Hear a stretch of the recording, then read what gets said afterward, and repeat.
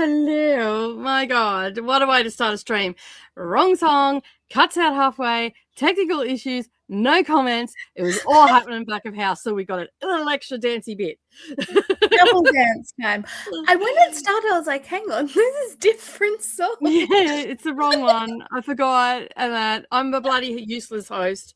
Coda because Coda and I share a StreamYard. So Coda's come in and has changed the song up, and I keep forgetting that I've got to change it back. So I keep playing the up all night one because that's who I am. So yeah, I do like that one though. It's a bit different. Yeah, it's a bit different, but it cuts out halfway. So he has to fix that before the next up all night. Yeah, which is Saturday night, which is 8 p.m. to 4 a.m. You're going to join me? You should come and join me. I think I'm not sure my best friend will be here, but if she's not, I'll come and join you. Yeah, even if she is, just bring her on. She reads too, so it works. Yeah, it works. The more the merrier. It's just going to be a party. There's probably not going to be any reading as such, but it is an up all night, and it'll be chatty bits, maybe sprints. So yeah. And I have to buy some. I think I still have stuff in my fridge. Maybe I'll have like midnight margaritas. Nice. I watched Practical Magic the other day, and now I'm like. Yeah, I've keyed it up to watch it too. Because two's coming out soon. Yeah, it's in September, isn't it? Yeah. September, October, something like that. Yeah. So yeah, I'm excited. And also, the author of Practical Magic has a new witchy book coming out. Yeah, The Witches of Cambridge, I think it is. It was on NetGalley. Both Coda and I got rejected. We weren't happy about that. Oh. Jessica Kiwi and I found a winter solstice queer book. So I think we're going to read that during the winter solstice weekend. Oh, sweet. What book is it? It's called, I found it under a different name, but then the name that you can get it on Audible or Kindle is called Under Her Spell by Bridget Essex. Okay. Kindle Unlimited? It's not on KU.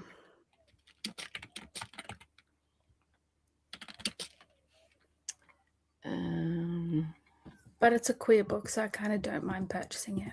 Who's it by? Bridget Essex.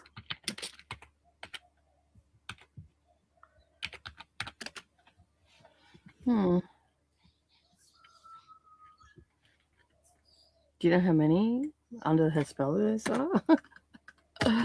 Yeah, I can send you the link. I have it. Her spell binds me. Sierra Sins is under her spell.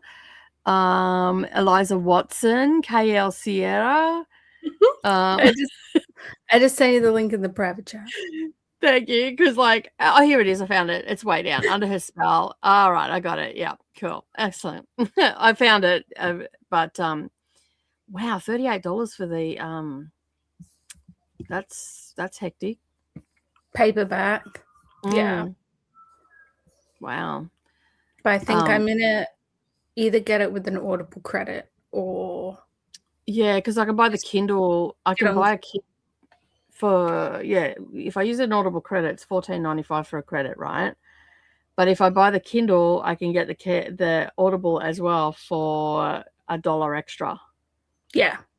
Yeah. So I think I might do that. I'll add it to my wish list. There. I'll add it there. Cool. Awesome. I'll have to check it out because that's a good idea. I like that idea. I'll jump on that. I'll be a barnacle with that one. All right. So I'm just trying to find the book that Alice Hoffman wrote. Good morning, everybody, by the way. Sorry. Oh, the new one. Yeah. Yeah.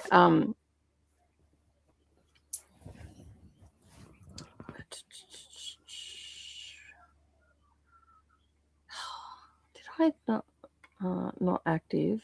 Oh, that's pending. Declined. I'm thinking, wow, they really canned me on that. 3 times bloody applied for that yesterday afternoon or last night. Oh, wow, and they hit you with it already? No, I thought I was in the wrong Oh. list. The Witches of Cambridge. It comes out on September 8th, Alice Hoffman. Nice. Yeah, it sounds pretty good too. No, it was on NetGalley. I think it's archived now, yeah. No, it hasn't archived yet. It's a brand new series. Nice. Set in the 1950s by the looks of it. Yep. So I'm excited to read that. So what's been happening? I haven't seen you for so long. I've just been trying to survive. I've been just dealing with pain and the meds causing just horrid depression-y stuff. But we switched it up. I'm off tramadol now, which is great, which means I'm no longer on any opioids as such. Oh, nice. Which is helping with the mood, but we've upped the actual nerve pain. Yep. So I'm on extra amounts of pregabalin now instead. Okay. So I'm on 300 in the morning, 300 at night. Yep. No, I lied. 300 in the morning, 200 in the middle of the day, 600 at night. Pick you up and rattle you. Well, but is it helping? That's the main thing. And you feel better. Your mood feels better because you're not on the the pain's still there. It's always going to be there. It's just learning to manage it. Live with it. Yeah. That's fair. On that, I cannot believe it's been a year since we were in Sydney. I know. That's insane. It's crazy. This coming weekend it'll be a year because we weren't there for the last weekend of KuKi last year. We were, yeah. And we were driving around with my poor house view. Oh, Sir Rodney. Yeah, Sir Rodney. It's going to be my first ever sentient smart book I read. Ren's their reaction to it when they got in the car was the best ever. Why is it kind of sexy? It's kind of sexy. It was so funny. I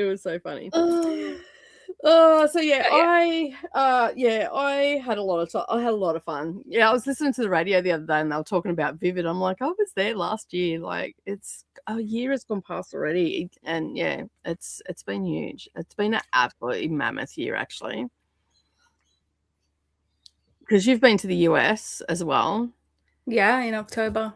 Yeah, I went to the UK at the beginning of the year. Like, we've just been jet setting all over the place. I had a really, really bad reaction on getting back from the US as well. Oh, did ya? Over there as well, but I was kind of pushing through it because we had fully packed days. There was only one day where I looked at my best friend and I said, please go and explore. I cannot leave the bed today. Yeah. I have nothing to give.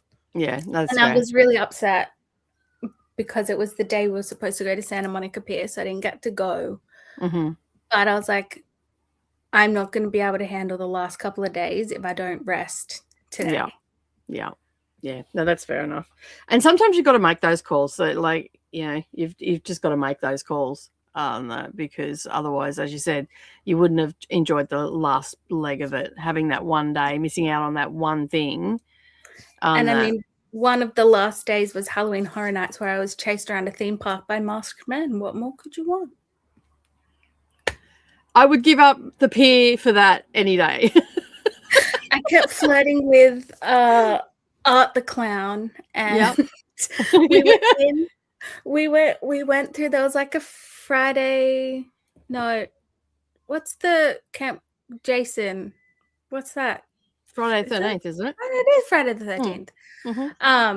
They had one of those, and there was times where he would like appear and like spook you, and every time he'd try and spook me, I'd like wink at him.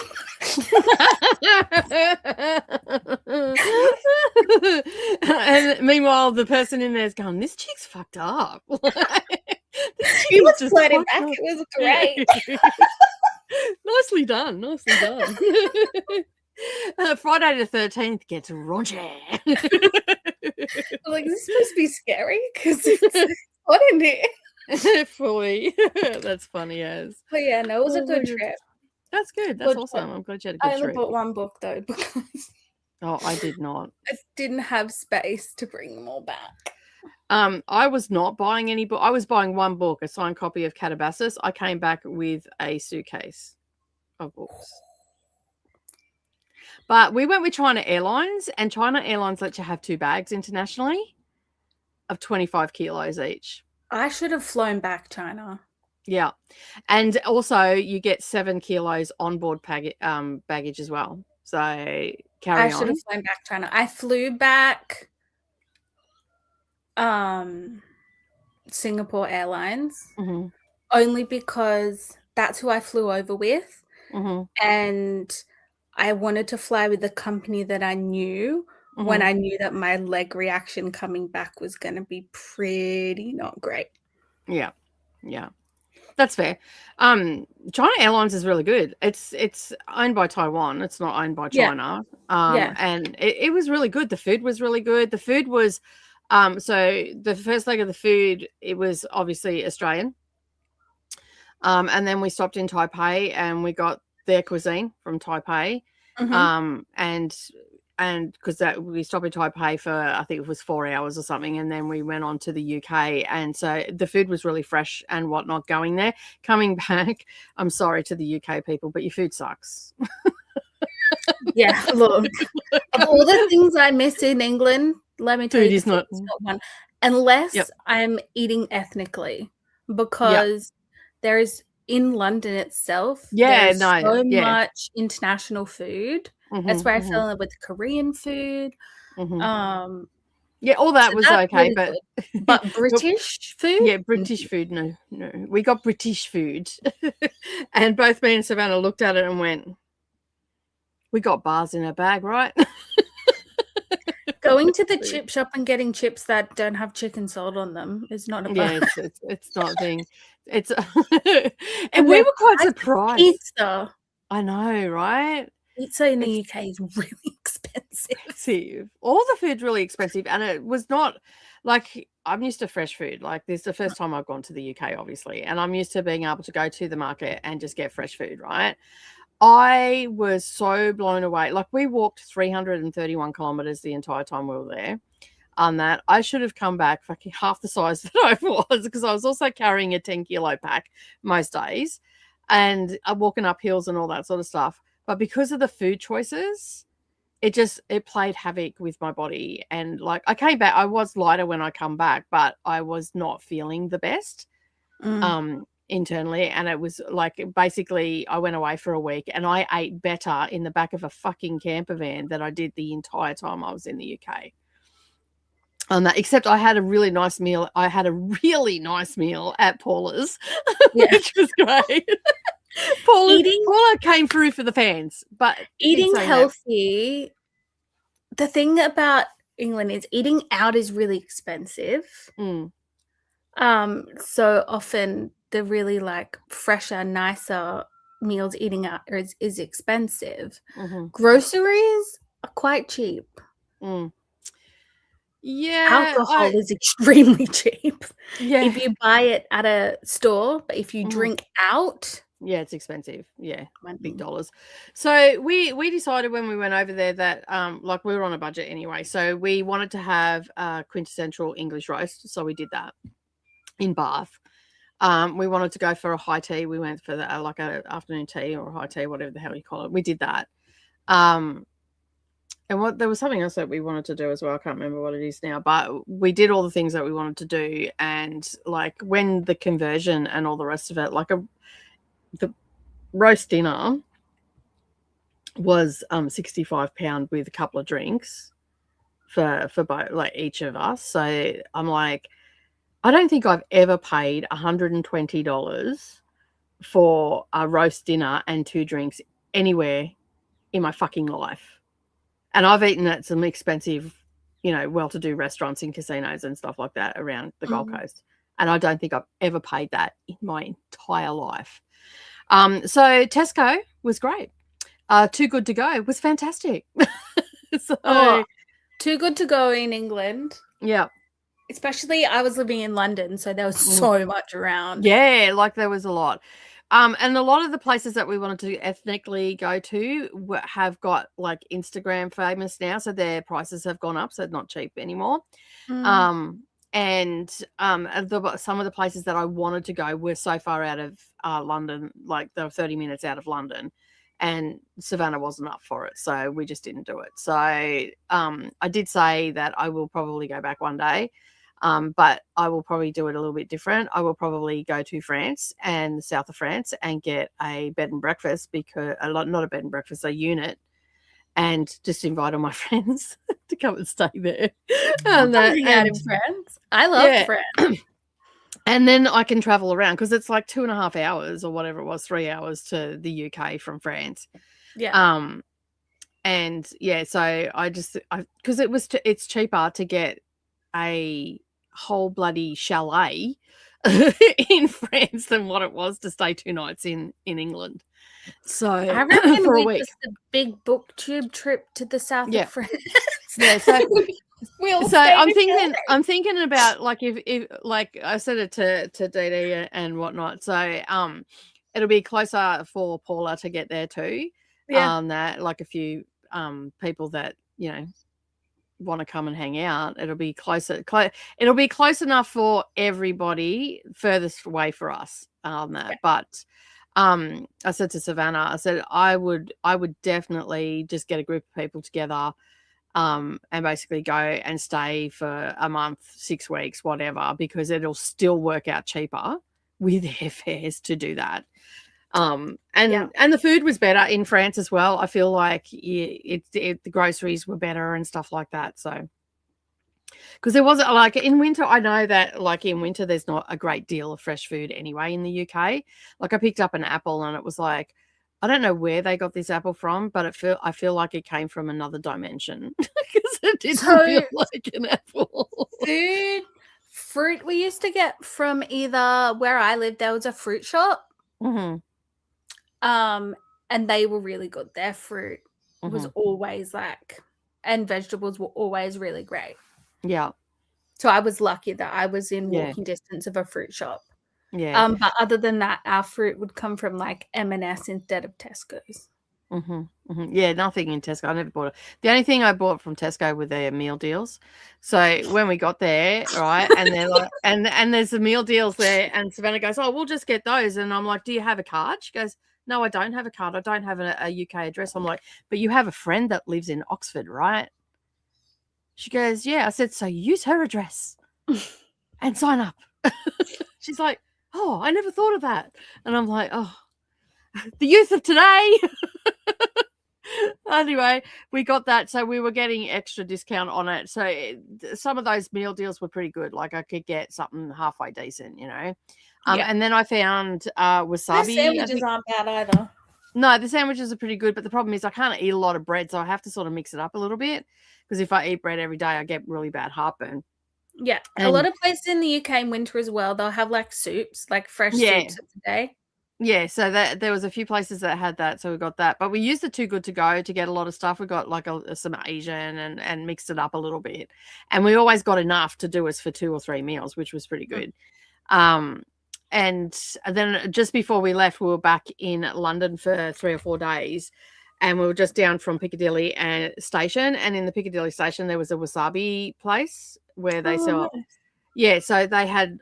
the last 3 days that I was there, I had these plates for dinner that had chicken and spinach, and it was all really fresh, made daily. Nice. That like almost hourly, because everybody was buying. It cost me $22 for the plate, but it was worth it on that. So good. And I'm like, because there was a couple of times I seen it, I'm like, they have the bento boxes and stuff in that, and I said to Savannah, we should go in there. It looks pretty cheap, and she's like, no. And then I got it, and I'm like, never listening to you again on food. So, if I ever go back to London itself, that's where I'll be eating, is because it's all freshly made. It's got rice. It's clean. It's not full of preservatives. It's not deep fried. It's all just fresh food. So yeah. And I was feeling that I found it like the last couple of days I was there.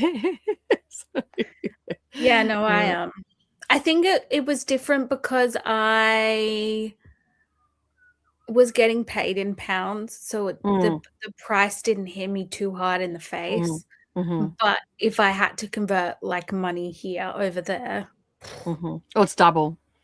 So my teeth, my bottom 6 teeth, £5,000. It was 10,000 Australian dollars to get them fixed.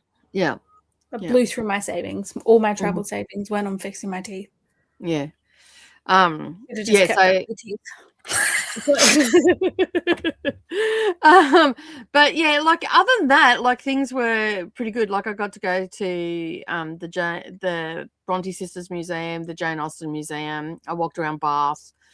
We went to Persephone Books, and we walked around Bath. Like we went in every street in Bath. You have no idea how far we walked in Bath. I think we did like 90 kilometers in Bath. Okay, up hills, through parks, you name it. And I said to, as we were walking along, I actually think I've got it on camera. I don't know how the fuck we missed this bookshop. We walked every fucking street in Bath. How did we miss this street? Like, and I said to someone, I'm like, what the fuck? Did it have a cloaking thing happening? Like, what was going on? How did we miss this street? Because even she's like, we walked every street in this place. How did we miss it? I'm like, I don't know. I can't answer that. But anyway, we got there in the end. But I brought so many books. Like I have Did you go to Shakespeare and Company in France? Yes, we did twice. We had tea there. We went and seen that bookshop. So from there I bought Hunchback of Notre Dame. That's what I did. Is it the white one with the blue on it? Oh yeah, I think so, yeah. And that their actual one that they've put out. So I bought that. So yeah, enjoyed the textbook. And what else did I get from there? Oh, I got I got a bag from there as well. So we ended up collecting a whole heap because I was going to get like postcards and stuff like that. And I'm like, they just sit in a cupboard. And then Savannah was like, oh, I'm getting tote bags from the shops and all that sort of stuff because I love using tote bags, which she does. And I'm like, I think we went to Waterstones in London and she got one and it was actually quite a nice bag and I'm like, oh, that's nice, I might grab one. And then I've got it to carry around, you know, like I'll just grab the Waterstones. And anyway, buddy, I was walking along and I'm looking at her bag and I'm looking at my bag and then I'm looking at other tote bags that people were carrying from bookshops and stuff like that. And I'm like, I'm going to collect the tote bags. And she goes, what are you going to do with them? I said, I'm going to turn them into quilts because most of the tote. And yeah, so I'm just going to, cool. Yeah. So instead of, so I've got all these tote bags from all the different shops, like Word on the Water, Hatchets, Waterstones. Did you go to Blackwell's? Went to Blackwell's. There was we went to Blackwell's in Oxford. Daunt Books, we went there, so I got one from there. Gaze the Word, got one from there. I love Gaze the Word. It's such a cool little store. It is a pretty cool store. And we went to all these Libya. There was a whole heap of places that we went. So did you find the little street that just has like bookstores all down it in London? No, we didn't. I don't think we ended up getting there because we ran out of time on that. So, and we didn't get to Hay on Wye either because the train was out. They were fixing the line, and basically that's why we went to Bath because from Bath it was only an hour and a half to Hay on Wye on the train. Yeah, but the train was out, so it would have been back to London, then down to Hay into Wales, and it was going to be a 9-hour round trip. And we're just like, yeah, no. So we went to Stonehenge instead. We just moved some stuff around. So yeah, in my whole 2 years, I did not go to Stonehenge once.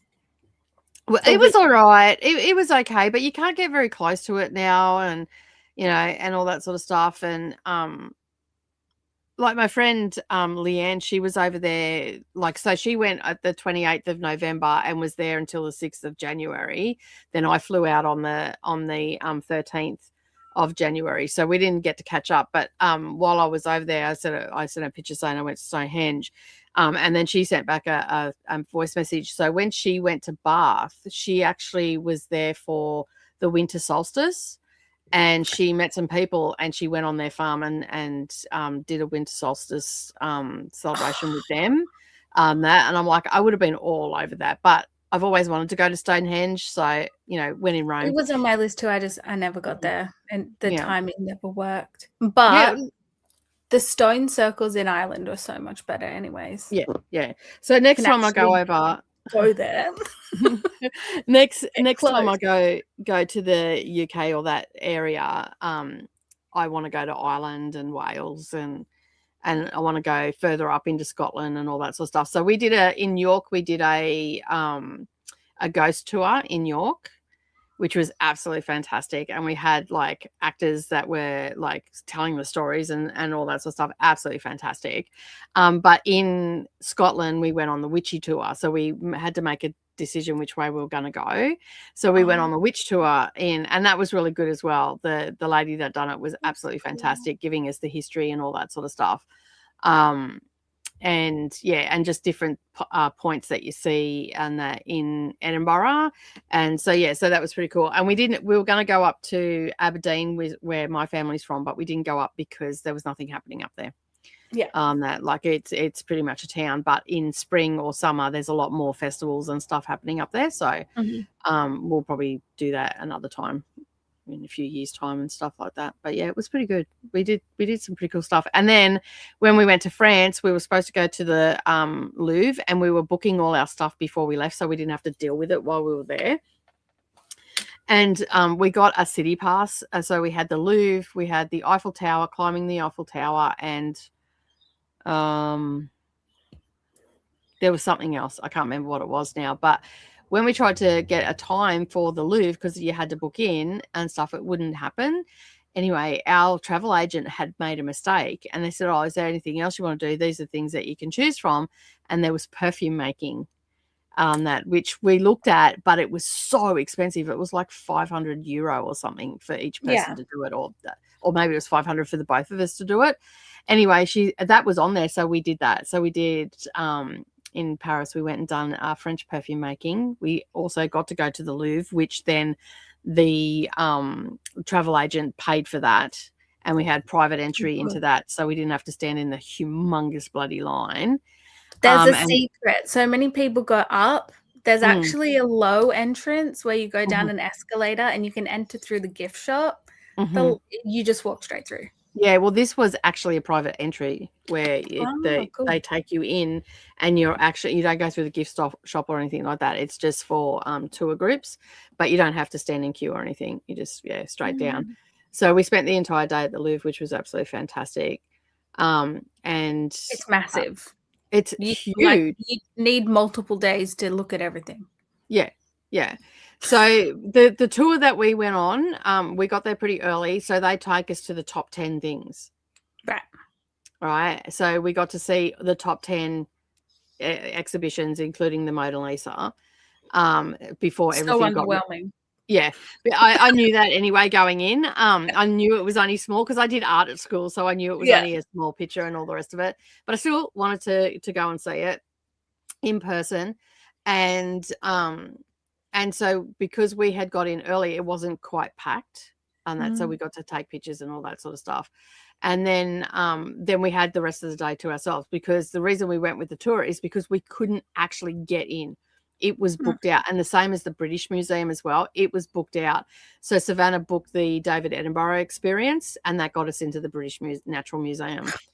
So we just had to do some workarounds and all that sort of stuff. It was Natural History Museum is good. Yeah, it was fascinating. So and it was like, I was sitting there watching the David Attenborough thing, and I'm like, when this dude dies, it's going to be like my grandparent died, because I've watched a lot of his stuff growing up and all that sort of stuff. We always watched The World Around Us and whatnot. And so, it was quite interesting. I'm just like, and it was just the way it was done too. So it was projected on the walls and the roof and everything, and it was very cinematic. And he was, like, they projected him onto the wall, and he was sitting in a sparse room on a seat, and it's just his voice coming out, and he's talking about it and whatnot. I did get some pictures. I couldn't take footage though. When I was over there, they had like a Van Gogh exhibition, which is very similar. They had like all the artwork was on the walls and on the floors projected, and you could just sit in a room surrounded by a painting, and it was really good. So and London museums are free. Most of them are. Yeah. The Tate Modern wasn't. There was one I wanted to go and see there. There was an African exhibition, and what was the other one? I can't remember what it was. But it wasn't free, so you had to pay extra for it, and it was just too expensive. And I just said, I'll wait till it comes to the museum here, and I'll see it for free. That because we tend not to charge extra on that. So, and I went and seen A Midsummer Night's Dream at the Globe, which was absolutely fantastic. Yeah, it was good. It was really good. So I got a tea towel from there to put in the center of the quilt. So there'll be a quilt coming soon. I haven't started it yet because I've been dealing with Savannah shit and fucking flatmates moving in and bitching about dogs and fucking And I ran away from home last night. Yes, and I called your husband your daughter. So I ran away from home last night. Yep, I'll do sprints. I'm not doing them in. And then I come home this morning and Neryl's like, oh, my car needs oil. So Savannah's been taken out. So I'm actually, for the first time in 4 weeks, I am actually home alone and on the internet. For how long? Probably 10 minutes. That'll be about it. Not long at bloody all. So yeah. But anyway, I suppose we should say hello to all our friends that are here. Yeah. We'll just catch it up. Yeah.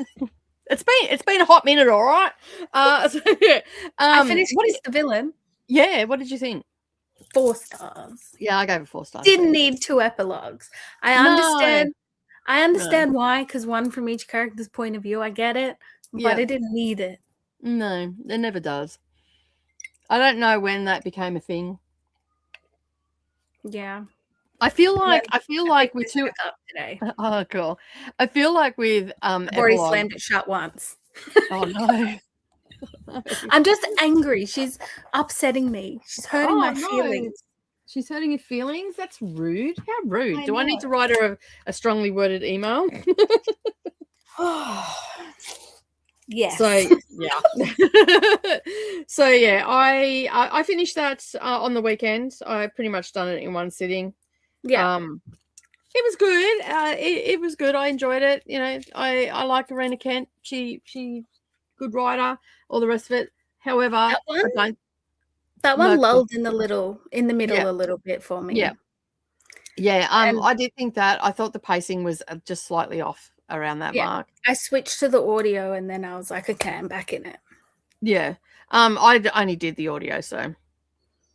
But I enjoyed it. I thought it was good. Like, apart from those few little technical things, but you know, hey, Rena's also human, and they're bound to have days that don't go well with their writing. Rena read so many books. I know, right? I know. Like, who can keep up with it? Like, there's just too many. So yeah, it's I'm glad that I read it. I'm looking forward to the second one. Yep. And I'm thinking that I'm going to go back to the So I've read God of Malice and God of Fury, and I'm going to go back and read the rest of that series. I've got them all on Kindle, so I'm just going to. I haven't read. I'm actually going to go right back to the top and chronologically read the entire universe. Yeah, I was actually thinking about doing that too, because I've pretty much got a lot of the books on that. Nyla K's another one. Dee Dee found a really good list. Oh, did they? And it puts them all in like order. Okay, cool. I'll have to check it out, because I was thinking about doing that because I like to do that sort of thing anyway. But yeah, the other one that I want to read too is Nyla K. She has a penitentiary series. I'm pretty sure it's Nyla K. Ooh. And yeah, so bless you. So bless you. Never just one. Yeah, so she's got a penitentiary series that I wouldn't mind diving into. So evidently all going to be gay, that because it's a male prison. Bless you. Shall I just wait? I forget what it's called though. I'll have to look it up. So yeah, we'll get into the comments. Christina has come in and just said hello to everybody from afar.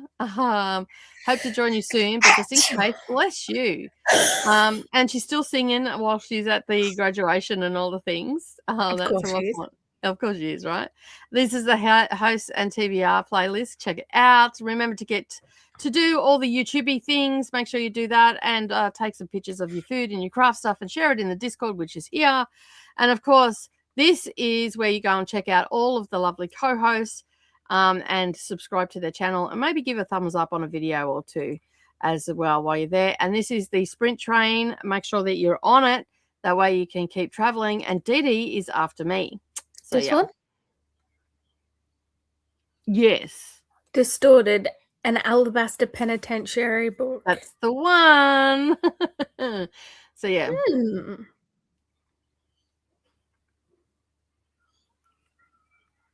I might have to add more to my list. with how many did you get off your stuff, your Kindle, Dark Romances? It was so funny when you come in and said, I've got X, Y, and Z. I'm like, Jesus, did you get every book? These are all the queer ones that I got. Oh, wow. Minus these two. Yeah. Because they're the two I got at the gay bookstore. Okay, yep. But yeah. And one I'm most excited for is The Dragons of Rancho Mirage. It looks so gay. It looks so gay. I've got quite a number on NetGalley. I've been getting quite a few. I've got 12 books. A Daddy for Christmas, The Apple of Their Throat, Perverts, Almost Life, All Them Dogs, Strange Girls, How to Fake It in Society, Bathhouse, A Bad Deal in Mormon Land, The Tuxedo Society, Bromantasy, and Fruit Fly. And there's probably a heap more. They're just the ones I've found so far. So yeah, there's a few. And then I've got a heap that I got at the gay bookshop when we were down in Sydney last year. Yeah. And then I've got a heap of books in my in your library that I still haven't sent that thing down for. I was going to send Savannah, but yeah, I'll send it down. Books. Attention all KuKi passengers. Remember, this is the announcement. Remember to refresh the playlist. The schedule has changed. Thank you for your patience. There you go. Did that sound like I was over a speaker? We should get Christina to record it and then just have her support. Yeah, we could actually. Because we can add it as a video in the background as a sound effect. Yeah. On that, so yeah.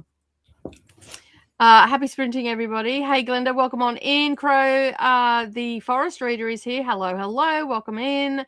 I'll be reading Kiss the Villain. Nice. Hello, Crow. I'll be reading more of Death Card by Jasmine Smith. I'm on chapter 13 at 37%. Agent T is also here. Christina, can I get a refund on my ticket? Why? Why do you want a refund? Please explain. All the hellos are coming in. Hey, my book just was delivered. Nice. Addie's also here as well. Welcome on in. Hey there, Addie. Hey there, Glenda. I'll be getting it tomorrow since it's at the post office. Oh, bugger. That is a bit of a bugger. But that's okay. Yeah. Double dance time. Yeah, we had some technical issues in the back. No comments were there. It was all happening. Mary's also here as well. Welcome on in, Mary. Thank you for being here. Greatly appreciate you stopping by today. Hey there, Mary from Glenda. Robin's also here as well. Good evening, all. I'm going to write a few book reviews before I start another book. It has been a good reading day, so it'll be nice to have a break. Jamie's also here as well. Welcome on in. We're going to burn through these and get to a sprint. I reckon we can do our catch up and get through the comments all within an hour. I think so. We can do it. Speed read. Please. All the hellos are coming in. I'm thinking I'll use the first sprint here to finish my review on Civil War Uniforms arc and make progress in other in-progress arcs, and then start a new arc in the second sprint. That's a lot of arcing that you're doing. Go, Jamie. Chrissy M says, hello, I'm reading Their Eyes. We're watching God. By Zoya Neil Hurston. I'm over halfway through and looking to finish it in these sprints. Nice. Well, we're here for another 9 hours yet. Hello, Chrissy. Welcome on in from Glenda. Some of us are starting the Fish and Chip Shop Detective Camper Van Murder by Jenny Kane. Nice. Archives on June 11. I probably could read that too. I do have that. Since we're buddy reading, Jamie, I think I will follow your pattern and for this evening. Nice. Hey, Kelly, welcome on in. Happy time zone, friends. Wanted to stop by, show some love to the like button before heading off to the Shore Leave Book Club. Nice. Enjoy your book club. Hello, Kelly. How was the barbecue yesterday? Yes, how was the barbecue? Do tell. Texas barbecue sounds good. Never had it, but it always sounds delicious. My tummy's grumbling now. I'm just thinking the same thing. Fuck, I'm actually hungry. Just thinking about barbecue. Way to get that. Thanks, Linda. Kiani, you were speaking of the gabapentin. Yeah, I don't take it for fibromyalgia though. I have nerve damage, so I have nerve pain in my leg, which is why I take it, because it is a nerve treatment medicine. Yeah. I will be switching between Austerlitz by WD. I probably pronounced that completely fucking wrong, but that's what we're going to go with today, Mary. That's the book you're reading, okay? However, I'm pronouncing it today because we don't come here. Great job. We don't come here for pronunciations. If you come here for them to get fucked up, then you're in the right place, because that's my specialty. It's my superpower, how to wreck a name in 2 simple steps. Open mouth and speak it.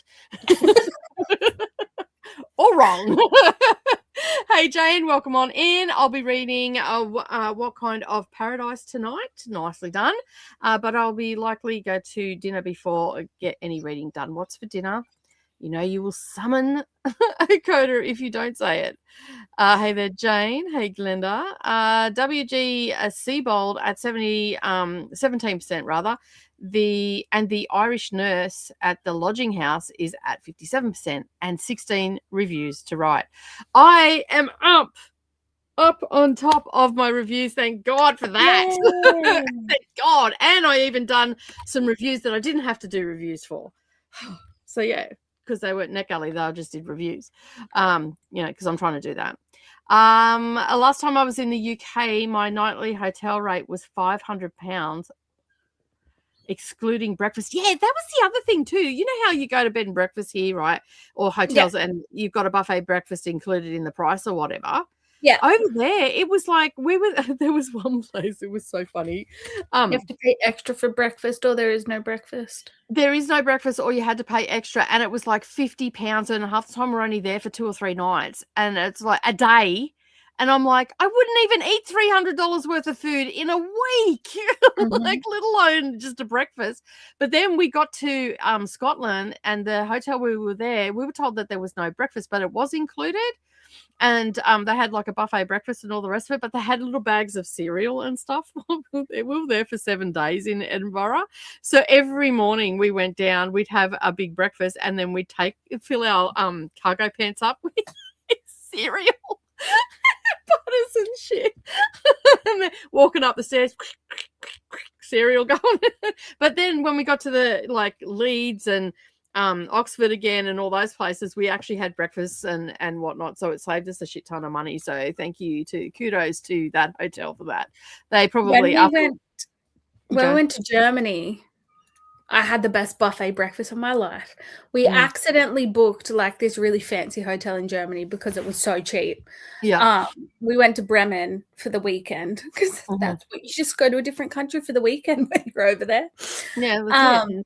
I mean, I've seen this really fancy restaurant and it had this like massive chandelier. When we walked in, we were like, Jesus Christ, we like paid $100 for 2 nights. Yeah. Like £100 for 2 nights. And then like the breakfast, it was like meats and cheeses and yeah, I would have been in heaven.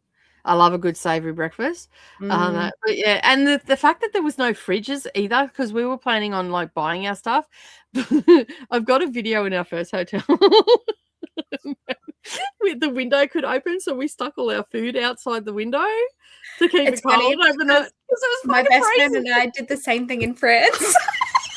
We bought like cheeses and meats, and then we just had them sitting out on the windowsill because it was cold enough. And every year we get like send each other a picture. It's like happy fridge anniversary. It's just glad to know we're not the only ones that do it. Yeah, like, and I'm like, and this is our fridge. It was so funny. And then we got to a hotel when we went back to Oxford. We were at a hotel and there was a fridge there. We both stood there and sort of looked at it and went, well, fuck me, they do have fridges in the hotel. But it was good because that we got Too Good To Go Greg's that time, so we got some pastries and sausage rolls and all that sort of stuff, and some pasties and stuff. So we had the fridge to put it in. We got milk and all that sort of stuff. But yeah, it was just like, but £500.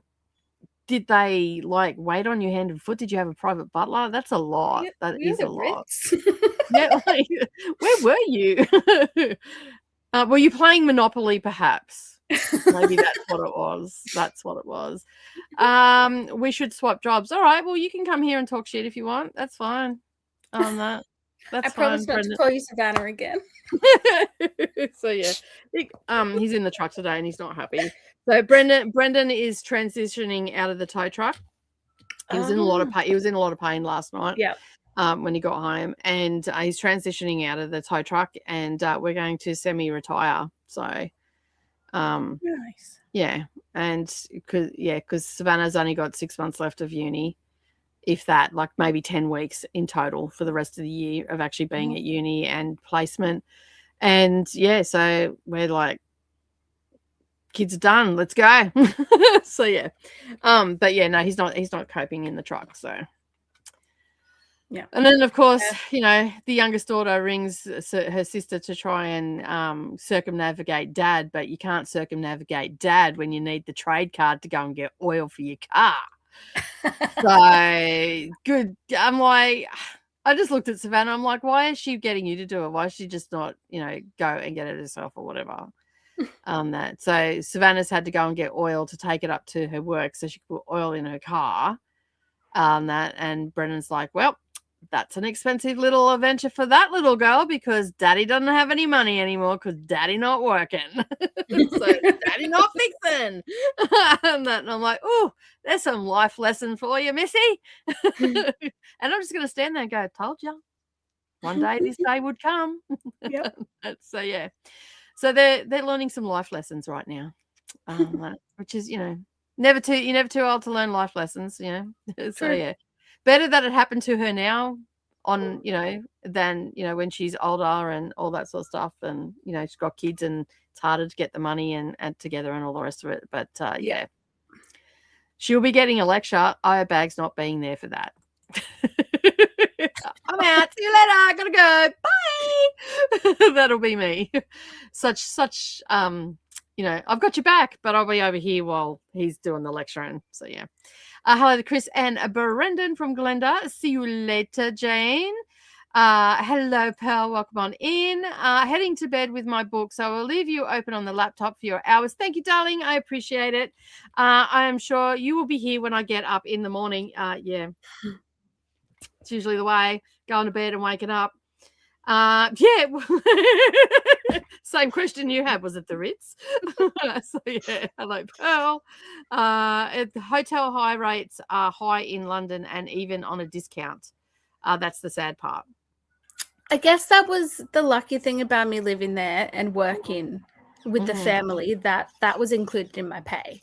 So I didn't pay rent. I didn't really have to pay for food unless I bought my own food or things like that.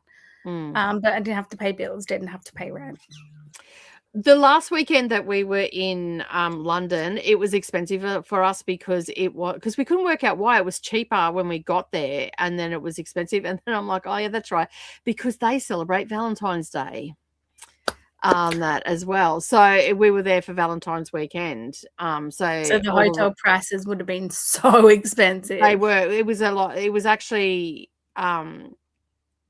It wasn't too bad. Like, our travel agent did find a good deal for us, and it was a really nice hotel, and it was so close to Piccadilly Station, which was good. And the room was really good and all that sort of stuff. In Scotland, when we were staying at Leith, because we were just wet, like we were just soaked through all the time, and I was trying to dry some of my clothes and whatnot. I used the hairdryer, and the steam from the hairdryer fucking set the smoke alarm off. And so they've come up, and I'm like, I was just drying my hair. I'm so sorry, but I was standing underneath that. I didn't realize. And they're like, it's all good. It happens. She goes, so there's no fire. I'm like, no fire. You can turn it off. It's all good. My hair might be smoking, but it's all good. Anyway, but I was trying to dry my socks. So anyway, so I didn't do that again. But all the hotels were really nice. They were really well priced. The only one that wasn't was the one in France. We opted to stay in a lot of the business districts, and that because they're always cheaper than the tourist hubs and all that sort of stuff. The one in France, we got there at midnight because of the train, when we left on the train and all that sort of stuff. We got there at midnight. It was about 40 minutes out of Paris, which was fine because the train was right there. And but we got an Uber. We got dropped off. We went in. They were there at the reception and all the rest of it. We went to the room. The window, we're on the ground floor. The window was open. The security latch was broken. There was no tea or coffee mugs there. There was no tea and coffee and all the rest of it. And I used to be a hotel house cleaner. France won't give you tea and coffee. No, they did it. They did it this one. They did it this one. Did they? But they just didn't have it. They just didn't clean the room.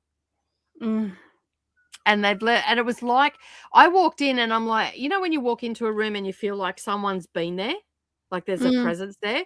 I walked in and I'm like, I don't feel right here.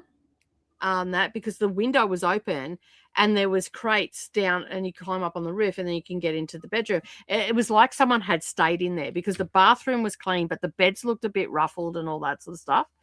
Anyway, I cracked the shits, and we wrote and some stuff went missing. That turned out it was just little headphones, and that went like the loop earplugs and whatnot. Anyway, we ended up writing a letter. Loop earplugs are expensive, though. I know they're $80. These ones that she had, and because I snore, so she bought them because we were going to spend 5 weeks together in the same bloody room. So anyway, she couldn't find them anywhere and all that sort of stuff. Anyway, so we went down to the front desk. So I rang them and asked them in the morning if there was is there any coffee cups? And the guy goes, I don't know where they are. And I'm like, you fucking work here, don't you? Like, I didn't swear. I'm like, you fucking work here. Like, how can you not know where coffee cups are? Like, look to your left. There's probably a coffee station. Bring me, can you bring a couple up? Anyway, I got no joy there. So that pissed me off.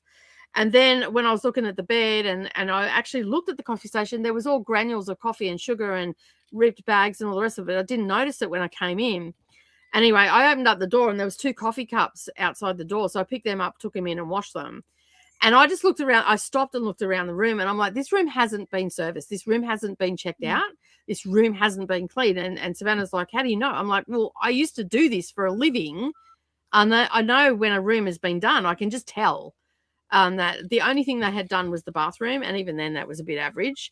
And so I rang down and I said to them, like, we went out, we locked our bags and all the rest of it. We locked the window and all the rest, went out for the day, came back, and then she couldn't find her loop things, and they had been in and serviced it because I asked them to come in and service. And so basically she was freaking out and all the rest. I said, fuck this shit. I went down, I went and seen them, and I'm like, look, this stuff's gone missing out of our room. When we got here last night, the window was wide open. It's like someone has been sleeping in the room and not paying. So just letting you know. And then they looked and they seen that the security was broken from that room. So they've had an alarm going off the whole time and all the rest of it. So I cracked the shits and I said, you're an English teacher. You write a strongly worded email to the travel agent. And so we did. We just said, look, we're not asking for anything, but we think you should take this off your list. That this is what's happened. This is how the room was.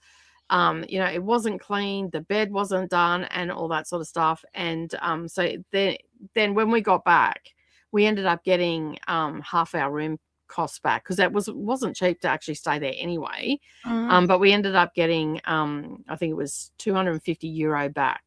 Oh, that's good. Because we were in Paris for 4 days, 3 nights, 4 days.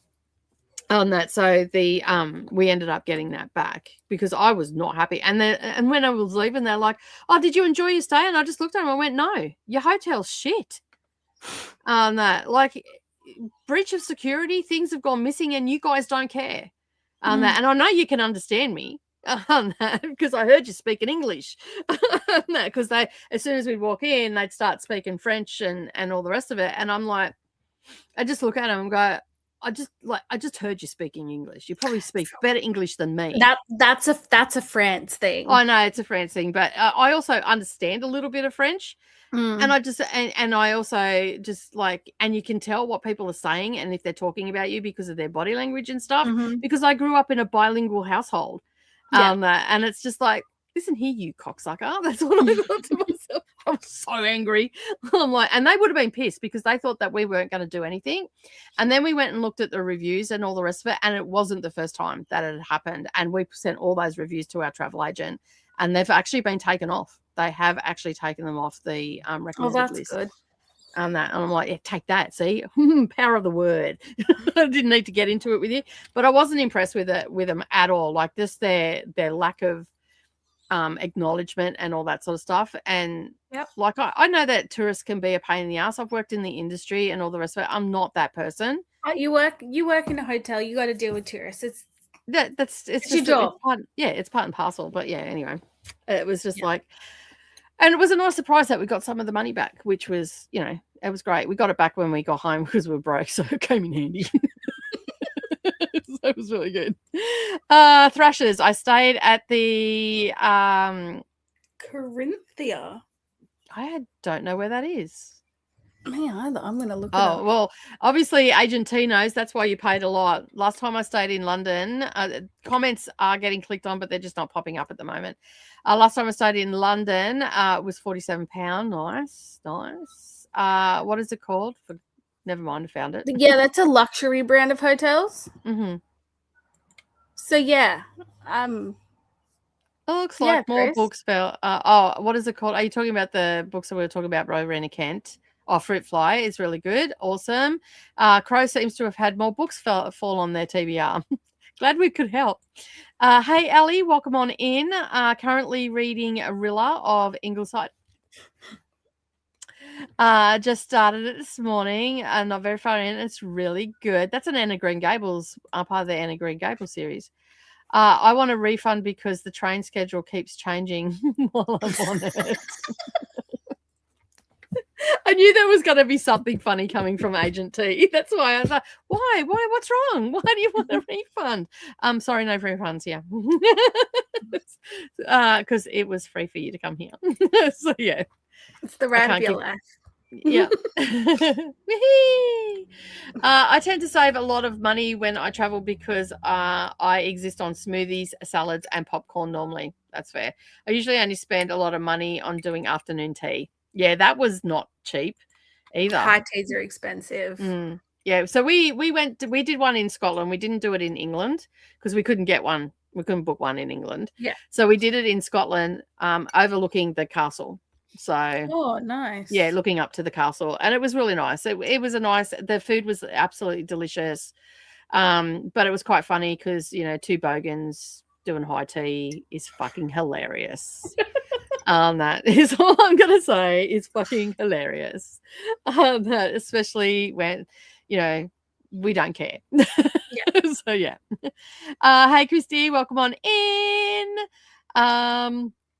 Hey there, Christy. I should probably read what you said. Hey, KuKi friends. I'll be reading Empire Storm Tower of Dawn, Princess Bride tonight. Knitting right down now and planning on relaxing in the spa once it heats up. Nice. Sounds like a lovely evening. Yeah, Scotland and Ireland. We stayed in Scotland for 7 nights. And it was the equivalent of, it was actually cheaper. I think it was about £300 or £400 cheaper than what it was to stay in London. So yeah, not surprising. Yeah. I wanted to go to Ireland, but we just couldn't squeeze it in. And the food and the prices are better. Yeah, we actually ate really well in Scotland. It was really good food in Scotland. I agree. I want to go to Ireland when I can actually see it, because when I went to Ireland, my eyes were playing up and I couldn't see in the light, so I was like this. And my best friend was walking me around. She kept running me into things. Nice. That's what best friends are for, you're the worst seeing eye dog I've ever had. You bitch. Hello, Corey. Corey, yeah. I finished KuKi book number 14 yesterday. I have 2 bingos. Nicely done. Well done. Love to hear it. I'm in the middle of 15/16, and that might be it for this month. Yeah, I'm up to book 25. I'm just about to finish it and start book 26. My reading plans went out the window yesterday completely. So yeah, I did get some read. I have been reading every day. I have read something. I'm using the Fable app to track that. So I've read every single day since I got back from the UK. Is the Fable app good? I like it. However, they're not very quick at putting books on there. So it's not, I've read some craft books and that, and I cannot find them on there. They do not search on there. So I still have to use Goodreads to get accurate tracking. I do like it a little bit better than Storygraph because I can go in and I can edit my days that I've read and all that stuff. And I know you can do that, but I feel like it's more of a rigmarole. I can just open up the app, press edit reading log, and it's done. Right. And I can click on the book and then it gives me a visual of what books I've read and whatnot. And I can have more, if I've read more than 2 books in a day, I can have that on there. If I've read from 3 books, I can have that on there. I also like their read along feature. Yeah. So like book clubs or read alongs. The book club I've got, which I haven't done anything for the last couple of months in the Read Around the World because I seem to be the only one that's reading the books anyway. So I've got, there's 19 people that have joined the book club, but no one's there was the first one, there was a couple people reading. And I'm just using it there, but I haven't used all the features for it yet because I was in the UK. I probably should have waited. Have to look into that for BookTube, Coven. That might be good. On that. So I do like the feature on there because it's a chapter by chapter breakdown. You can add the book, it's all broken down. You can do Q&A, you can do all that. The only thing that I don't like is if you're doing it over a month, you can't change when the reflection date until you're closer, and if you miss it, you can't change it. So that's about the only thing that I would correct in the book club side of things. So but other than that, it's pretty good. Back from dinner, what did you have? I was curious because you said the doshi. Oh yeah. No. Hey. How was that still in your car? Actually, think I even got the wrong dosage because now that I look at it. Oh yeah, I know. I got a message too. Yeah, no. Yeah. Okay. So I'm at 600 in the morning, 600 in the middle of the day, and 900 at night. You were way off. I was going to say, that's probably why it's not working here. You're not taking the right amounts. 2 in the morning. Yeah. 2 in the middle of the day, and then 3 at night. Wow. I was curious because you said the dosage, my dosage for nerve pain is 600 3 times a day, plus a muscle relaxant. Have you met Robin before? In the comments I have, yeah. Yeah. Kiani, Robin Kiani. I'm slowly trying to come off medicine and use natural things instead. Mm-hmm. Mm-hmm. The prison one, yeah. What was it called? The Alabaster Penitentiary? Yeah, Alabaster Penitentiary. Yeah. The first one's like damaged or something. Yeah. Like I think there's like, I want to say 7 in the series. 6 or 7 in the series. I'll have a look. So yeah. I'm not going to tempt fate today and open up any tabs. That's okay. I can do that. Yeah, because my computer last night was buffering like all hell. Bloody. First one is Distorted. Mm-hmm. Second is Joyless. 3 is Brainwashed. You've got some like 3.5s in there, some like little novellas mixed in. But it's 6. Yeah. 6 books and 1 novella. Yeah. Is that still current? Like, are they still writing? Finished? Holy shit. Sorry. The last book came out in 2026. Mm-hmm. 1,130 pages. Mm-hmm. They're not small. That's insane. But I have heard that they're pretty good, so I'm pretty keen to read it. I might actually start it next month because I'm not actually doing a TBR. Came out the 18th of March. Okay, cool. So they must be still writing for it, or maybe that's the wrap up. Could be. Not sure. Yeah, that's a lot of pages. It is a lot of pages. I'm thinking that there's probably a few that I'm going to start next month. Mm-hmm. That's the Nyla K one. Yeah. So I'm going to probably start that series and then work my way through it. So yeah. Hey Dina, how you going? I'm reading How to Cheat on Your Own Death. Nice. That's probably a good how-to book. So yeah, I'm very picky about hotels. I would rather spend money on hotels than food. And I had a similar to your French hotel when I was in London. After that, a hotel became a top priority. Yeah. Especially in London. London's so crime-ridden. Mm-hmm. Yeah. It was actually really good. Like we had like different things that we were using to protect our phone and all that sort of stuff. But it was actually good when we got out of London and actually when we got on the plane and we're coming home and we got off the plane and just threw our bags over our shoulder. We didn't have to be like making sure no one's going to jump us on that. So yeah. It was good in that aspect. It was actually a relief just to get off the plane and not be on edge. Oh, Brendan's behind you. Last night, Kiani called Dad Savannah, and she just said, "Oh, look, Brendan's behind you." So you're Brendan. So yeah. Oh yeah, no, we do look quite similar. In the if you want to hear, he was in the background. I couldn't see him at all. Yeah, they've got the same face as well, so they do look a little bit alike. Which is quite interesting. Sucks for you because you got the big forehead, right? Yeah, I just get a fringe. But yeah, you shave my hair off and I look pretty much exactly like Dad. Mm-hmm.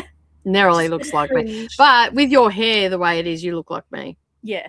And so just don't shave my hair is the moral of that story. Mm-hmm. Fair enough.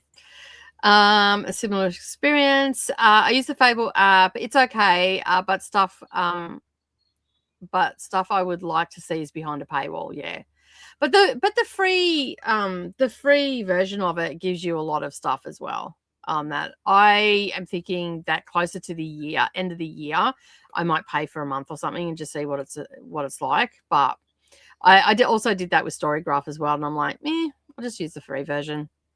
I use Fable and Storygraph because the stuff that's behind a paywall on Fable is what Storygraph does for free.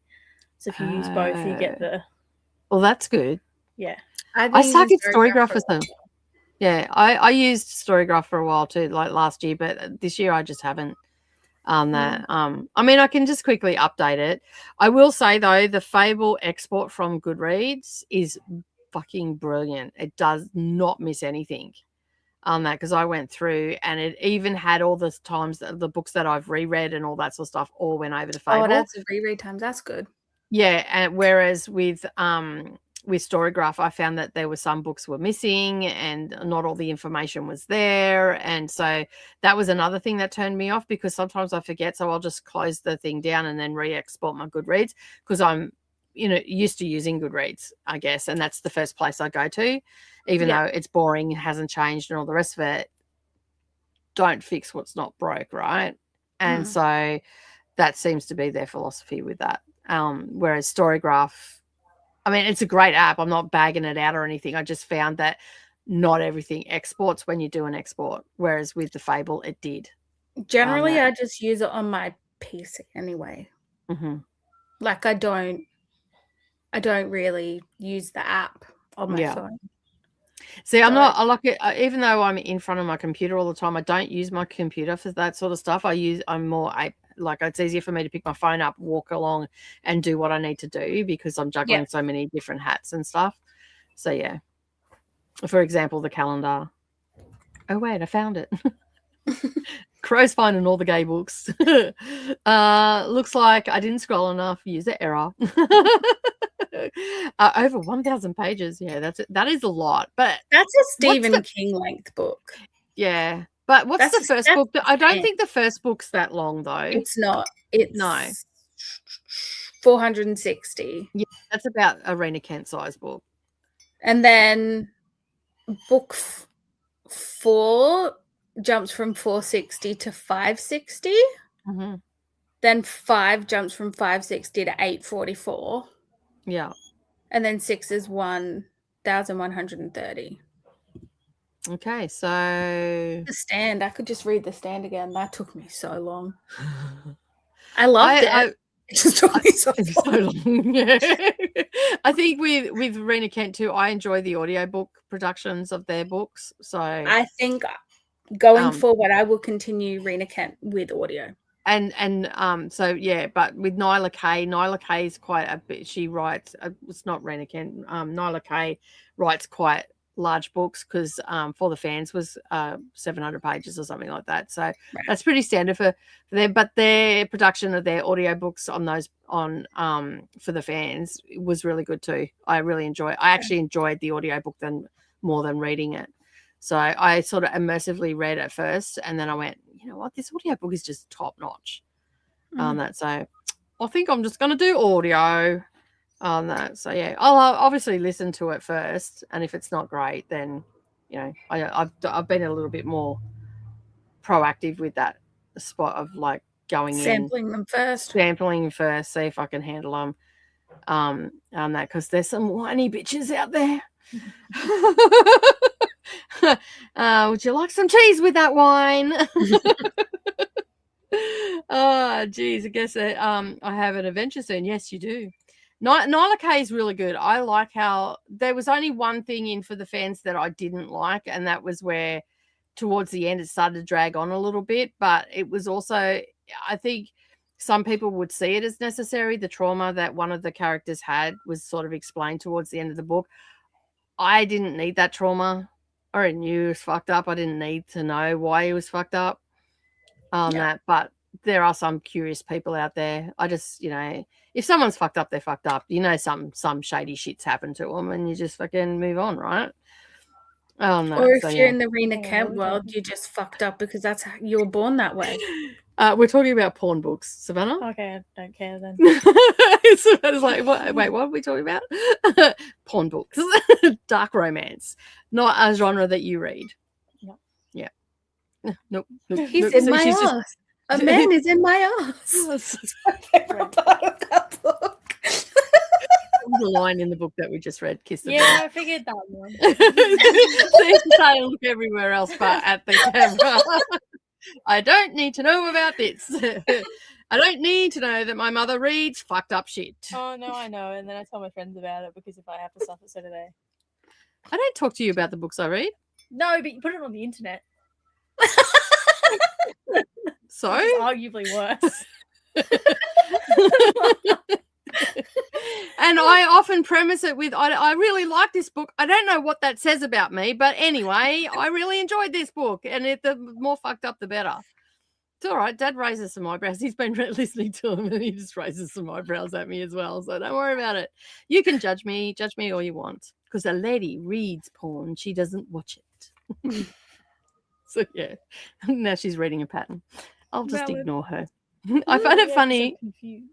I find it funny when London residents complain about American tip culture, but so many British hotels and businesses charge unnecessary service fees and charges, just tip under a different name. That is exactly right. It is. Tip culture just was odd to me because we have nothing like that in Australia. Yeah. I don't know. I feel like if I'm going to tip you, you might want to be a little less rude. We had the policy, like, if somebody went out of their way to make their day, like, out something really great, we tip them. Yeah. But you have to earn your tip. Yeah. Well, in my experience, though, like, I haven't been to the United States, so I've not been fully immersed in it, but I have worked for American companies here in Australia, and they still have a tipping system and stuff like that. However, they still pay our award wage because it's against the law for them not to, right? Yeah. So, but we still pay shit all. Yeah. So it's a bit different here and all the rest of it. So we don't rely heavily on our tips and stuff when you're in that hospitality industry, because that's where I worked for the American companies. I feel like we had some Americans that worked in with us and stuff like that.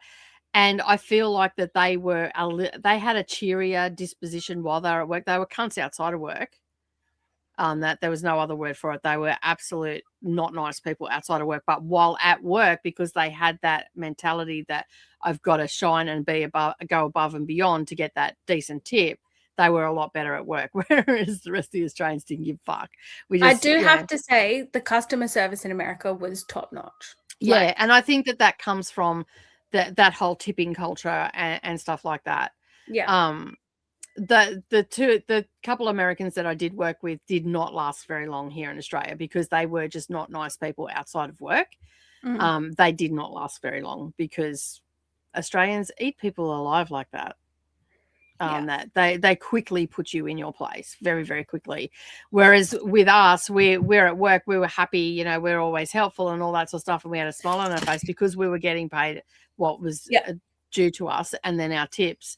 9 times out of 10, or the crew that I hung out with, our tips would go into a tip jar, and then we'd go out on hospitality night, which on the Gold Coast is a Monday night, and we'd go to the coffee club, which was across the road where we worked from, and we had a waiter who, again, didn't have tip.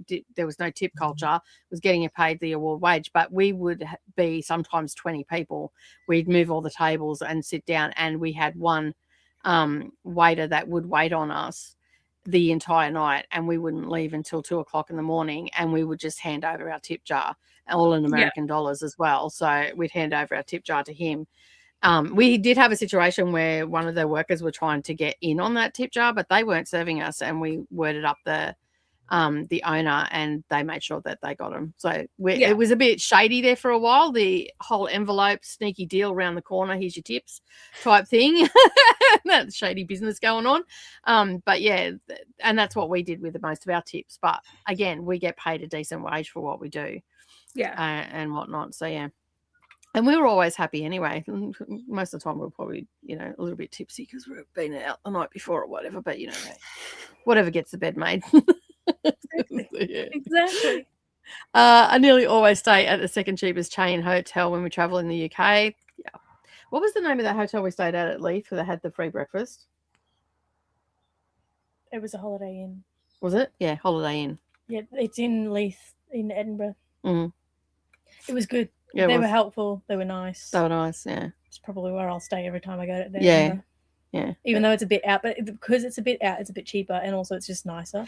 But it wasn't even that far. It was like a 10-minute bus ride. But yeah, and the bus is right at the door, and the metro is across the road. Yeah, like it's really central. And then if you catch a ferry, like the ferry station is right there. Yeah, and the Spirit of Tasmania, if anybody's looking at it, it's in Leith. It has been. Is it really? We don't have the port for it. Yeah, that's where they store it in Scotland. Yeah, we don't have the big enough port for it apparently. So they I built know that it's getting upgraded. Yeah, they're doing the upgrades, but they're also storing it there as well. Because I'm looking out the window and I'm like, why am I looking at the Spirit of Tasmania out the window? I thought we were in Scotland. And I'm like, I got a photo of it. I'm like, the things you see, the same as in Hawaii. Like, you know, on the beach, there's a sign that, well, I don't know if it's still there, but 30 years ago, there was a sign on the beach saying, thanking Port Kembla Beach in New South Wales for the sand on Hawaii Beach because of the currents, the way it works. The sand gets stripped off in parts of Hawaii. That's crazy. Where we get sand dumped in out because of the way the currents work and all that sort of stuff. So we get sand dumped on our beaches, whereas they get sand stripped off. And so they take the sand from here to over there. So yeah, it was so weird. My sister went all the way to Hawaii. She took a photo. She goes, we were living in Port Kembla at the time. She goes, I didn't actually need to come here. I could have just went to Port Kembla. Yeah. Never had problems with them. That's good to know. We complained about the service fees and the charges too. Yeah. I mean, it's unavoidable these days. I wonder if I hit 3K books on my TVR by the end of the year. Hang on here long enough and you will. Because we'll add to it consistently on that. And with that, in an hour and a half, we have got to the end of the comments. We've had a good catch up about all our troubles and all the things and the books and added to people's. Yeah, that's pretty good. We've been here for 2.5 hours before, so. Yes, we have. I've been watching in the back of house with Coda and going, are they still talking? Oh my God, it's been 3 hours. They have not gone to a sprint. But to be fair, you did not have sprint in your title. You did say pizza party. So it was a pizza party. That was you and Jess. It was so funny. Me and Coda were in the back of house, pissing ourselves laughing. It was so funny. You just prattling on. So you can imagine what that weekend last year was like. All of us in person in the same place. Poor Ren. And I walked home laughing. Adventures to the sex shop. It's great. The adult grocery store. Having to get up the stairs. I'm carrying your bloody walker up the stairs and you're cracking fucking jokes and I'm saying, stop it or I'm going to come down rapidly. I'm just laughing so much my legs weren't working. I could just see us a big pile all down the bottom and the walker on top of three of us because I've taken his all out. So anyway, let's get the timer up. It was a good adult grocery store though. It was a good adult grocery store. Had some really fascinating things. Mm-hmm. Especially the one that was the entire size of your torso. What is wrong with people? Like, what? Yeah, it was. What was even funnier is what was even funnier was when Kiani picks it up and at the top of her lungs goes, "It's as fucking big as me." And I'm like, yes, it is. People need more hobbies. That is a hobby. Yeah, well, it's a one-time hobby. Yeah, evidently, right? So true, Crow. What isn't wrong? That should be the question. So, yeah. All right, let's bring the timer up. We'll do some reading today. We'll be back for more chit-chat and banter. Did you just say sure? Yes. Are you planning on interrupting me today? No. Okay, good, because there could be a death. Just saying. If you see me throw this, you'll know why. Fair enough. All right, let's bring the timer up. And I think what I might do is pop us down the bottom here. That might be easier. And then we're going to be back in an hour and a half. And I'll remember to start the timer today. Just in Kiwi last night. I forgot to start the timer. And so she's trying to do the time zone for everybody. And she's like, and then I come back in and start the timer. And then at one point she's like, you guys can work it out. She got it wrong. I'm like, nicely done, just Kiwi. Nicely done. Oh, that's too funny. I'm always getting a giggle with the commentary. All right, we'll be back in 90 minutes, everybody. Happy reading, and we'll see you all soon. Bye.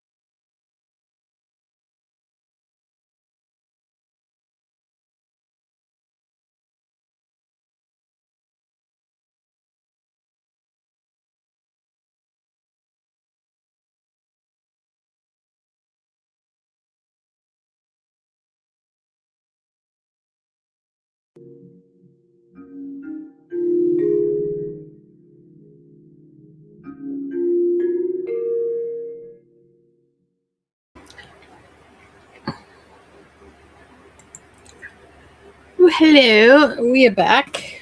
How did we go during that sprint? We have some storms flying around at the moment, so if I should happen to suddenly disappear, I will log in on my phone. So yeah, we've got a bit of a lot of rain and weather and fucking happening at the moment. So yeah, my husband is not happy. He's out in it, so he's not very happy at the moment, which I don't blame him. Because it's winter, so it's cold rain, not warm rain. So when I say warm rain in summer, yes, while it is cold water falling from the sky, it is actually warm, so it's not so bad. So, but when it is winter and it is cold and it is raining, it is bloody miserable. So yeah, so he's out in it and not happy at all. How'd you go, Kiani? I had some breakfast, so I had some juice and some toast. I booked a doctor's appointment, had a phone call, and then got to 37%. Nice. So cool. I don't know why I don't know why. No, I haven't thrown it. That's good. I don't know why I'm reading it so slow. Maybe you just want to savor it because you really did like When the Moon Hatched. Yeah. Because I'm thinking like I'm going through maybe, I don't know, 20 pages in like an hour. And the chapters are really short. So I'm the same though. Sometimes I'll just end up reading some books. I just read slower than others. So yeah, it's like I'm not reading slow, not because I'm not enjoying it. I think it is because I am enjoying it. I think you're right. That's why I'm reading so slow. Yeah. But no, that was only good things in that part. So no throwing the book across the room. Nice. I've already had my I'm really upset you did that. Yeah. You made that choice. I've already had that today. That was a pretty bad one. So, and it's over something so stupid. Like most people wouldn't even be an issue. But for me, it was like, that is the worst thing you could have done. Oh, no. You have just ripped my heart out. How rude. So this is going to be a trilogy, right? I think so. Yeah. Yeah. Because the Crystal Bloom one, that by the same author, that was only supposed to be a duology, and now that's blown out to 6 books, I think they're going to do for that one. So only 3 have been written. Yeah. So far, but I think, it's going out 6. But I did see, apparently she was saying it's going to be a trilogy. Yeah. Which I was hoping it was going to be more. But, she did say that Crystal Bloom was only series, not trilogy. Yeah. Yeah. But so maybe there is going to be more. Depends. It honestly depends on how far we go with the story. Because right now, like, there's still a lot that needs to be done. Yeah. And there's still a lot that, like, needs to be answered for. But I'm not even halfway yet, so. Sweet. Well, I read some more of my book, and I'm almost finished that. It's nice. What one are you reading? I was reading Grim Curiosities. Okay. So it's by Sharon Lynn Fisher. She wrote Salt and Broom, which is a witchy take on Jane Eyre. Oh, okay. Yeah. And this one is we're following the story of Lizzie Grimm, and there's some stuff happening around some books, and it's got witchy stuff and mediums and folklore and all sorts of things. The main premise is that her mum was a medium to try and support themselves after the dad died, and there's these set of books that this other person wants, and he's trying to get them off her, but she keeps getting like little notes and finding things not to sell them and all this sort of stuff, sort of messages from the grave, right? And so I actually really like this author's writing. She's just really good. They're great stories. There's not a lot of world building or anything, very much set in magical realism. This one's set in 1850s, so it's, you know, got that little bit of Victorian as well.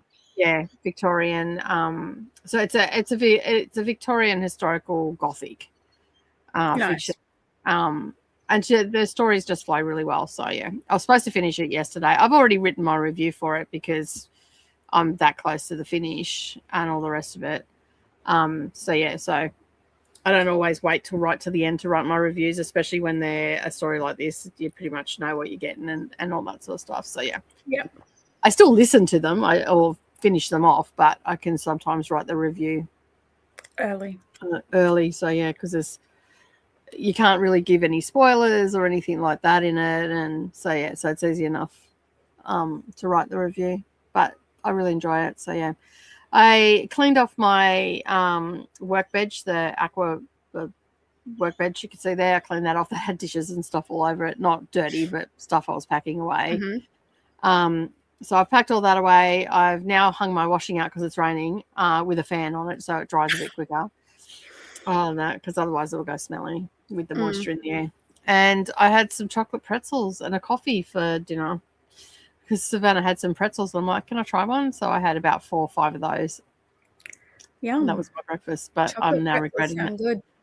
I am now regretting that decision because that's the first chocolate that I've eaten in quite some time, and it's giving me heartburn. So chocolate is still off on that. So yeah, I couldn't live without chocolate.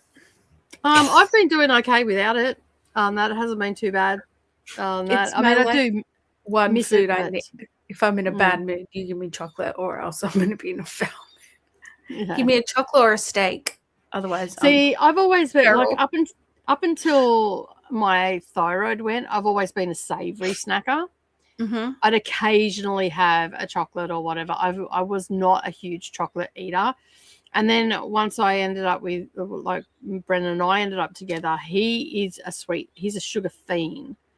And I noticed that my taste had changed a bit. And since the price of chocolate has gone up to $9 a friggin' block of chocolate, yeah, no, we don't do that anymore because it's just far too expensive.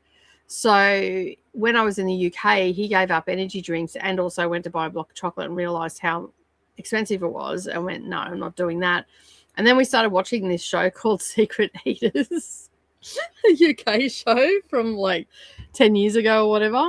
And it just, like, people saying that, oh, they do all this stuff and they try to lose weight and they can't lose weight. Anyway, he was quite surprised at how much calories are in things that you don't really think about and stuff like that. And so yeah, so we started watching that show. And then when I leave at night, he used to have sometimes some cheese and some Jats biscuits with a bit of hummus and all the rest of it. And I got MyFitnessPal and tallied up what he has every night, and it came in at 1,400 calories. That's what I need for a day if I'm like just to have my body working. That's all you need for like 1,200 calories. He was having that for his nighttime snack, plus also eating stuff during the day and drinking soft drinks and all this sort of stuff. Now when I leave, he goes, I'm going to go on secret eat some stuff. But he's actually like he's cut out all the junk, which makes it easier for me because I can't eat a lot of junk because otherwise I get heartburn really bad. And it's got worse as I got older. And so, yeah, so basically it's made it a lot easier for me to be able to eat clean and healthy and all that sort of stuff. But yeah, it was like, he's like, holy shit. He couldn't believe that it was like, I'm like, yeah. And it was only like, you know, maybe, I think he said he had about 10 to 15 Jats biscuits with, you know, and he'd take the hummus with him and he'd scoop that. And because he was scooping it, and then he cut it down. Then he went to rice crackers, and now he just doesn't have it. And I've been making him protein muffins because he is a snacker. He does eat more at night because he's on the go during the day. So yeah, but it's quite funny. And now he does all the cooking. I don't even do any of the cooking anymore. So that's good. I do, if I'm like, especially at nighttime, that's when I kind of get like I want to snack on something. Yeah. I switched to macadamia nuts and I'll have like 10 to 15 of those. Yeah. Because they're really good for inflammation. So it's helping my system. So almonds. And filling my cravings. Sweet. Cool. Yeah, I can't eat anything fatty or sugary or anything at night. I made the mistake last night of having a can of Coke, which I don't drink. I've had 2 this week, and I said to Brendan, next time I think it's a good idea to have a can of Coke at night, just take the can out of my hand and hand me the bottle of water. I won't be offended. Because I don't drink. I've never been a huge soft drink drinker anyway. Like I have my moments. In summer, I probably would drink more, but I have just been drinking mineral water for anything fizzy. And it's like I haven't last night and now it's probably more because of what I had last night. It's not gone away yet. I haven't drunk enough water. And I used to really like I think it's peach and mango mineral water. It was just like the cheap one from Woolies or Coles. Yeah. I used to have that instead of like super. Like I just can't do sugar anymore. I'm an amateur. What can I say?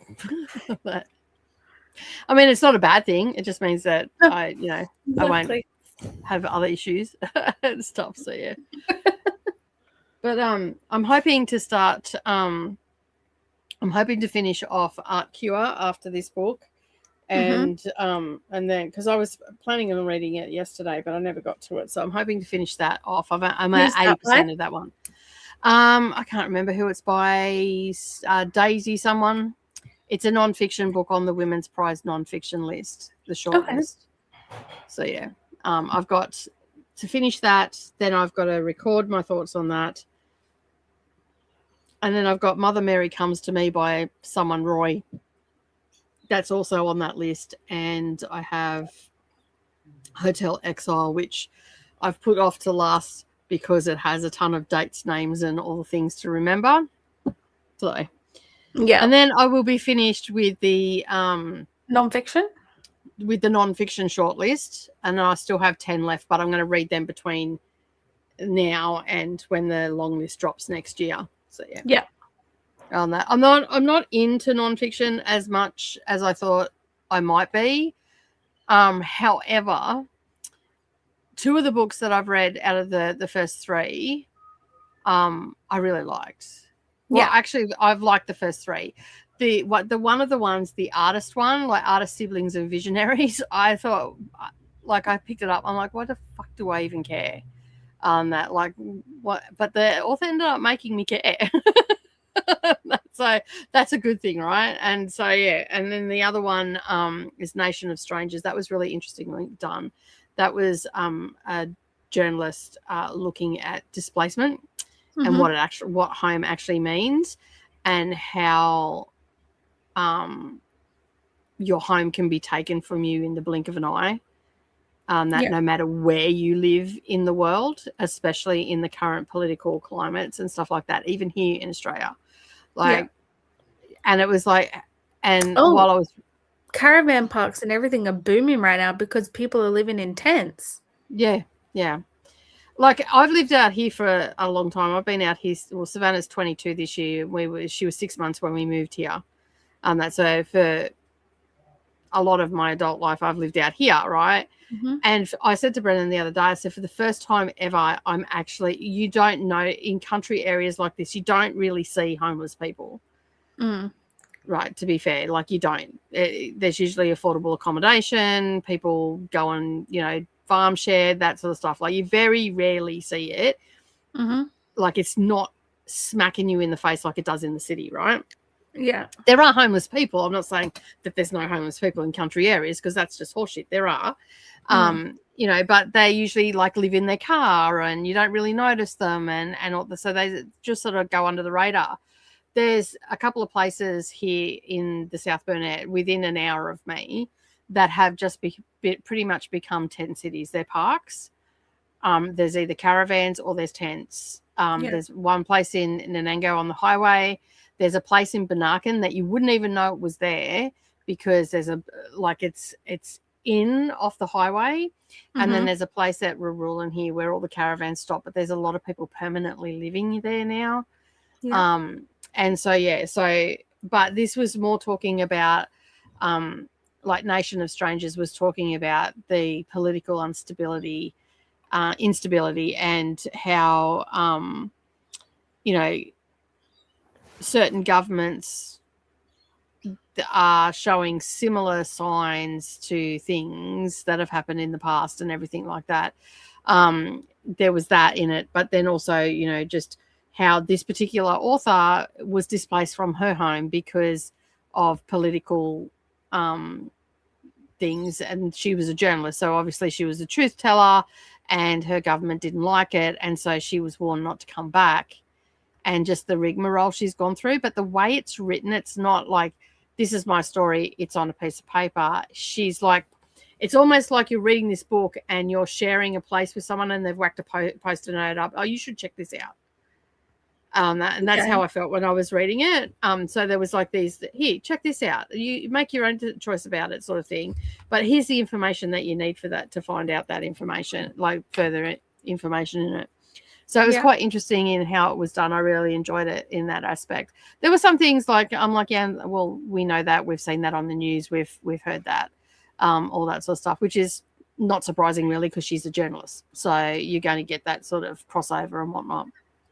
And the artist one was about two artists that were siblings, and never even heard of them before. And it was just really interesting while I was reading it, because he was definitely a bohemian player for sure, right? Like he was larger than life, all that sort of stuff. And she, his sister, was a lot more reserved and more quiet and all that sort of stuff. But I feel like she actually lived a more authentic life than he did, even though because she went against societal norms. It was set in the early 1900s and everything. And it was quite interesting that how their art actually reflected their life and their personality. Like you go and look at his, and his are quite vibrant and full of colour, where hers are more subdued and more, almost watery like. And it was quite interesting. And and so by the time I got to the end of the book, like at the beginning, I'm like, why do I even fucking care? But by the time I got to the end of the book, I'm like, this was actually a really interesting story that's been told. And it's a history book without being a history book. It was almost novelized in a way, but there was a lot of information in there and stuff. So yeah, it was actually really good. And I wouldn't have picked it up. Like the cover is butt ugly. Like we all, I don't care what anybody says, we all shop for the covers. Like we look at covers. That's what draws us in the first place. That's why there's so much, artwork that goes into covers and everything and whatnot. It's not a book that I would have picked up. Nation of Strangers I probably would have picked up, because I do like immigrant stories. And I thought it was an immigrant story, but it's more than that. Yeah. And The Finest Hotel in Kabul, I had been seeing that everywhere while I was in the UK. And it is an Afghanistan story, so an Afghani story, where they're talking about the international, what is it, the Continental International Hotel or something in Kabul. I don't know which way that goes, but I kept getting it mixed up while I was reading it as well. But anyway, that it's like the book opens up with again, a journalist is writing it, but she has spoken to the Afghani people involved. And it opens up with that, governments and regimes can take many things away from you, but they can't take your memories, right? And the Afghani people hold dear and hard and fast to their memories. So that's the whole premise of the book. It is a book of memories about the one of the finest hotel in Kabul that was built in 1969. And basically the story is told through the people that worked in the hotel, through all of the turmoil that Afghanistan has seen. So right from in the 1970s, when I think it was the start of the Russia invasion of the Middle East, which I'm pretty sure, or maybe it was another party that was going in there. But there was the fall of the king, because Afghanistan did originally have a king and whatnot, and he absconded, left, and took his family with him because he was too liberal, and whatnot. So there. And then basically we just go through the book and we go through all the decades of everything that's happened, from the invasion of Russia, but the Taliban, the things that happened with that and how it destabilized the area and all that sort of stuff. The one thing I didn't know that I did learn from that, I felt like it was stories that I've heard before. I've done a full review on it. It's already on the channel, but I felt like that they were because I have read quite a number of books set in Afghanistan around those political instability and stuff like that. I'm not well read in the topic, not by a long shot, but I felt like I'd heard the stories before. What was different was that we actually went through every one of the decades with all the troubles and everything to America pulling out and what that, caused and all that sort of stuff. And and all the different things that actually happened in this hotel and how this bloody hotel through all of the turmoil has been on fire. You've probably seen it on the news, people hanging out of the thing, trying to get out, all the rest of it. And this bloody hotel is still standing to this day. That right, and it has been in the middle of a shitstorm, because Afghanistan has just over the decades has just been an utter shitstorm, and it's all. I know we're going a tornado then. So it was quite interesting in that aspect that, as I said, I've heard the stories, I've heard similar stories before, not the exact stories, but it was quite interesting how.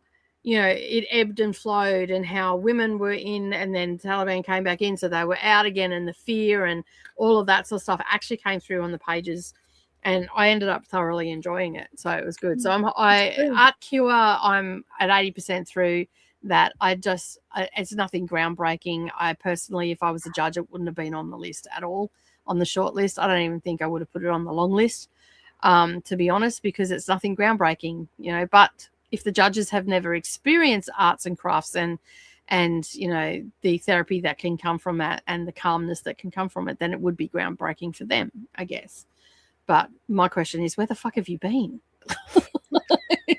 Art therapy's been around for years. Yeah, I just didn't find. But there are some interesting tidbits in it. Nothing jumps to mind and that, but I thought, oh, that's interesting. Oh yeah, okay.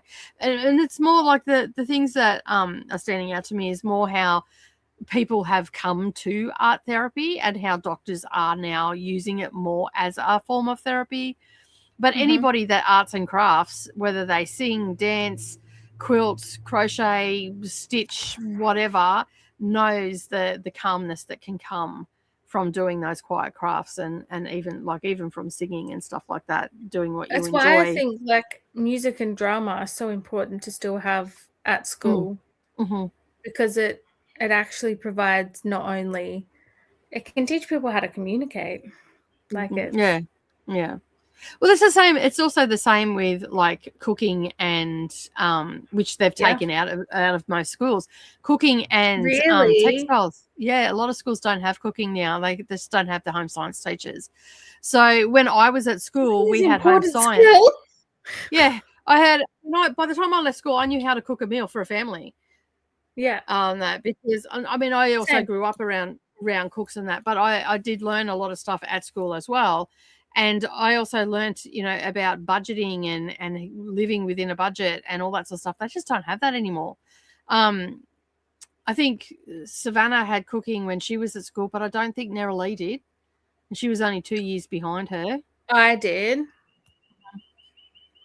But yeah. Yeah, so a lot of schools have taken it out. And textile and design is another one that is really good for learning how to problem solve and all that sort of stuff. And also it's calming as well, because you do a lot of repetitive steps and you get in the zone and you slow down and you start to process. Because as I said last week with this book, we don't have the time to process anymore. So shit happens. We've got to keep moving because we've got to pay our bills. We've got to keep a roof over our head. We've got to keep doing this, that, and the other. Whereas if you've got a hobby, whether it be cross stitching or painting or whatever, it takes you out of the rat race and it makes you slow down and it helps you to process the shit that's going on around you. That's why with Savannah, I said, you can be as academic as you fucking want, but you will do art. You need to use that side of your brain. You need to do art because it will balance you.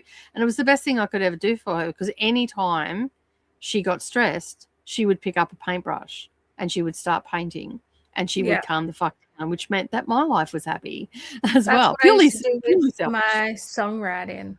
Yeah. Yeah. And it's just, So, and this is not just talking about quilting or anything like that. This is talking about all arts. That everything from dancing, singing to painting to crochet, all of it, and whatnot. But even diamond painting. Yeah, diamond painting is quite repetitive and very zen. Chills your brain out. So I've been in the craft arena for a very long time, since I was like 8 years old.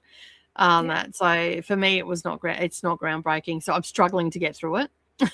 And I'm like, I've been on this book for 5 days now. I've just been slowly reading it, and I never take that long to read a book. It's just because it's a little bit, how you going? But it is the Women's Prize. It's on the list. I'm going to read it. I'm not going to DNF it. I'm not skimming it. That's why it's 5 days now. And I'm a bit over it. But other than that, the books have been good so far. So I've been mildly surprised on that. Awesome. I've still got Get ready when you read Hunchback of Notre Dame. That's practically non-fiction. Yeah. I haven't picked it up yet. It's a textbook about every person who owned every building in every inch of France. Yeah, I believe it. With this much story. Yeah. Well, I don't know when I'm going to get to that. It was a good read. Yeah. I just wish there was more story and less. I don't need to know the last 50 people that own that building before the story that happens in it is happening in it. I was quite surprised when we were there. I don't know the figures, but when it caught fire just recently, that the Vatican did not chip in all the funds. Of course not. All the funds that were because they don't want, because it gets such notoriety. They were saying that it's pretty much they want the focus to go back onto the Vatican, right? And that's fair. That's fair enough. That's just how the Catholic Church rolls, right? The Vatican is the be all and end all of their sacred places, I guess. But apparently the public raised all the money for the restoration. So and I'm like, that's fucked. But hey. Even the government didn't really chip in all that much to help. No, it was all it was pretty much public funded, which is such an odd choice because it's such a draw card to Paris. I know, it's such an iconic place, and to not I get that a lot of governments in the EU are quite broke at the moment, so it justifiably the government not putting any, but come on, the Catholic Church is the richest on the face of the planet organization on the planet. You can't throw a couple of dimes, we couldn't get that close to it because they were still doing a lot of renovations when I was there. I was really sad that we couldn't go in and that I didn't get to see it before it burnt. They've restored it. They've done a wonderful job on the restoration. I've heard that, it's I've seen pictures of it before it burnt and stuff like that. And there's pictures in there of what it was to what it is now too. So they've got the before and after, and whatnot. I mean, there was obviously a lot of loss of stuff and whatnot, but they have done a phenomenal job of saving it, the entire place. So kudos to the firefighters on that front. Yeah, they could have lost the whole thing. Yeah, that's right. They could have lost the whole thing. But kudos to the firefighters for saving what they did. And I'm not a religious person. I don't go in, I just love the architecture of. I'm the same. Of churches and stuff like that, because so much time and energy and effort was put into those. They were the be all and end all of the town and stuff like that. They just don't build like that anymore. No. And just some of the pictures I got, I went to the Salisbury one on the cathedral out there, and I actually stood at the base and pointed the camera up, and just, I don't think, unless you've actually seen one in person, you just don't understand how mammoth these freaking buildings are. And the Salisbury one, or Salisbury, however you say it, one in England, that by order of Hitler was not to be destroyed in World War II. That because they used it they knew that point how far they had to go to London. Yeah. So by, like, there's a lot of history and interesting facts behind these cathedrals and all that sort of stuff. But yeah, I really enjoyed it. I don't know if Savannah enjoyed it as much as I did. Like, I love all things medieval. So anything that's like 700, 800, 900, 1,000 years old, I'm all over it like a fucking rash. And I mean, I honestly believe I was burnt at the stake, but anyway. Me too. Me too. Given my current soul's behaviour, for sure. So yeah, but I really enjoyed going in and seeing, like, the book I'm reading right now is set in York, because we got to go to York as well, and we went to the Shambles, and it tells you, like, at the beginning of the book, she tells you some of the history of the things that they talk about in the book. So like the snicketies, which are alleyways and all that sort of stuff. And talking about the Shambles, and there's been other interesting things that I've found on the internet about, you know, that what is a tourist lane now, what it actually was, why the road's built that way, and all that sort of stuff, what the shelving means on the buildings, and like they're all medieval buildings that are in there, and it's absolutely amazing. The one thing that spun me out about York, getting off the train station right at the cholera graveyard, lovely. Welcome to York. I walked out and I stopped and I looked at it. I had the camera going. I'm like, well, fuck me, that's a welcome if I've ever seen one. And when we went on the story, like on the ghost tour and all the rest of it, they like York got really hit hard with the plague and all that sort of stuff. And most of York, most of the places you walk in York, in the public areas and even some of the not so public areas, are pretty much graves. That many people died there, and it was just like wild, and I'm just like, wow. So yeah, very, very interesting stuff to check out. Did you go into the ghost shop? I went into many different stores in there. I couldn't tell you what the names were because it was raining when we were there, and there was a shit ton of people trying to get in and out of stores. But there was one that was a really dark and gloomy, and it had like cloches and all that sort of stuff in it that you could. There's one that sells like little ghost statues. Oh yeah, we couldn't get in there because that's Instagram famous now. We couldn't get in there. That the fucking line was right up that street that it's in. So that street where all those shops are, all the Harry Potter shops and all that sort of stuff along there. That street, I just recently learnt the history of it. That was actually the Butcher Street, and why the buildings are so close and everything as well. And if you look up there's all these hooks and stuff, and I noticed all this stuff but didn't think anything of it. But all the hooks that are still there from back in the day, like the 12 and 13, 1400s, that were meat hooks. That's where they hung all the carcasses and everything hanging in the street. And the reason that the streets, the design the way it is, because they used to sweep out all the fucking offal and all that sort of shit into the street. And at the back of all the shops was actually where they done all the butchering. So they used to sweep it through the shop and out into the street, and then they wondered why their water wasn't that crash hot, because it went straight into it actually went into their main drinking water, and that's why so many people died in York. That's it. Yeah. Yeah. And I'm like, well, lucky you learnt a few things. So yeah.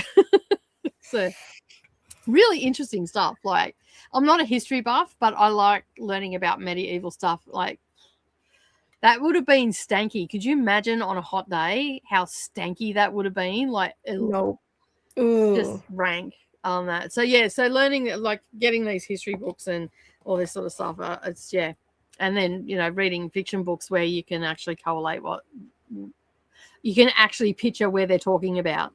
There's something magical about reading a book about somewhere that you've been. Yeah. And I haven't shared much of my stuff from York. So what I'm thinking of doing is actually doing a reading vlog for this book, and then adding that footage in on that. So just finding the different places and all that sort of stuff. So yeah, but a lot of places in York now are Instagram famous, so it's really hard to get into them on that. So we looked from the outside and walked past. Sometimes social media sucks. They go and wreck everything, right? So yeah. All right, let's have a look and see how you all went.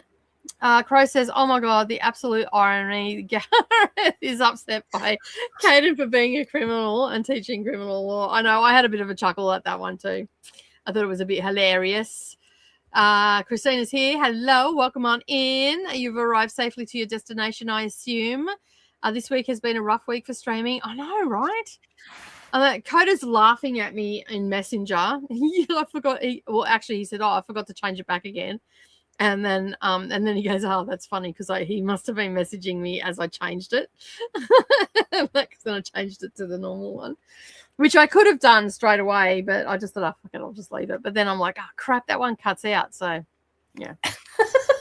Anyway, we have landed for the we have landed for the night, turning AC up way, way up.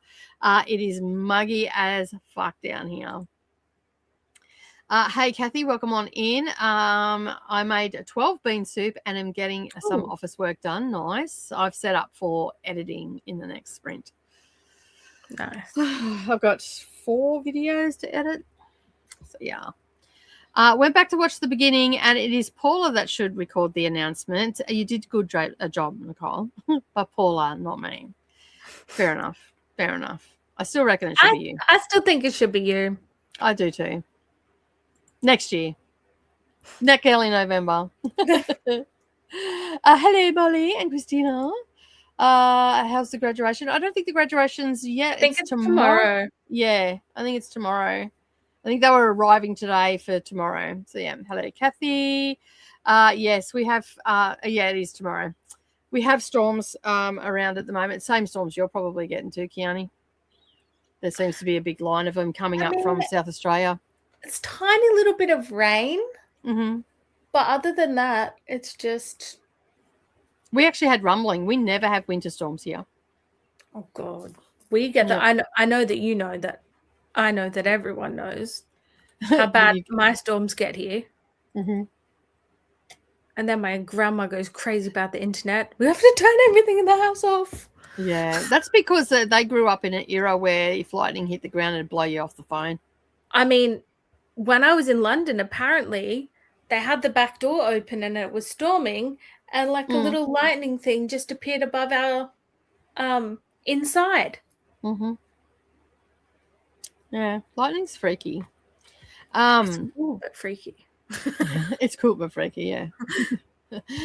Graduation is tomorrow. We have to be there early in the morning for check-in. Ceremony is not until the afternoon, so Cud promised we could go to Barnes while we wait. Nice. Christina's buying up big. I'll put it in an order. What you should get. You should get this book though, Christina. If you're still here, you should get this one. It's really good. Grim Curiosities. A little bit of a romance, a little bit of a mystery. It's got lots of folklore. Ghosts and all the things. It's good. It's really good. And there was one thing that just happened. I'm like, oh, interesting. I wouldn't have seen that coming. I didn't think that we were going to go there with this one, but okay, we'll go there. Good luck for tomorrow. It's from Glenda to Christina. Thanks. Crow got to chapter 7. Nice. You scared the jeepers out of me. Sorry. Boo. Sorry. Sorry, not sorry. I had to come back. Everybody will get worried again. You clearly went here for the witch era. Yeah, no. No, she wasn't. The zombie apocalypse and all the firecrackers on the wheel. Oh, my God. Where every American threw themselves down on the ground, including Coda. And I still chuckle about that. I still have that image pop into my brain every now and again. I got to page 5 in Rilla of Ingleside. Nice. How are you enjoying it so far? Yay for the graduation. All the exclamation marks. Not sure what that is, but anyway. Robin ended up watching a couple of YouTube videos, but now I'm working on my 3rd review for the night. Nice. Good job. The story is getting really interesting, though. Yes, it is. Good. It will keep getting interesting, too. It might plateau in the middle. I mean, at least it did for me. And I was like, oh, my God. Can this just end? Like, and then I switched to the audio and then it picked up. So, yeah. Yeah, I did audio for the whole thing and it was fine. It did get a little bit, oh, come on, just get on with it. So, yeah. I was like, okay, you're fucked. Now what? Now where can we go with this? Jamie finished my arc on the Civil War uniforms, 3.5 stars. Good info and art, but awkward to read on screen in the sections that seem pretty unorganized. Yeah, I have noticed that a lot of the craft books that heavily rely on photographs and whatnot. So one of my favorite publishers is Fox Chapel, Louder Publishing. And they were doing the NetGalley reader, and some of the books you couldn't read. You couldn't even see what was written there because of the color coding that they do in the craft books and all the rest of it. You could see pictures and stuff, but you couldn't read what they were talking about. And I've sent feedback a couple of times on it, like, can we get a Kindle version, because we really can't see it. It's not compatible with the NetGalley reader. And, we need something like, and even sometimes it doesn't format properly and it's just a pain in the ass. And I've noticed that they've now started doing Kindle ones, not all of them, but some of them have been Kindle.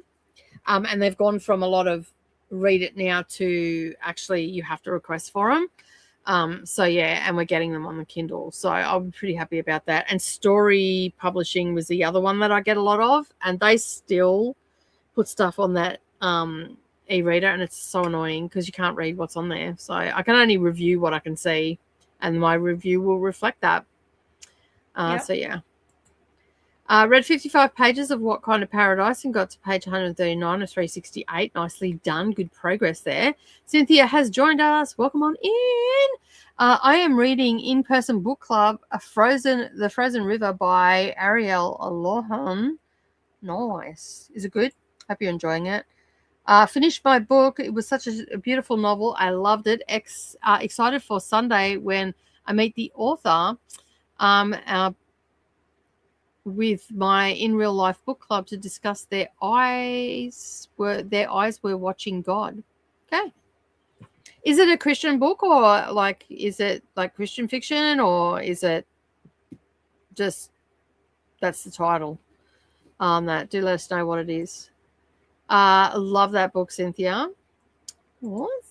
I'm still amused by the bright colours, elaborate decorations, and the impractical headgear for war. You're probably walking hundreds of miles. I know. It's just like, if you're going to do it, do it fancy. Yeah, true. Like there is that aspect, but come on, like cross country and camping without tents. Your feathers are going to be limp as fuck the next day. And it's just like, really? Like, it's almost like putting a target on some of them. They're that bright. Like, you're supposed to be incognito, guys. You're at war, not standing out. Is it a fashion war, maybe? But I suppose they did it. The outfits, from memory, did kind of, each tribe had its own style and colors and things like that. So I guess it's also a bit of identity. Yeah, it is. It's claiming identity and all that sort of stuff for sure. Art Cure is by Fancourt. There you go, Daisy Fancourt. That's who it's by. Daisy someone or other. Got to chapter 14. How I'm a book reviewer, I do not know. I remember the names when it counts. Yeah. Okay, when I do my videos, all the information's there. And if I can't say it, it's on screen and you can pronounce it yourself. You're on your own. 40% in Death Card, nicely done.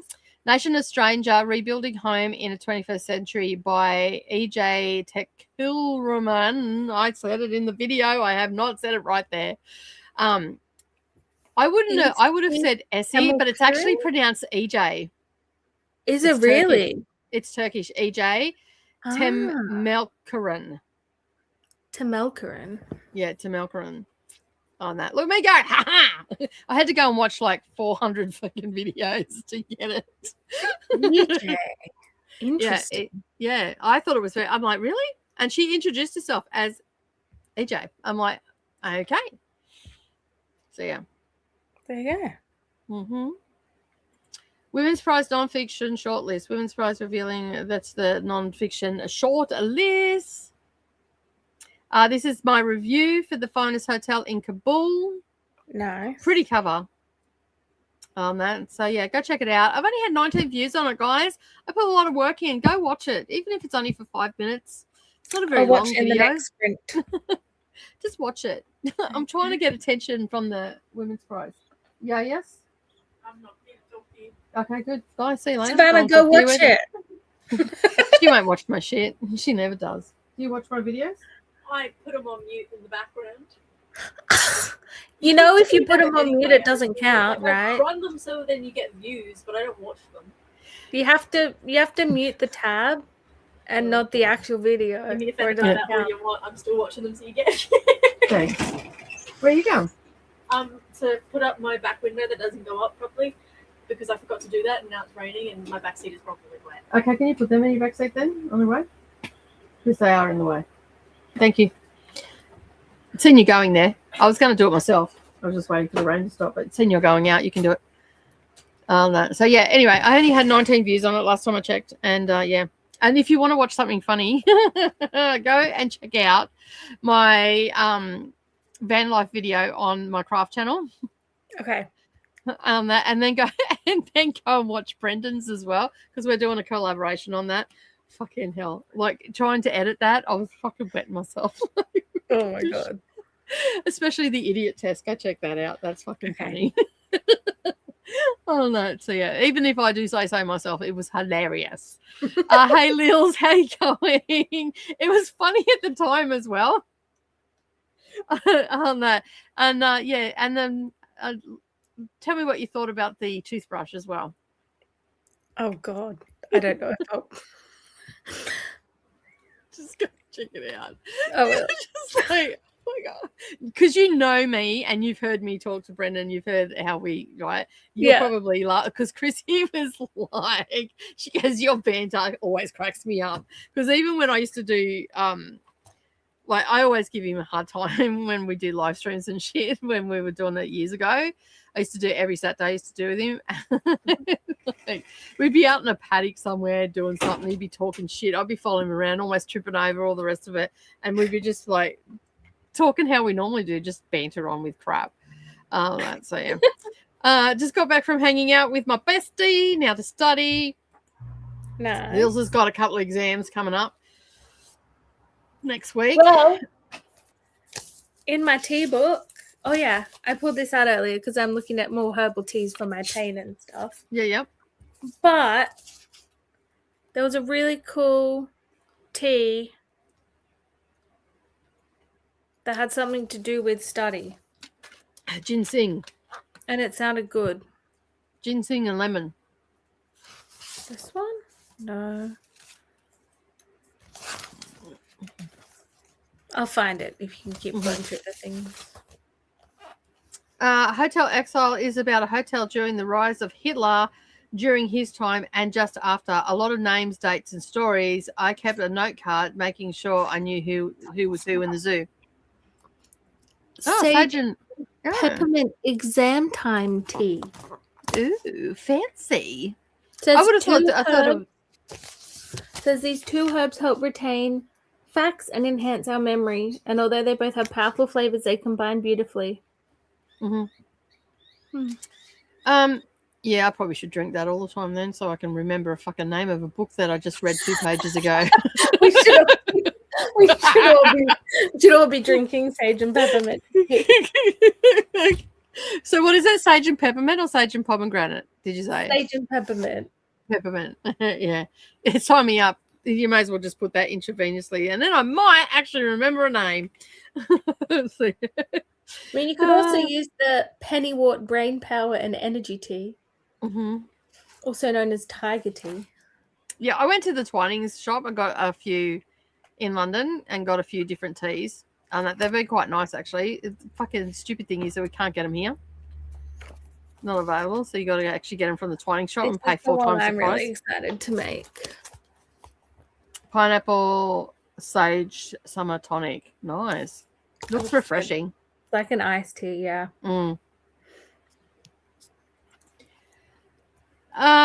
Just a Kiwi's popped in. Just got off a sprint with Alexi. I'm going to rest before I go up and get the rest of Grandmama's lotto tickets. Spare. Hopefully she wins. Yeah, hopefully she wins and it wasn't a wasted journey. I'm feeling very kooky at the moment. Cuckoo, sorry, at the moment. Not kooky. There's no I there, just cuckoo. All right. I have read The Frozen River twice, Cynthia. I loved it both times. Nice. Yeah, the Catholic Church is busy paying. Too busy paying off. No, because they don't always pay. They just keep people in court. True. Yeah. They've got the money to just keep the ball rolling and never actually pay. That's their fire the person. Yeah. And then it's not their problem anymore. I don't know why I can hear the birds at your place. They're quiet at my place today. So yeah, people who've never entered the arts classroom or been a member of an artistic community. Yeah, It would be. Yeah. Oh, come on, let me see. Even then, I think they wouldn't even care. No, because if you find people that aren't in the arts community, a lot of people just think art's a waste of time. Yeah. Because a lot of people are under the impression you can't make a career from it. And most people won't, but there are the outliers that do. And I think it's very important on that. Brendan doesn't I don't think Brendan really agrees with people going and getting degrees in it and all that sort of stuff. I have never really talked to him about it, but I don't think he realizes how creative he actually is. And that calms him a lot of the time. Like his craft is cars. Like he can pull things apart and reassemble it in his brain, and that to him is calming, and in a way that is a form of art and creativity. He's also a boilermaker and does spiral and all that sort of stuff with metal. Like give him a saw and he's fucked, but give him a welder and a fucking heap of steel and go make me a banister. Next thing you know, you've got this elaborate banister with twirls and twists and all the shit that goes with that, roses and all that sort of stuff. And if you're watching, Brendan, you still owe me a 4-poster bed. Which I'm probably going to end up making myself because I want him to teach me. Which, you got to attach some little holes so you can attach ropes and things so she can live out her dark romance fantasies. He already knows that. There will be accessories. So yeah. So he already knows that. I miss the cackling witch. Yeah, I'll bring it back in October. I will bring it back in October. Enough to scare the shit out of you. Yeah, except I'll do it a bit different. I'll still use the focus timer and I'll just set my own timer so I'm in front of the computer and then I'll hit the cackling witch as a laugh. We might even do the Kraken again on that because that one's good. We'll make the 6 o'clock news. Booktuber kills many people with heart attack. So yeah, the firework one was crazy. That wasn't even my intention though. The firework one was on an app outside. Like I didn't create that. That was just part of it. And I did fireworks because it was New Year, I think. I had it for the timer. And yeah, I did not know it. I didn't think it sounded like gunfire, but then I don't hear gunfire as much as you guys do. So yeah. No, it's weird.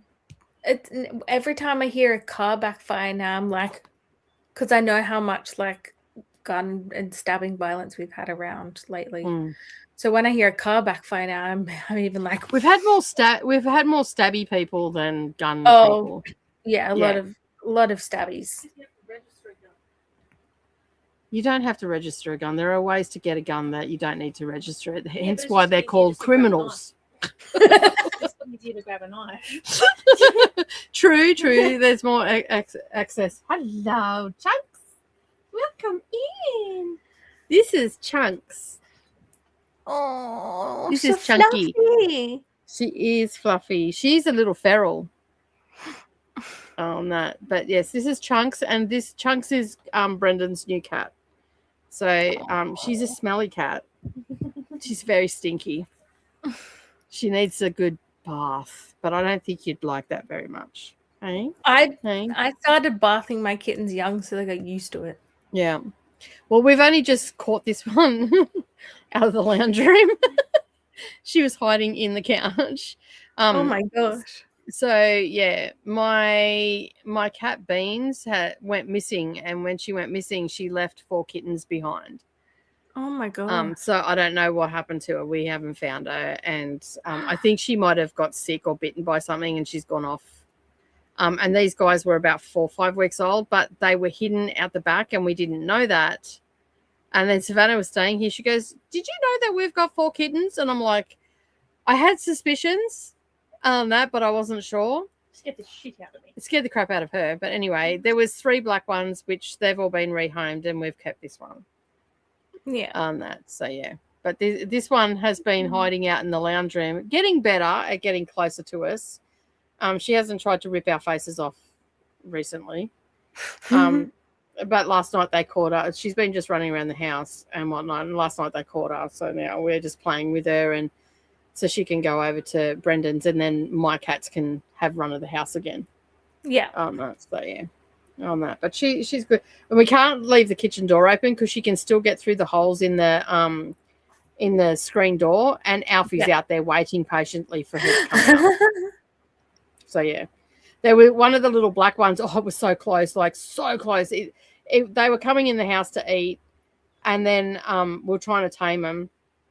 And one of the black ones wanted to run outside because I'd walked through the house, and it went out, and Alfie was around the corner. It didn't see Alfie, and it ran, and Alfie's come around, and all I heard was from this little kitten.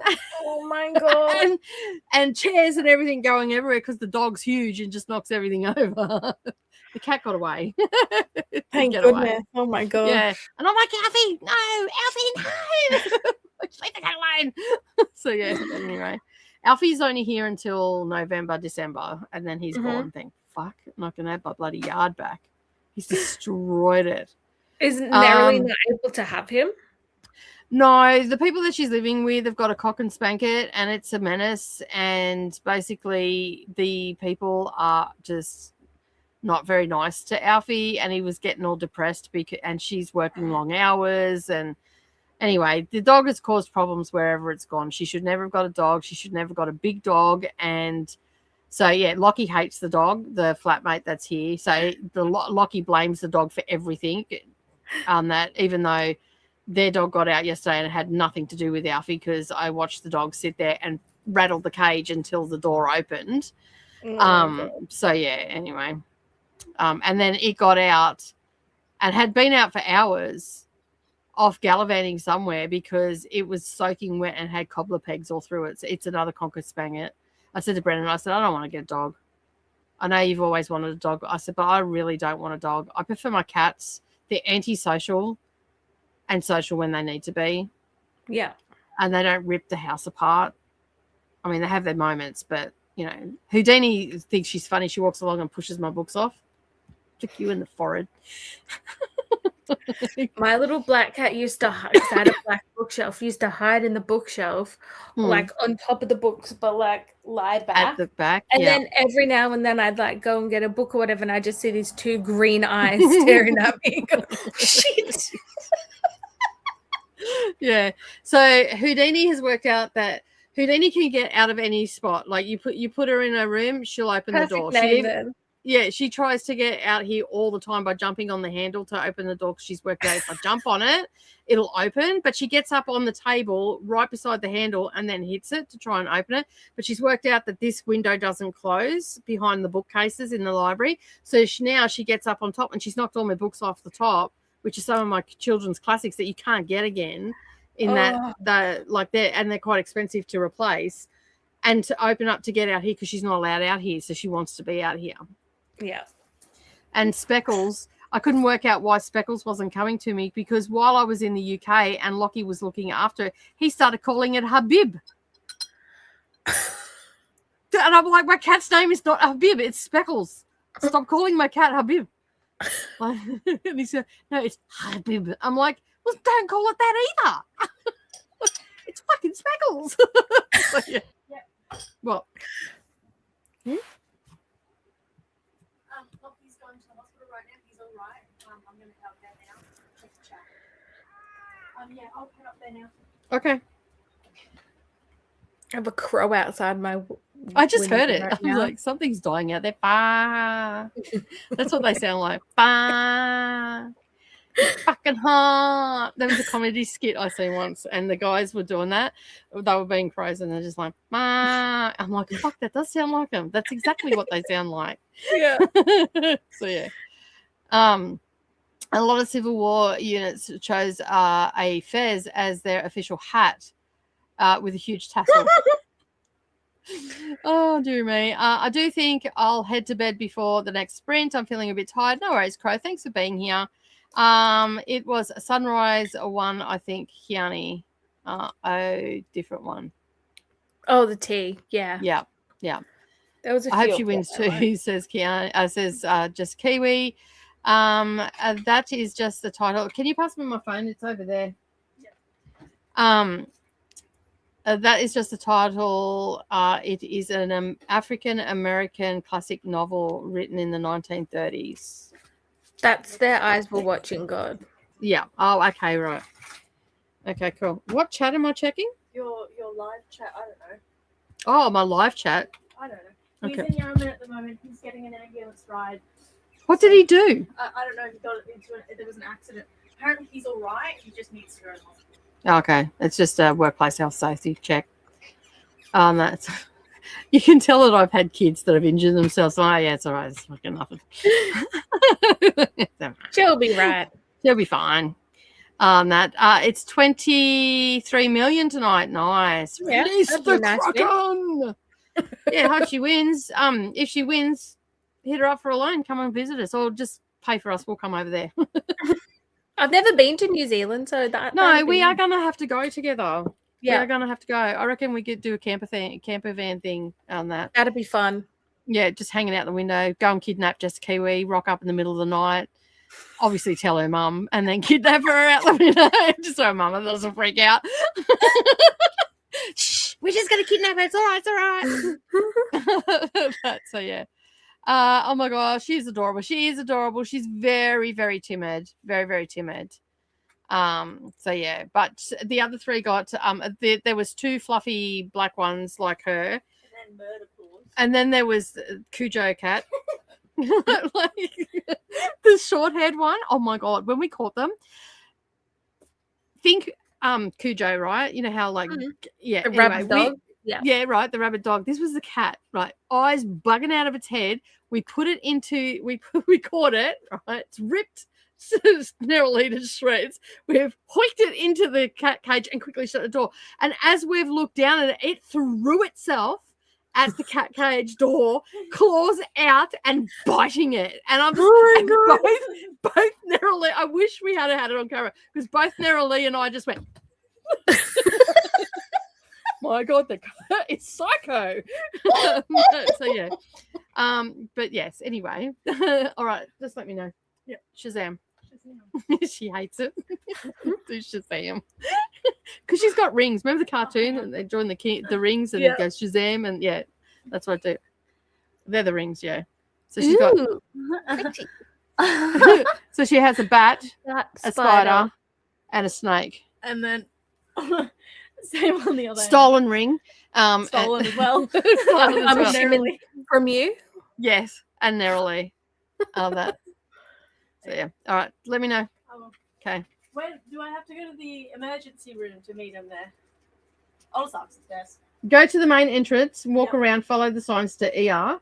Yep. Okay, and then there'll be a receptionist there, and tell them why you're there. Yep. And his name. Do you know his name? Lachlan McFish. Something like that. Just say he's my adoptive brother. I'll just go with brother. Yeah. I'm a woman, so I took my husband's last name. Done. Okay. interesting. Also the easiest excuse. Yes, true. Such a precious kitten. Just go. You smart cat. Mum will love you for it. Very much so. All right. Well, they're definitely not in this chat, so I don't know what freaking chat they're in.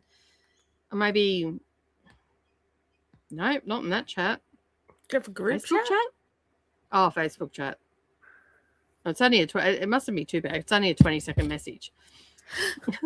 So yeah, I can't go anyway. I'm sprinting on that. So Savannah is assuming the role of sister today.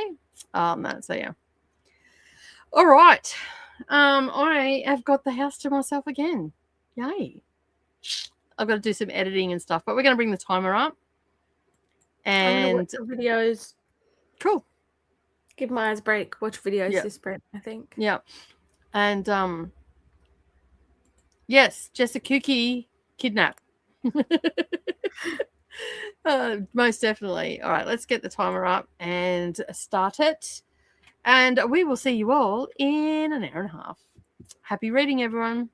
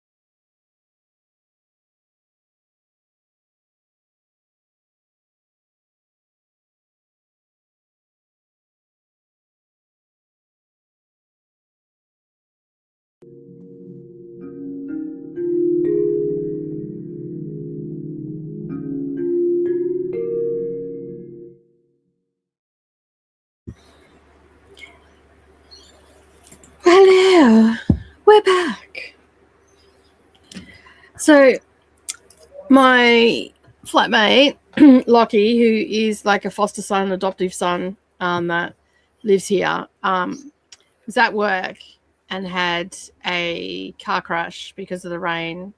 He's in the ute and he went off the side of the highway about 10 feet, and he's at hospital, and Savannah's with him right now. He's talking and nothing's broken. He's extremely lucky because I've just got pictures of the car. And that, so he's extremely lucky.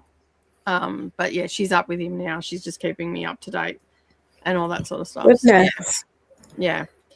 I'll send you through the pictures in the group chat. So yeah. I just watch videos. I'll sprint. Okay, cool. I've got like a minute left of my book, so I finished my book. I edited a video. That's why I didn't finish it.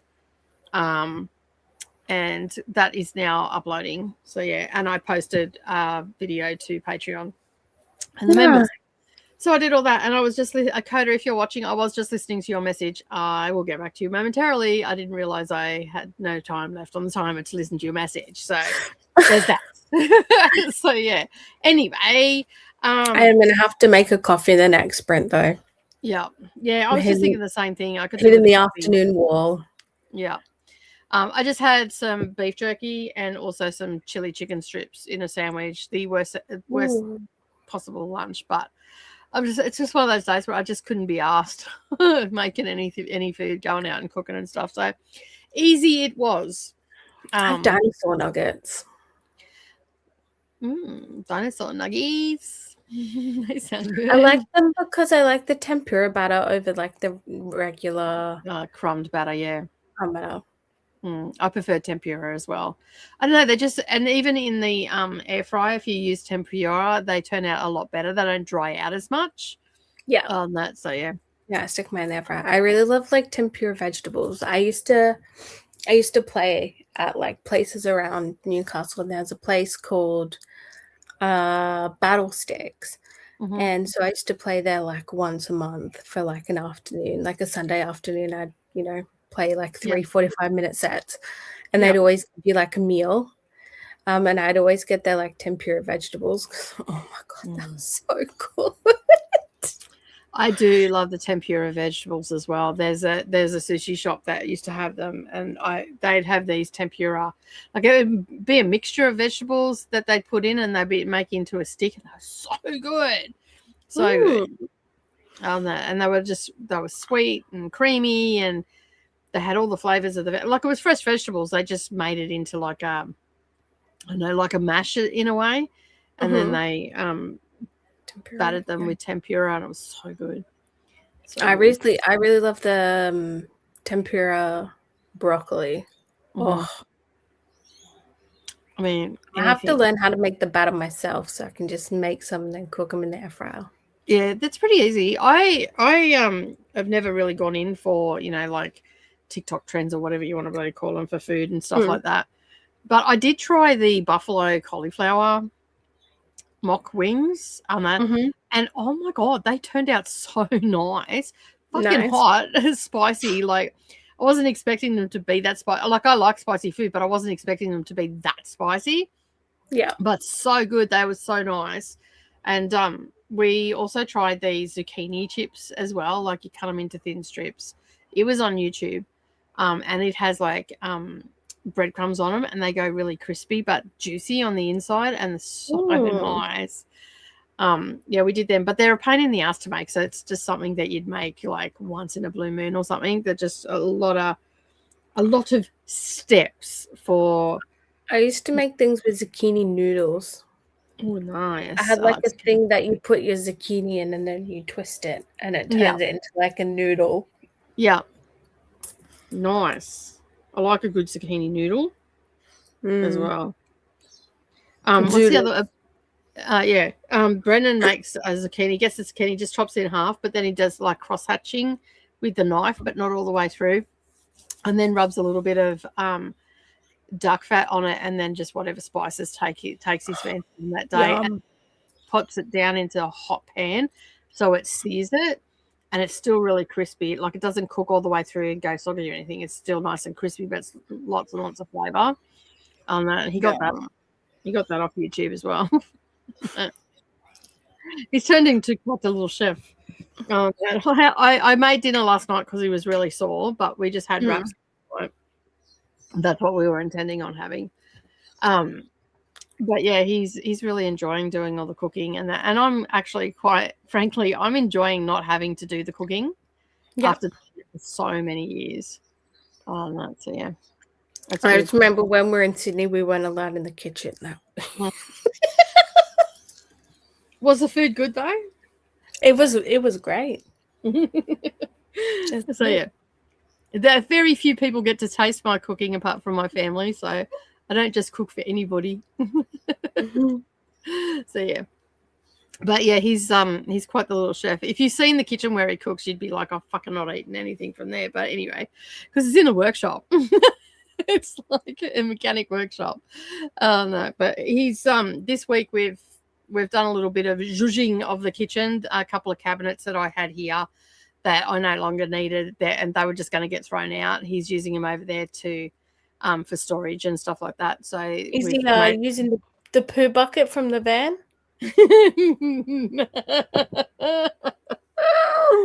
Oh my Lord.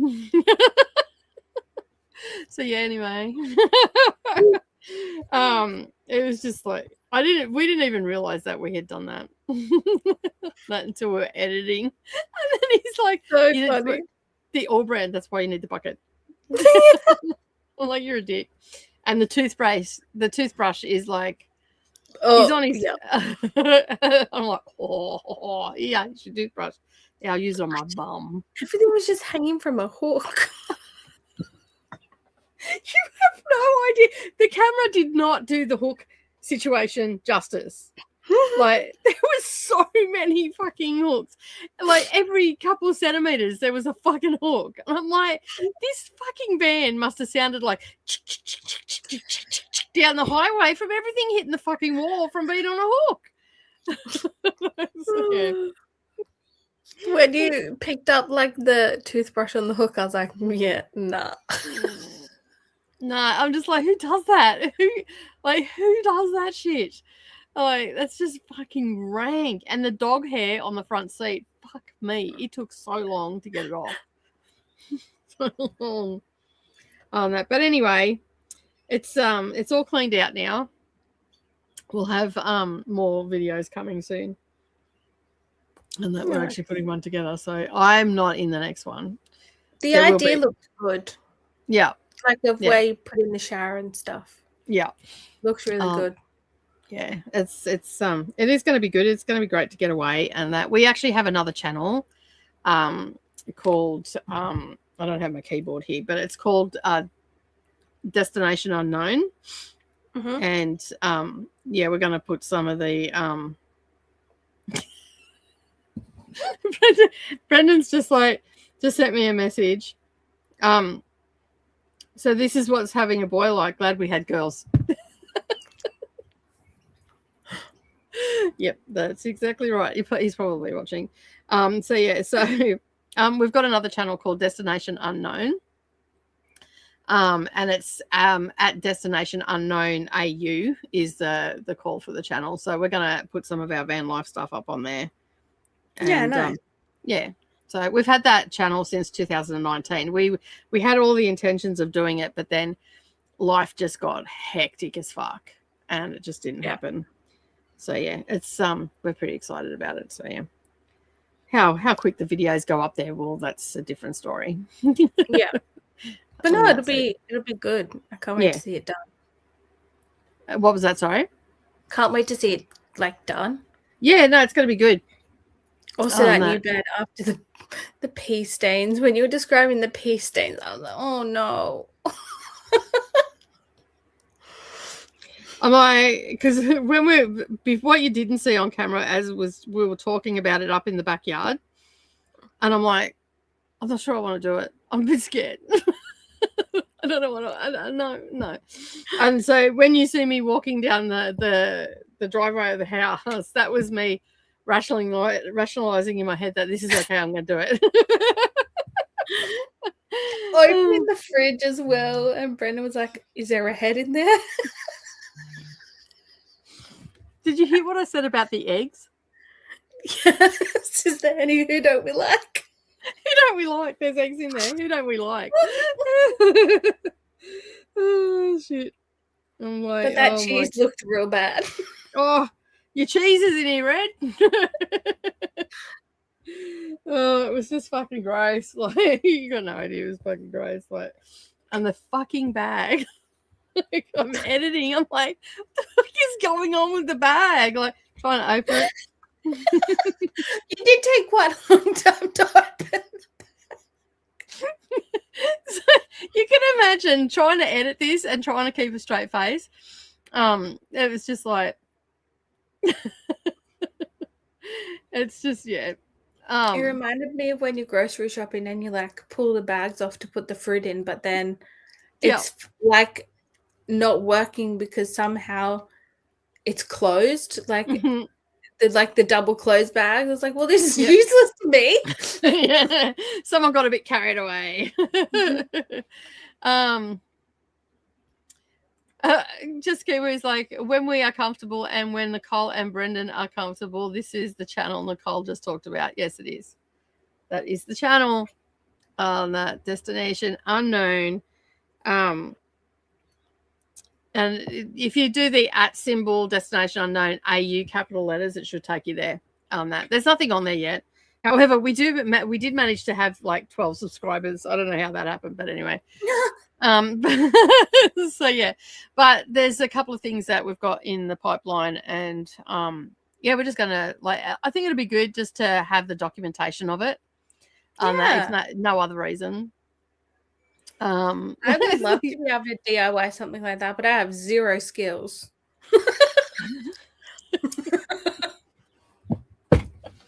That's what YouTube's for. That's where you get your skills from. Like, everybody that does this stuff would be humorous video to watch. Someone with zero. Hey, we need entertainment.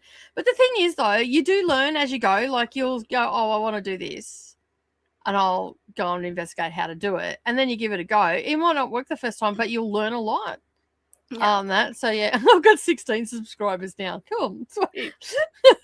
Content. I'm pulling a coda. Pulling a coda. Triple with one brain cell tries to build.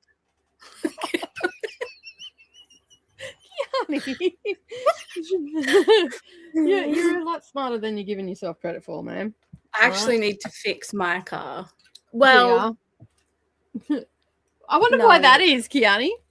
No, it's actually nothing to do with that. No, it's I don't know why it's happened, but the window tint. Yep. On just my window, like the driver's window. Yeah. It's like all come off and it's peeling off. Yeah. So you got to get a steam gun to get that off. And then you can go and get it redone again. Yeah, you can do that too. But, that's a bit messy. But if you want to get it all off so it's not flaking. Oh, wow, we've got 17. Are we going to do like what Mr. Beast does when he's going to, like, can we get to 1,000 and do the countdown? Me thinking that's all from Sydney. Yeah, right? No, that's fine. Although I was thinking the other day how you posted that, like, weird stuff that you see. Yeah. Like the mechanics. Yeah. It reminded me of the day where there was this big clunking noise, right? And because I'm crippled, I can't get down under my car and have a look. And neither can my grandma or my grandfather. Yeah. So there's this really big clunky noise. I was like, what's going on? I drove it in.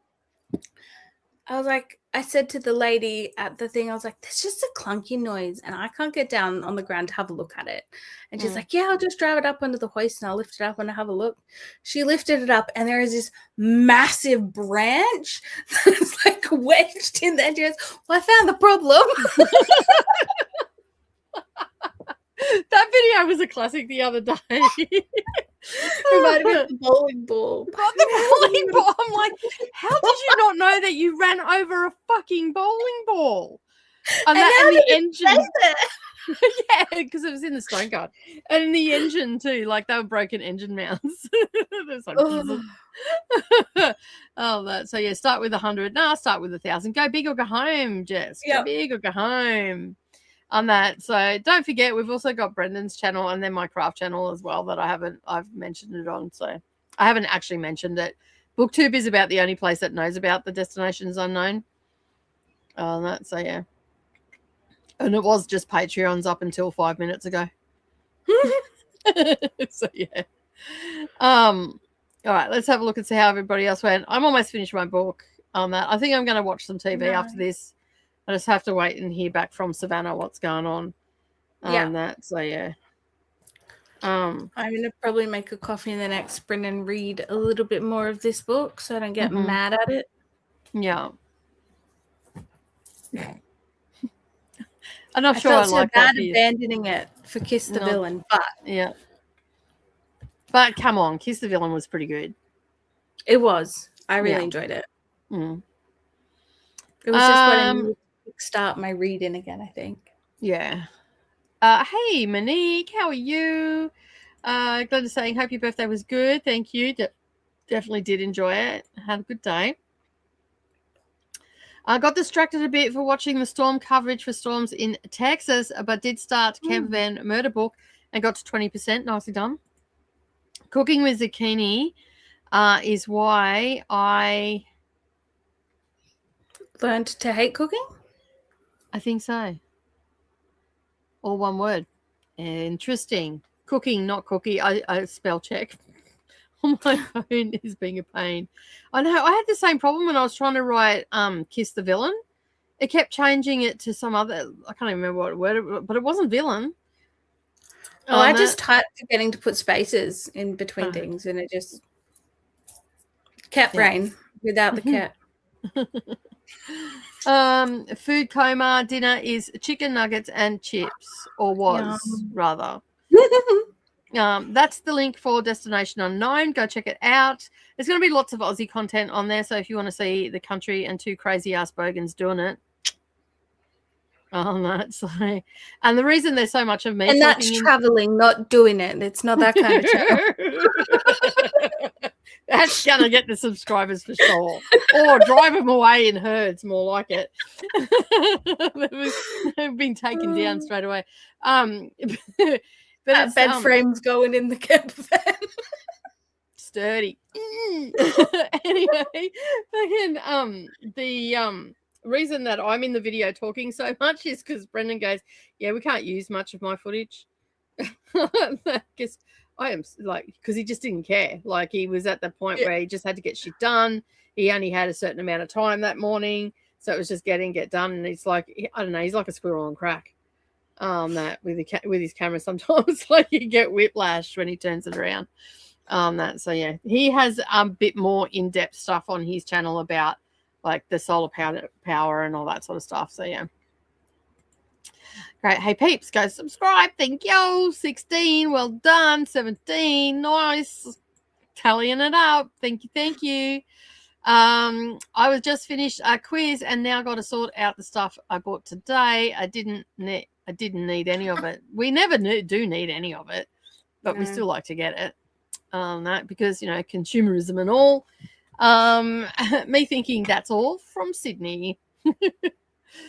No, because there was no noise when she dropped me off at the. I mean, unless she did some damage between the airport and her place, which is only a 5-minute drive. The car was okay when she dropped me off at the airport. It's just those weird curbs in weird places in Sydney.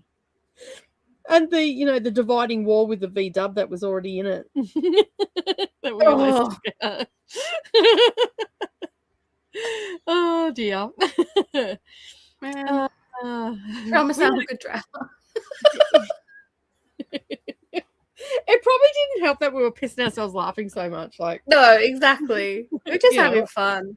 We're having a good time. And it wasn't like we're being dangerous. No. Stupid. There was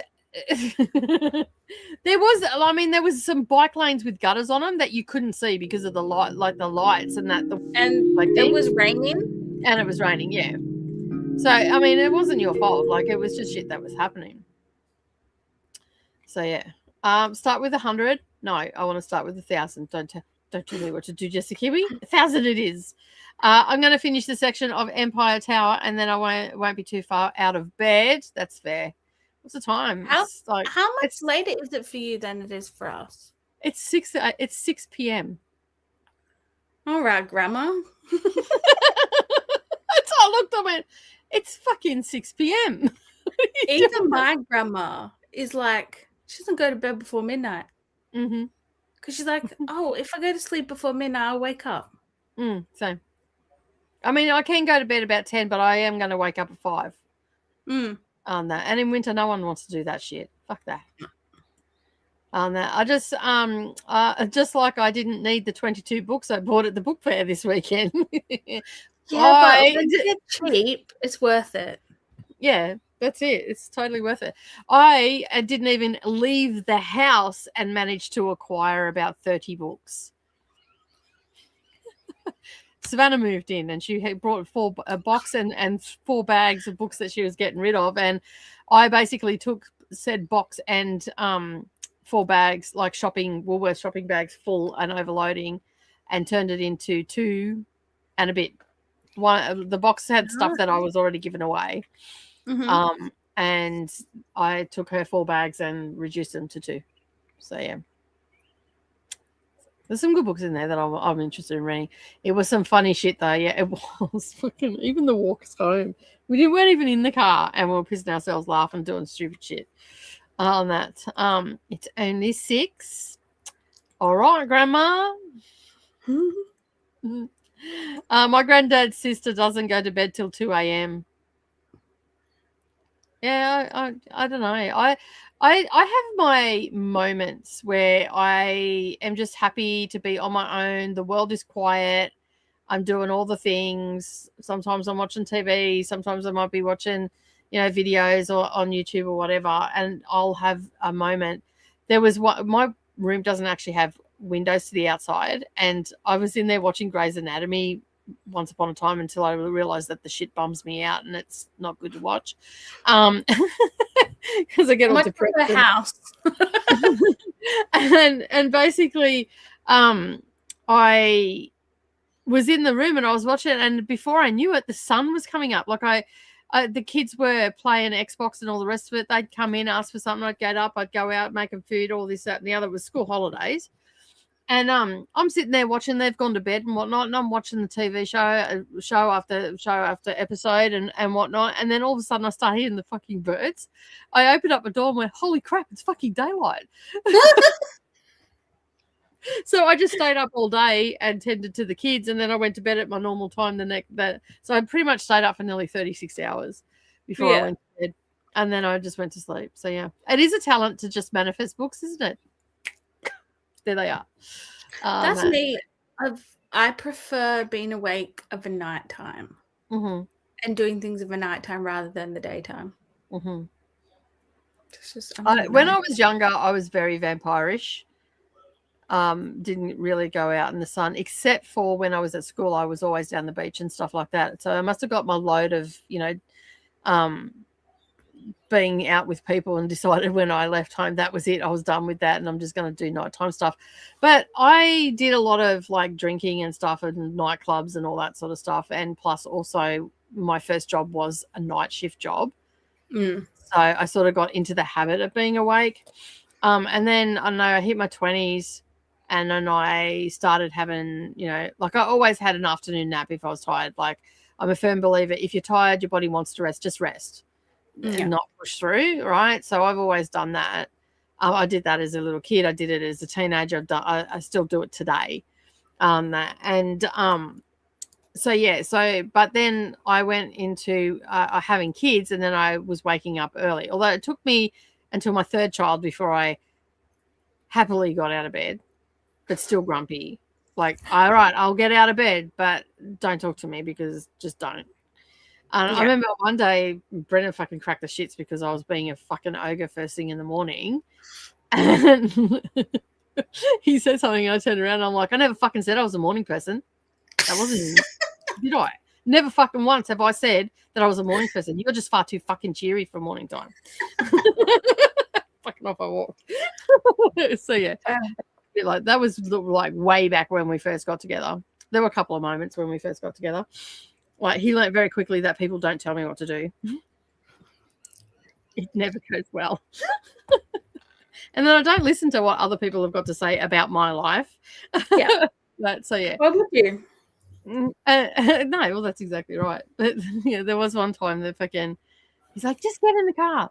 No, I'm not getting in the fucking car. I just kept walking. Yeah, I'm not getting in the car.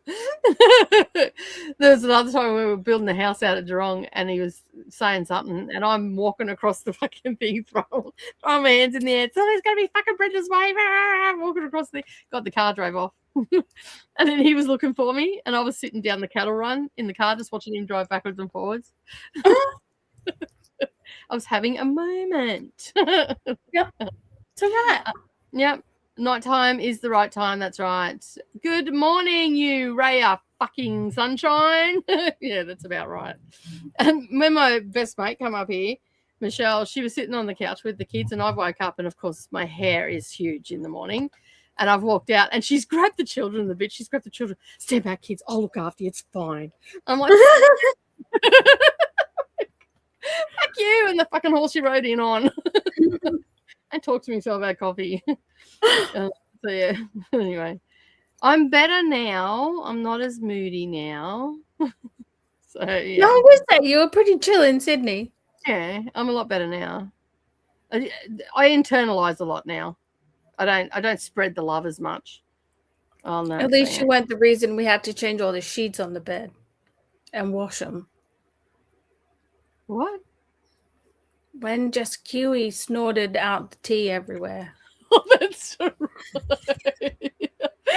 I'm like, what are you talking about? And I was in the Harry Potter bed closet under the stairs. Yeah.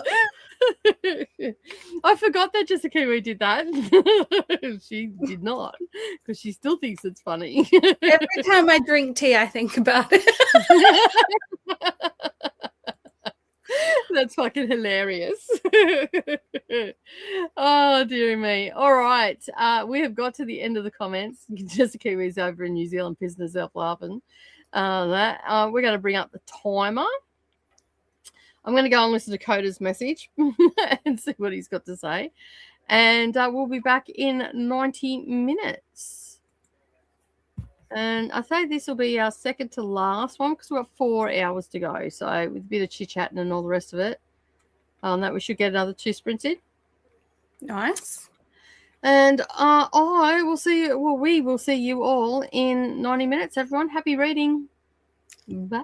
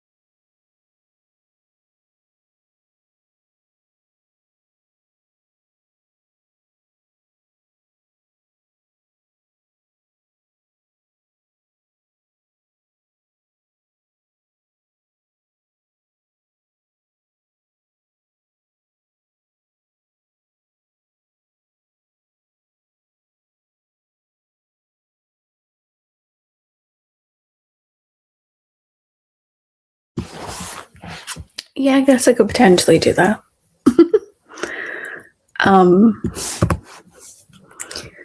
Let me have a look.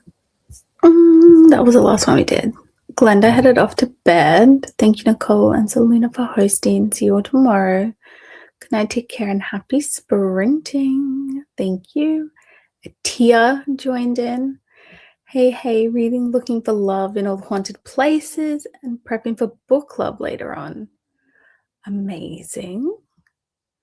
Good morning, Nicole and Kiani on screen. Hello to Tola. And good morning, chat. I am not sure where Nicole is. I have messaged her. It could potentially be a storm because she did say that there was some storms. Oh, there she is. Oh, I'm here. They just got back from the hospital. Sorry. Oh, okay. No, that's fine. Yeah. I heard your voice and I'm like, oh shit, I'm supposed to be back on. And then Neroli goes, oh yeah, I could have told you that. I'm like, well, fuck, you could have said something.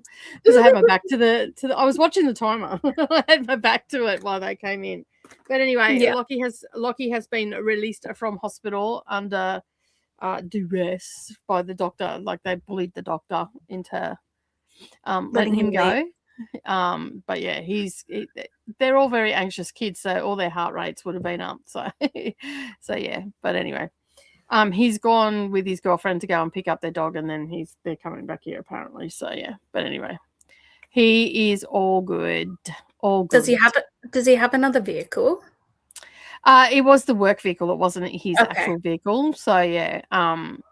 But Neroli was just saying he was fretting because there was gear on the back. It was a 1-tonne ute.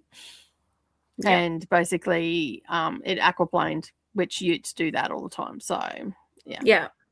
There's not much you can do about that in the rain. Yeah. He's So, lucky, though. That car was squashed. Yeah, that ding that you seen on the second photo, that's what the tree hit on the way down because it was a 10-foot drop. It was probably more than 10 foot. I'm surprised he's not more injured. Yeah, he's a bit he's scratched up and all that sort of stuff, but he's not concussed. He's got no broken bones or anything like that. Lucky. So, which is good. On that, but the girls went there. Neroli was up there. The doctor's probably thinking, who is this dude? All these chicks around him. Like he's got 3 chicks up there, but 2, like Neroli and Savannah were posing as sisters, and then Chelsea's his girlfriend. So, and they have a 2-in policy, so in ER. So up here in Kingaroy. So yeah, so they were in there with him. Someone was with him the whole time. So yeah, that. But anyway, I got some into my book, and I hate that Audible doesn't give you the percentage because I'm listening to this one on audiobook. Does it not give you percentage on Audible? No, I can't find it anywhere for the book. Like it gives me how many hours left, but not the percentage. I swear it used to tell me. It used to, but now not so much. Yeah. I've been looking for it everywhere, and I'm like, I know it's here somewhere. I was going to ask, do you know what Cody uses that he inputs his audiobooks into when he has the file? He was talking about an app he uses, and I couldn't remember what it was called. VLC. Yeah, and it looks like a little witch's hat. It looks like. Yeah, no, he mentioned a different one the other day. Yeah, I use this one because I find this one holds my files better than other ones that I've used. But you're an eye person, right? Yeah. He was talking about one that tells you like where you actually are in the audiobook and stuff. Yeah, that's what the VLC does for me. That gives me that's good. Yeah, that gives me. Oh, hang on a sec. I've just got to get close. So, because I'll have to do that for the next Rena Kent book. Yeah. Why is it all foggy? Anyway, apparently I'm working for ASIO today. I can't be identified online. What the fuck is going on? Let me just. There we go. So yeah, Lockie's fine. I just got a very cryptic thing from my husband. I don't know what the fuck that is, but anyway, I found a seat that I can modify for you. Okay. What kind of modifications are we talking? That's what I'm like. Oh, motorbike seat. Okay, so found a motorbike seat. That makes so much more sense now with the photo. I'm like, okay, what are we modifying exactly for me? What is happening to me? I really want to know. What has he been reading today? Yeah, fully. Holy fuck, he found a shit ton of cameras. Found the other cameras that we were looking for before I went to England. Gee, thanks. Found a seat that I can modify. All right. Oh, I bought it for the Sportster cheap, but it didn't work for that one. So I modified nicely. He's cleaning out the office. Nice. So in the video, he just put up a video, Valiant video, and he opens up the office door and he goes, "These are my parts." Shuts the door. There's just fucking boxes everywhere. Just like, for fuck's sake. His videos are fucking funny sometimes. And he's talking to the cat. One of the cats got up on there. On the Valiant, walked around the bonnet like rah, rah, rah, and he's talking to her, and she comes out and looks at him and goes rah. He goes, "Well, as long as she approves, that's all that matters." So, yeah. Just like, and he was, and that was like, he filmed that section months and months. It was probably 2 years ago. He filmed that section. And so he comes back at the end of the fucking, now I'm going to use the F word, okay, so don't get triggered anybody, but he goes, "Do you see how fucking fat I was in that?" Like, oh, for fuck's sake. Was all your late night jats and cheese? Yes, it's all your hummus and your fucking Jats biscuits, your 1,400 calories for a snack. But so yeah, because he's lost a lot of weight too since we started eating healthy and stuff. Like, he's actually lost a lot of weight. And so go. And everybody has commented because he hasn't been on YouTube for over a year. Yeah. And yeah, so he like, everybody's commenting, and one guy had to laugh because one guy put under one of his videos, he goes, "I don't know what looks better, the cars or you. No homo." I'm like, I love when straight people go no homo. Yeah, it's like, fucking your subscribers. I don't know about you guys. So yeah. But yeah, I've got to set him up for live streams and all that sort of stuff. So yeah, I've got a bit of work to help him do it. I'm like, this is going to be interesting. Luckily, I'll be able to control things from here because if he does it on a Wednesday night, I'm not there. But he's thinking of doing it on a Thursday night. And I said, either way, I can sit behind you or off the camera and make sure everything's running properly until you get the hang of it and whatnot. Yeah. So yeah, because yeah. He's got a really good idea for a live stream. I think it's actually going to be pretty good. And then like, he was talking about it, and I'm like, you guys cream yourselves over that shit. That. And he just looked at me. I'm like, am I lying? He goes, no. So yeah. Anyway, it's a good idea. I'll be able to help him, and yeah. And yeah. Anyway, so I'm glad I know what the modifications are. I'm getting a seat modification. Oh, what the fuck is going on there? Oh, I like your little megaphone. Nicole Reed, are you alive? I am. Oh, more messages from Coda. Coda sent me a message, and I'm like, I'm not sure I understand the question or what the task is, so I'll better ask to elaboration, please. How funny was my grandparents' conversation while I was peeling the carrots? I would have turned around and I'm like, you do know you got company, right? I don't need to know what you get. It happens all the time. That's why we don't eat at the table anymore. Oh, really? They watching TV and I just come in here. Your grandparents are funny. I love them so much. They're so great. Comedy Central. Yeah. Tula says that they use VLC too. Okay. To watch torrent movies and stuff as well. So you can use it like it's multifaceted. I have it on my computer to not watch pirated films because I don't do that. But when I'm bored, I do. Or if it's not on a streaming service. If you're not going to put on a streaming service, what do you expect me to do? Because you can't. There's just, I pay enough on streaming services. I can't afford to rent every movie that's not on one. Yeah, that's it. I start speaking of streaming services. I only have Prime now, and I started with. Are you ready, everybody? Coda, you holding your pearls? Are you ready? I'm watching a hockey romance, and it's not heated rivalry.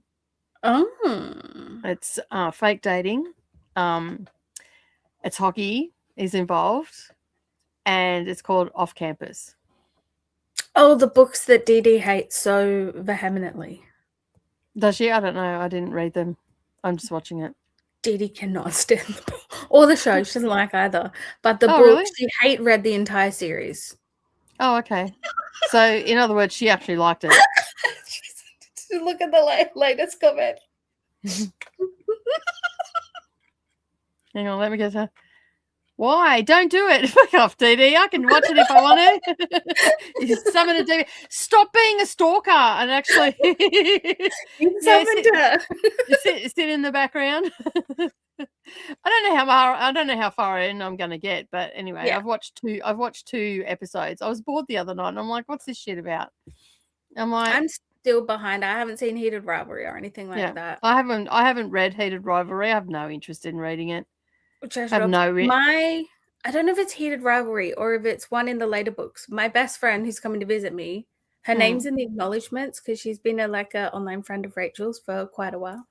Oh, okay. So it's like she was telling me all about it. I've known about these books for years, and I've never got around to reading them. And then she's like, "Oh, they made a show, and now it's like really popular, and everyone's reading it."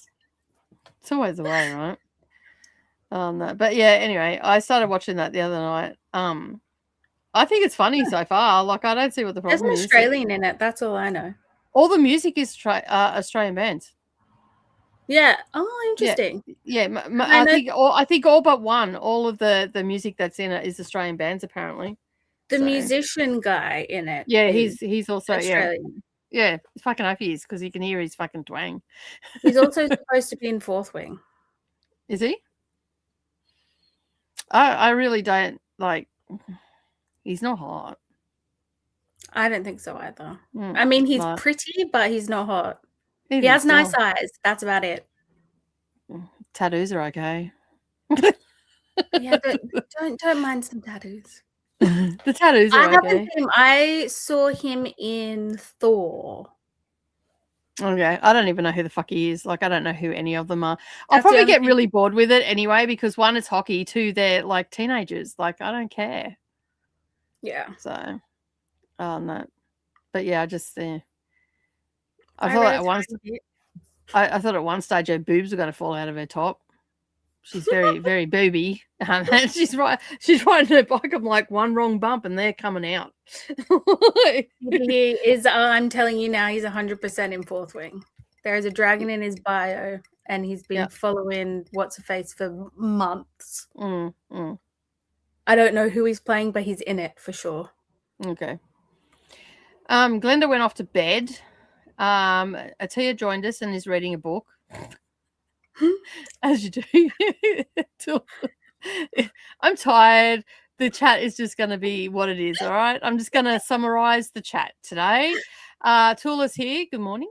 And Kiani on screen. Good morning, chat. Morning, Tula. I guess we keep reading till it comes back. I was only gone for how long? Was it 5 minutes? Yeah, maybe 5. Yeah, I wasn't gone that long. It's better than when I was chasing the dog around the fucking neighborhood and I was gone for almost an hour. Fucking dog. Anyway. Yeah, just keep reading till I come back. Oh, I didn't click the timer. I didn't click that the timer was done. We have lost Nicole. I did message her and I wasn't even looking at my phone either. Like, sorry, my kids walked in and I was getting the bits and pieces. Also, did you put lipstick on or am I hallucinating? I didn't, but I took a photo for gay shit and so I put foundation on so my skin is like back to being my normal white self instead of like vasculitis red everywhere on my face. So now, and I have like lip gloss on, but that's what color my lips are, but they never look that stand outish because my skin's always red from my disease. Mm-hmm. So,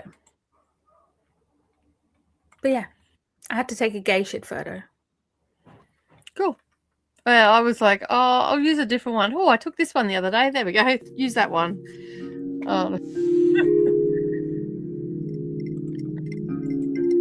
You can also see how I've also, like in my face, from that van video, I put up the photo next. I paused the video and then put the that picture that I used for gay shit up against it, and I'm like, holy crap! I look like a completely different person in the face.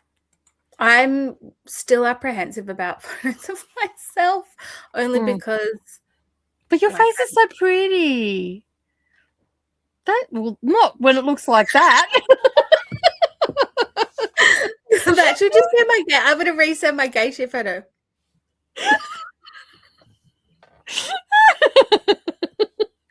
What is this gay shit? Oh shit. Morning, Jess. Have you slept?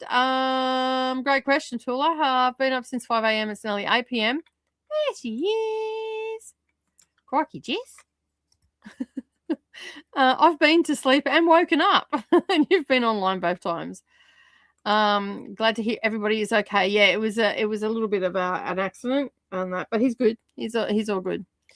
Savannah has no bedside manner, so she's sending me pictures. She sent me a picture, proof of life. So I sent back, it's alive. The one that Jess sent through, so I said that. So yeah, I'm like, thanks, Jess. I needed that. That's perfect. I have been de-bobbling. What's de-bobbling? I think that's got something to do with cats. Oh. Mm-hmm. I've never de-bobbled a cat. Yeah, I don't know. I have no idea. De-bobbling. I don't know what it is. I know how. I can show you, Nicole. Show what? What?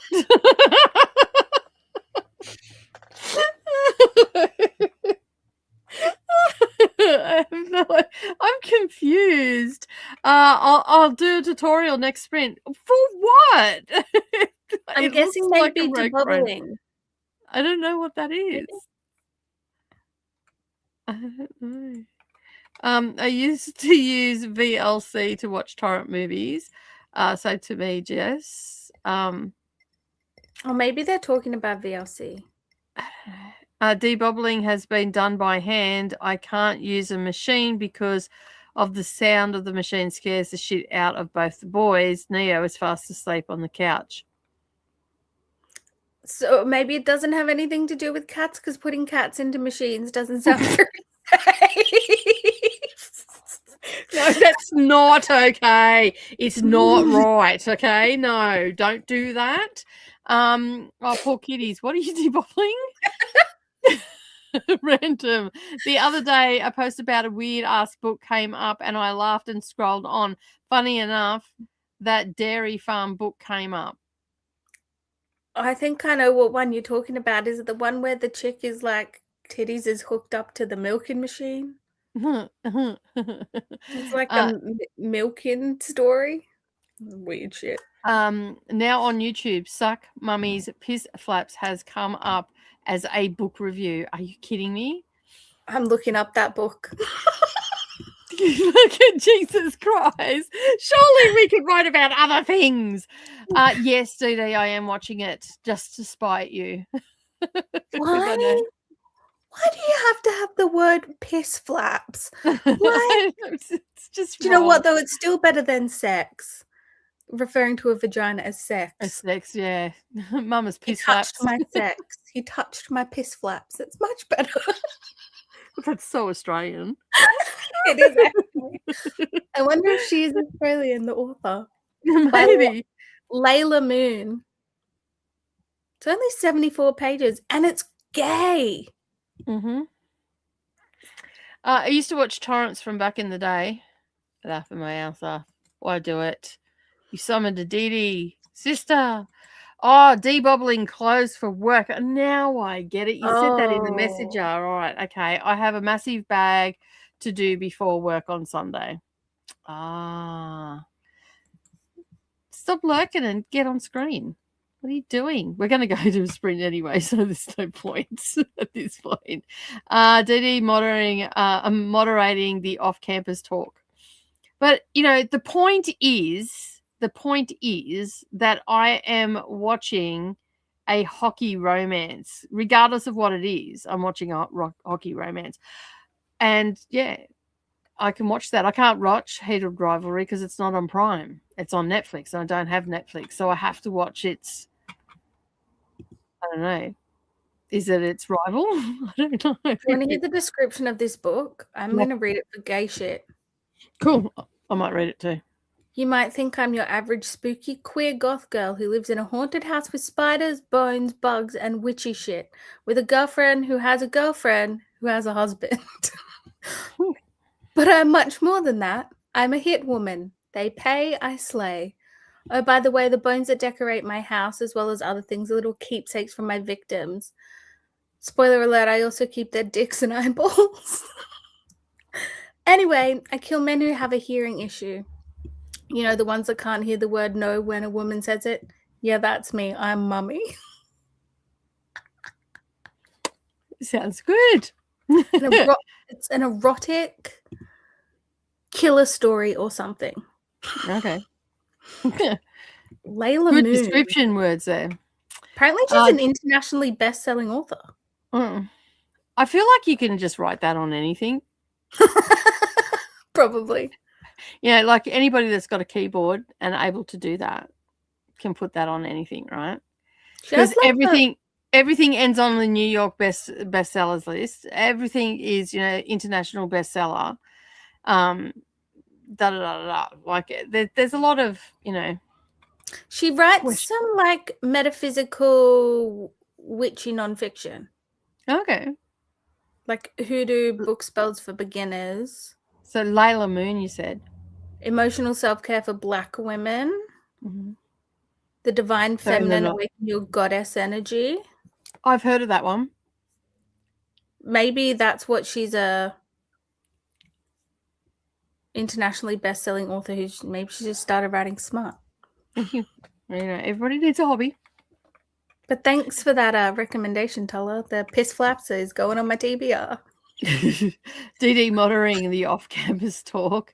I got to 45% in camper van arc and am making some mac and cheese for a late night snack. Nicely done. I really hope he's not in Fourth Wing. I bet my left DD, is that why you didn't like it? Because he was in it? Or do you not like that actor? Is that what I miss? I'm asleep when you're on stream, so I miss all the chat and all that sort of stuff. So you have to enlighten me. You can do it via Messenger if you want to, and you can convince me not to watch it. You can try, but good luck. You've met me, right? Sometimes you just want to watch some crap. Yeah, that's it. Like my husband can watch crap. Why can't I? Yep. That's it. So bring on the sleepy sass. No worries.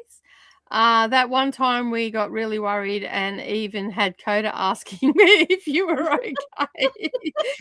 That was when I was chasing the dog over the neighborhood. I didn't have my phone with me, so I couldn't exactly come back go and say, I'm okay. I'm just running around the neighborhood chasing a fucking dog. So yeah, anyway, it's all good. I look too dead to take a photo for the gay shit. I don't know. Was mine all right, Jess? You seen it? Was it okay? I'll send you guys a photo later. Okay, let me be clear. I can show you how to get the percentage on Audible. Oh, okay. How? Do explain. Cats in machines, right? How's the purr on the little kitty? Oh my god! As soon as you pick her up, she just starts to go. Brrr. I'm like, you're just like a little motorboat. Laughing. Perhaps the more complete explanation of deballing should be saved for gay shit in a week. Are you using razors on your fingers? Just Kiwi, says Tallulah. Look at Moi, Kiani. I'm not putting the cats in the machine. This is the point. To watch a hockey romance that will get under Dee Dee's beautiful, precious skin. Link for the piss flap, please. I did send it, but it's split into two, so I don't know if it'll work. Oh, you'll have to send it. It's on KU. You'll have to send it to the chat. Everyone is an internationally best-selling author. That's exactly right. It doesn't matter what you pick up. That's what it says, right? You're welcome, Kiani. Yours was great. Thank you. I just thought I'd use a different one. And one where my mouth isn't open and I'm not catching flies. I don't know what the fuck that is, but anyway, that's always me. What can I say? Nope, I actually like the actors. There's a couple that I side-eyed the casting decisions, but they're all they're a good-looking ensemble. Really? Don't know. God, I have other thoughts about that. Yeah, There's a girl I think that's hot. Oh yeah, her best friend. Oh, she's smoking. The one with like brown curly hair. Yeah, she's smoking. That dress that she had on in the second episode. Yeah, sorry, Brendan. Brendan, who? This is just from pictures I've seen. I was just like, nice. If I had that body, I'd be rocking that dress too. She had the J-Lo dress on where it just covers the boobies. Yeah, on that. So yeah, I don't know what that says about me, but anyway, Brendan, who? So yeah, Morning Glory Milking Farm is the book. That's the one I was thinking of, the milking one. So this is the 2-part miniseries for the link. I'll show you in the sprint. Okay, cool. I sent the post to you on Insta, Kiani. Ooh. I need to actually do it. Oh, okay. My issue is with the show. The editing, it feels dated, and some of the story plot changes are questionable. I feel like you probably got a little bit Spicy Queen. Who's that? Spicy Queen. I feel, Dee Dee, that you may be being a little bit too. I don't think you're supposed to look too closely to these shows and critique them quite that severe. Just saying on that, but each to their own. This post is a gold mine. What? What do we do? Show. Okay, these are the book titles. I'm gay for my living, billionaire jet plane. Okay, interesting. Yummy gummy gummy. It's a gummy bear with muscles. Morning Glory Milking Farm. Got that one. Suck Mummy's Piss Flaps. Got that one. Mm-hmm. Gagged by the Gherkin. Oh no. Pounded by Produce. Scrub Me Daddy, and it's like a scrub daddy. Oh my goodness. Cold Sweat. That's Cold Sweat's a Vera Valentine. So that'll be good. Is it? Vera Valentine's good. Kissing the Coronavirus. I've already read that one. Haven't read the sequels though. Mm-hmm. Faulty. A Sentient Object Romance. It kind of looks a bit like a Furby. I fucking hope it's not a Furby. That's weird. Yeah, we had a lot to say. We had a lot to say about the Furbies. But yeah, these are all going on my list. Yeah, I think that a lot of those should go. I like anything from Vera Valentine. I will read gladly and reread and just chuckle at it and all the rest of it. There's one that I want to read. If you go and look for it, it's called Bagged by the Groceries. On that, it looks like a 70s porn cover. There's a cucumber involved. There's a similar one. This one called Pound by Produce. It's got like. Yeah, I've seen that one. But this one and the tomatoes. This one looks like. Remember, like in the 80s, like what porn? You maybe not because you're only young, but in the 80s, most porn covers had like a girl her head back with her mouth open sort of thing. I know the Yeah, type, yeah, very lippy and all the things. There's a cucumber off to the side back by the groceries. It has that on it, and it's like, oh, that's very 80s. So yeah. Anyway, I'm gonna read that. I'm Gay for My Living Billionaire Jet Plane is a Chuck Tingle book. Is it? Mm-hmm. Nice.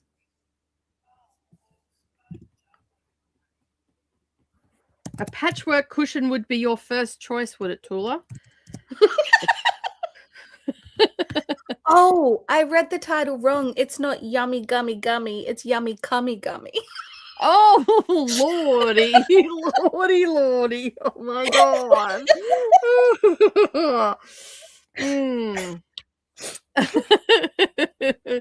Tasty. Oh, my goodness. That's funny. Jessica is laughing at something. A few familiar ones in there, LOL. We need a whole sprint sesh for these books. Yeah, we should just do a random sprint. That doesn't necessarily have to be KuKi, where we just talk about all the crazy ass books that we find. Because they're all really short. Yeah. That we could always just do like a sprint where we read one. Yeah. On that, just leave the camera on and just all get online and rotate between our channels and all the things. So yeah. Cold sweat looks like a jug of Kool-Aid. Oh no, that's not good. Save the post, Kiani. Sent it to you, Jess. Thank you. That's even better. I want the peyote stitch book, Nicole. I used to do that back in the day. Yeah, there's a link there for it, I think. I'm pretty sure I put a link there on that. So yeah. I took media studies. I can't help it. I subconsciously analyze most media I watch to varying degrees. Well, fuck me. Tell me what you think about my shit then. That, and where can I improve? That you're welcome, just Kiwi. Yeah, I feel like that you need to maybe have a debrief from that and just enjoy it for what it is, because I can't take these shows very seriously at all. So yeah, I'm probably going to enjoy it a bit more than what you did then if you've analysed it all. Sorry, DD. Gonna have to watch it. Plus, because you've told me not to, so now I'm going to watch it, because that's also how I roll as well. No shade or anything. That's just how I roll. If someone tells me I can't do something, I immediately want to go and do it. Because why are you telling me I can't do it when there might be something there that's just very exciting that I need to do? So yeah. Anyway. Scheduled weekly TBR stuffing gay shit session with graphics playing up the stuffing part. That'd be cool. That it doesn't have to be during gay shit. It can just be all year round. Judging by your face, you found something good. So the faulty one is part of something called the Kyleverse. And the first one in the series is called Rake. It's a rake. Spiky end or post? I'm not sure. It's got both on the cover. Book 4 is called Nimbus. Coda. Jessica Kiwi's like, ow. The rake. That's what I'm like. Post or spiky end? So, yeah. Number 6 is solved, and it's got a Rubik's Cube on the front. Yeah. There's licked, which is like a letter. Number 10 is hosed. You got a hosed. Oh, there's a bookshelf one called Stacked. Oh my goodness. Oh my God. I'm going to have to watch these. Watch these, read these. It's a book. It's a book. They're all really short. They're all on KU, aren't they? Probably will be, yeah.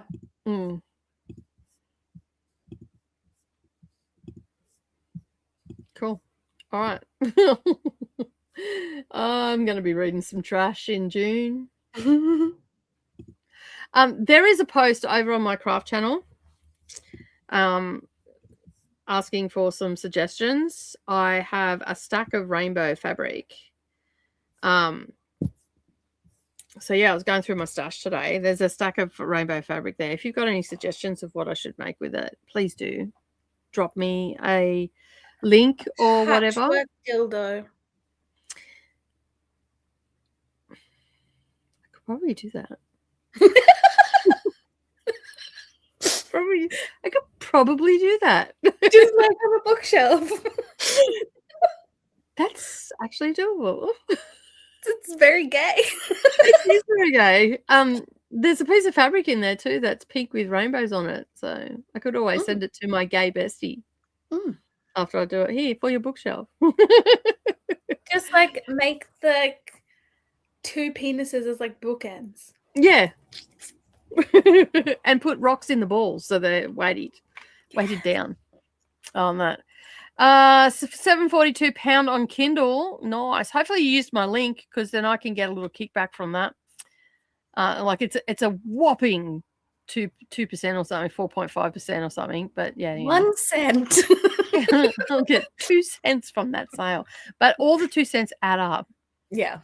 I didn't say you can't. I said don't do it. Same thing. Don't do it, can't do it. So it all falls in the same category in my little rebellious mind. You said I can't and don't and no, all in the same thread on that. So that is like I'm doing it. So yeah, probably why I ended up finishing hate reading the series because you liked it. You have to like it on some level to hate it. Okay, so I guess yeah. Like how many are in the series? I didn't even know it was a book series. Like who wrote it? What's her name? Oh my god. What's her name? I don't know. That's why I asked you. L. Kennedy. L. Kennedy. Diddy's favorite author.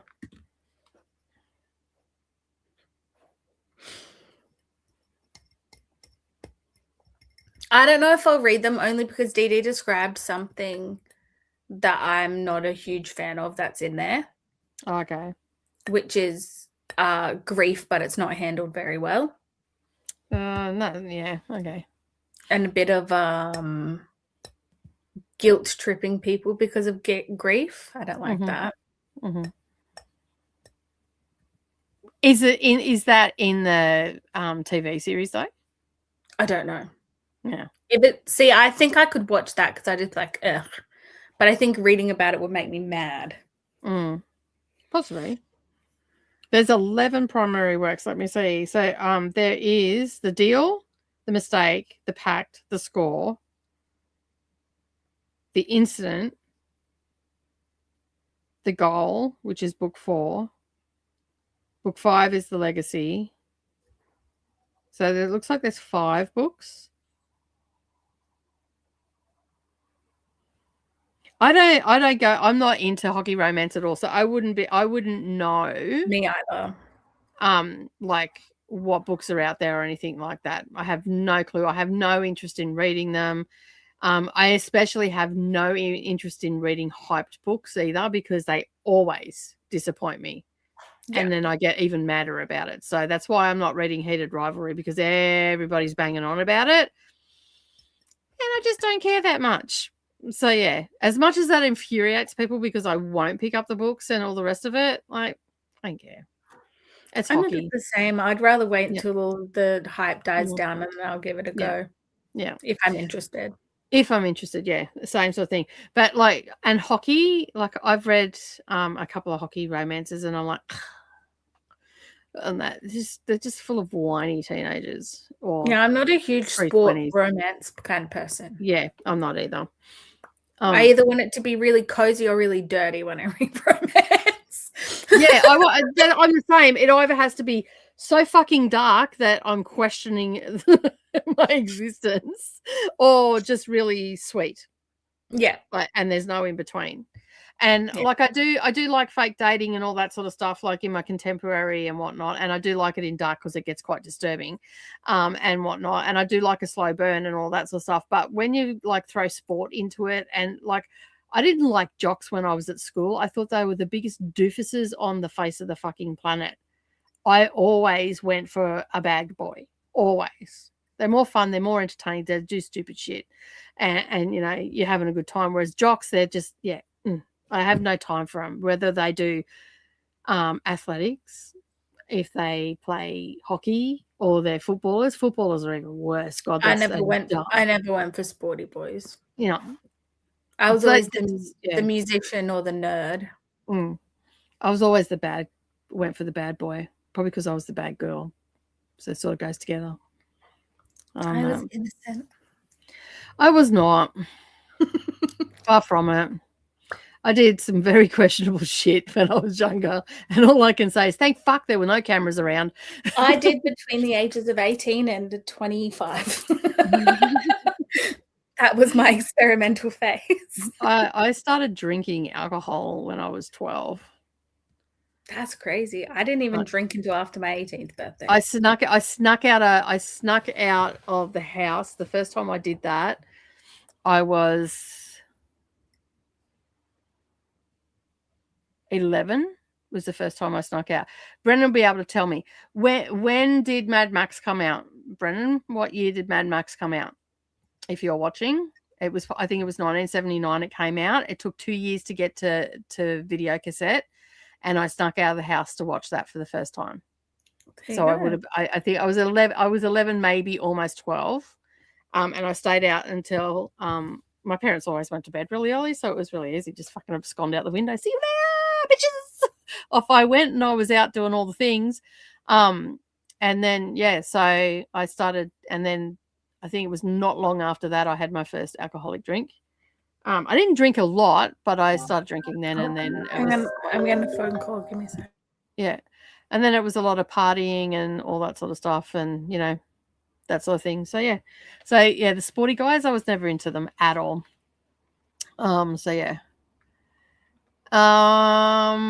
Patchwork penis and ball-shaped drawstring bag.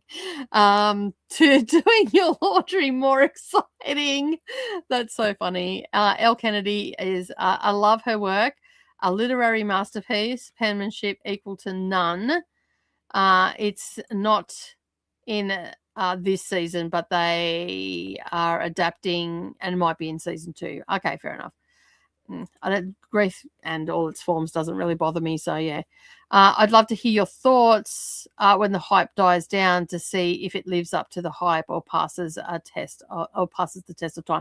Hate or rivalry? Are you talking about on that? I don't go into all the hype. It drives me crazy when people get super hyped, because I always get disappointed every time, without fail. People bang on about a book, and lots of people bang on about a book, and then you pick it up and it's just utter shit, in my opinion. I mean, you're entitled to your opinion to say that it's a fabulous book and all that sort of stuff. I'm not disputing that. Obviously, you did think it was a really good, but I always end up being disappointed, and that's why I don't go in for hyped books.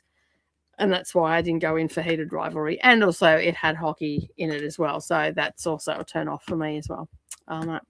Give me a dude on a motorcycle with lots of tattoos.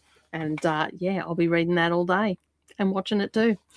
Anyway, we have a little while to go. And Keanu has gone off to the phone. We might do, what's the time?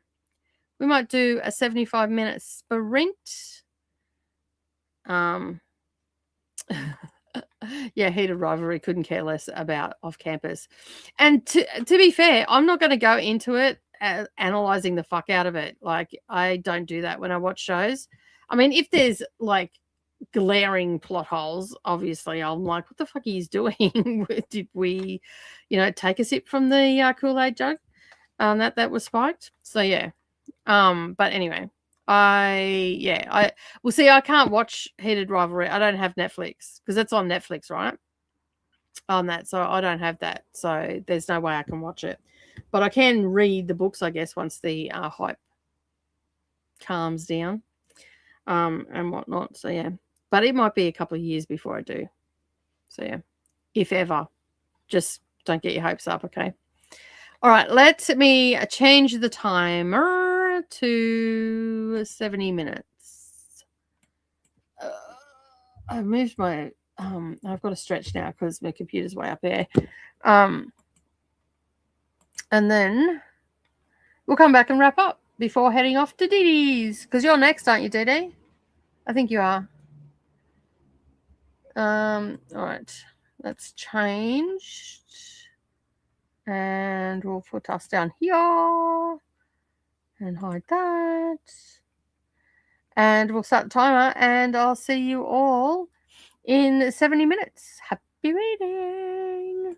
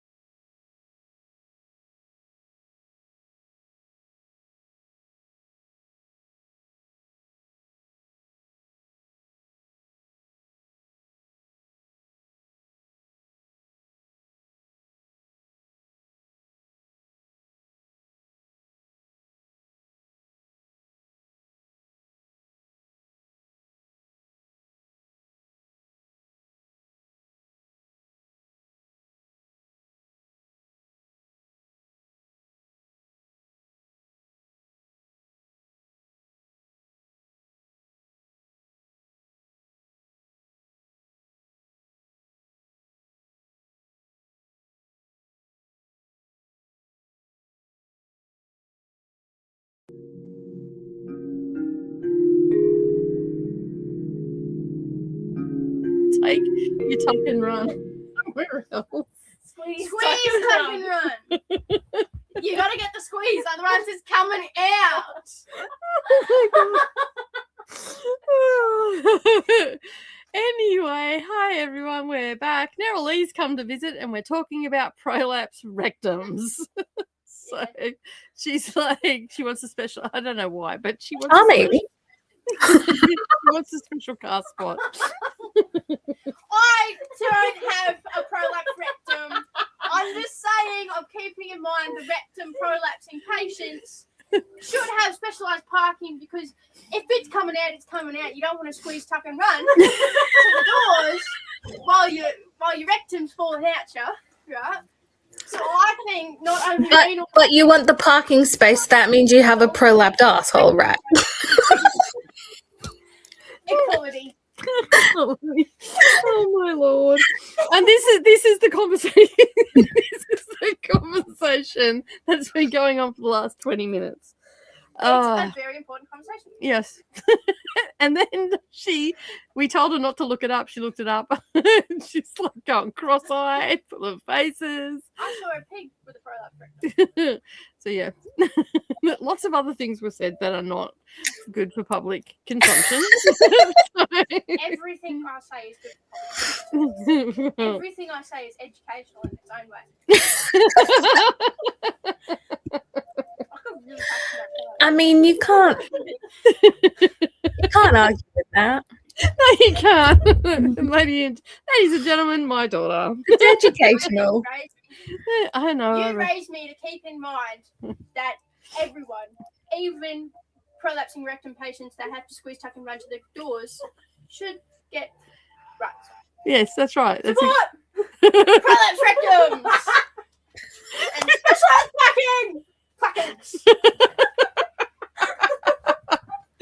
Oh, for anybody out there that is suffering from a prolapse rectum, I'm sorry, because that's probably just exacerbated your situation because you're laughing so much. I'm so sorry. At least one day they might have specialized parking. They might. If you're on the job and you're You know getting what? If it is quality, so bad, I'm pretty sure you could probably get disability parking. yeah, you could get disability parking if it's that bad. If you've got to squeeze, tuck and run. If you have chronic rectum prolapsitis, I think I called it. Yeah. Then yes, I assume maybe you could.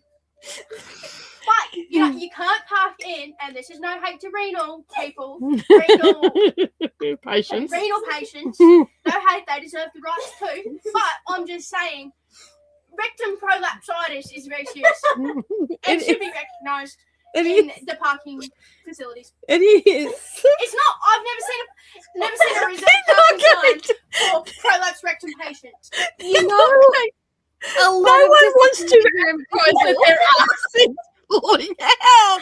That is I'm right. parking that spot. on your disability card, it doesn't say what your disability is, so they might. And she can't hold her bladder. So, does she have a prolapse bladder? I don't know. No, she just has a crazy ass fucking sister that's squirreling out of control about fucking renal and fucking rectal patients. Mind you, this all came about because I didn't know what renal was. So, like 3 years ago, I didn't know what a renal patient was. And I was like, does that have something to do with bum? So, I just... To be fair, 3 years ago, she was 16. Like, I think it should have something to do with bum. Fair. No, because At least you investigated investigated and learned. And renal patients, they are their own people. People with prolapse rectimitis is serious. I should really speak and cooperate. Truly. oh I shit. think I could inspire people to get treated for Prolapse. prolapse.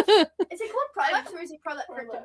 It's Oh, prolapse. A prolapse I feel rectum or like, uterus or bladder. So it all just falls under prolapse. This chat should circle back engagement. Like if your bowel's coming out and sliding down your pants, I feel like it's a bit more serious. What did you say, Kiani? I feel like this conversation should circle back during Oh, she said we should ask some gay people. I said that. Yeah. And then I said I should speak at a pride parade. have a chat with Coda. I'm sure he's Yeah. informed. Yeah, he'll probably tell you all about Henry. Hey, had No, I'm gays drinking with it. me, so It's- I lie. They're lesbians. They're still gay. That's true. They fall under the subcategory. Oh my lord. Yes, I'm So sorry. yeah, that's how my reading sprint went. Well, I got to 41%, and there was some spicy. Ooh, But the way she writes her spice is like whimsical, About how much and shit I can super romantic, absolutely like waffle with. book boyfriend goals. Like Yeah. the main character. Hey, man. Oh, cool. I love I'm gonna get the second book and I'm gonna read them both. Can you two fuck off? I loved him in the first one, and I loved him more now. I'm sorry, everybody. My daughters have, I don't know, had some crack during the break. No. She said, I said something about Waffling on with shit. waffling over shit. And she's like, as long as it's not falling out of your ass. And I didn't catch it at first, so it made it even more. I didn't catch it.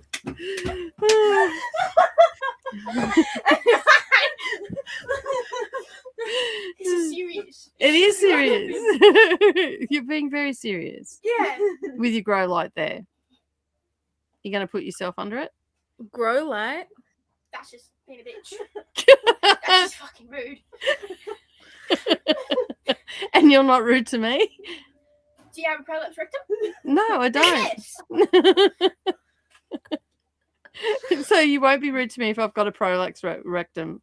You I'll think put... about it. I'll fight for specialised parking. Oh, thank you. I appreciate it. Fun for the whole family. Oh, no. Oh, Nerily and Savannah, take yourself somewhere else, please. I'm going home. Okay, cool. No worries. I love you, sweetie. I'll talk to you later. Thank you for the entertainment. Appreciate it. What about the education? Yes, and the education too. I feel very educated. I feel dumber. I was trying to be nice. This is what you get when you try to be nice to your daughters. Yeah, fully. This is what you get for being nice to me my whole life. Oh, wait. Oh, was I not nice to you your whole life? No, there was a little bit there. Oh, yeah. And were you being a bitch at the time? Only because my mother taught me to be. Yes, I know. It came back to bite me in the ass. I teach you to be a strong, independent woman, and you'd end up being a bitch to me. You are a prolapse. See ya. Right, drive safely, please. Drive safely. Oh, what do you mean? I took driving lessons from Lockie not too long ago. Yeah, that's not I even. drive manual. That's not even funny. I don't know. No. Savannah's morbid. That's why she laughed. See ya, hon. Take it easy. Love you. So you're not here tomorrow, right? Okay, cool. No worries. All right. Bye. Right. We've got the show back on the road. How is everybody? How was everybody's sprint? Mine was a bit full on. On that. So yeah, I didn't do any reading during that sprint at all, as you well could have seen. So yeah. But anyway, and you're at what, 40%? You said 41%. nice. Yeah. Nice. But yeah, it's good. It's good. It's good. We've I might been in have like to- a nice little area with zero trauma for a little bit. How good. That's nice. That's nice to be in the light and fluffy spot. That's awesome. That was our last sprint, everybody. In a moment, in like 15 minutes time, we'll be heading over to Dee Dee's. I, however, going to go and have something to eat in the shower and probably lay down, and my stomach is hurting so bad. The shit that was coming out of her mouth was just like, I'm like, I would really wish that I could just press the microphone right now. Like, no, the microphone.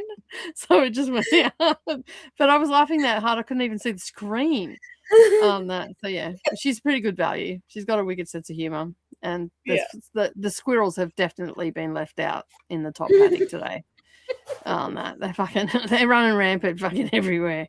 Even a dog was done a fucking squirrel act as well. So yeah, wasn't paying attention to her. To be fair, I think the heated rivalry books are mid. I just read. I think it's a really good book to screen adaptation. Yeah. I think I heard you say that, Dee, on that before. So yeah. Hello, Christelle. Welcome on in. I don't know why I said your name that way, but apparently it's Christelle today. Crystal. I'm Well, very at least bougie. it's very bougie and very top shelf. So hey, you're a bougie girl today. I'm officially finished my KuKi TBR. Good dog. Good job. Well done. I am not. So yeah. So I'm sidestepping for a video project and reading Tully by Paula Simmons. Nice. I have that book on my shelf. Do you? I've never read it. Oh. I Crystal, think Christelle is reading it today. I think it's Australian author, if I'm Okay. I should be filming Pick Pongathon. I mean, I just Pick Pong, not Pick Pongathon. So I can get it posted, but I think I'll just set up and film in my lunch break tomorrow when I have no kids at home. Yeah, that makes American, sense. not Australian. Okay. I have that Hello book. to Christelle from Tula. And hi, everybody, says Livia. Hello. Welcome on in. How'd you sleep? Hope you had a good night's sleep. Hello to Livia. Hi to Lula. All the hellos are coming in. Agent T's also here as well. Welcome on in. Thank you. Thank you for all the hellos. What did I just walk in on? Oh, you have no idea, Crystal. The joys that you are going to have when your girls grow older and they start talking about stupid shit like this. You are going to have to endure it. I'm sorry, my friend. I regret to inform you, you have 2 daughters and you are going to have stupid conversations like this in your house.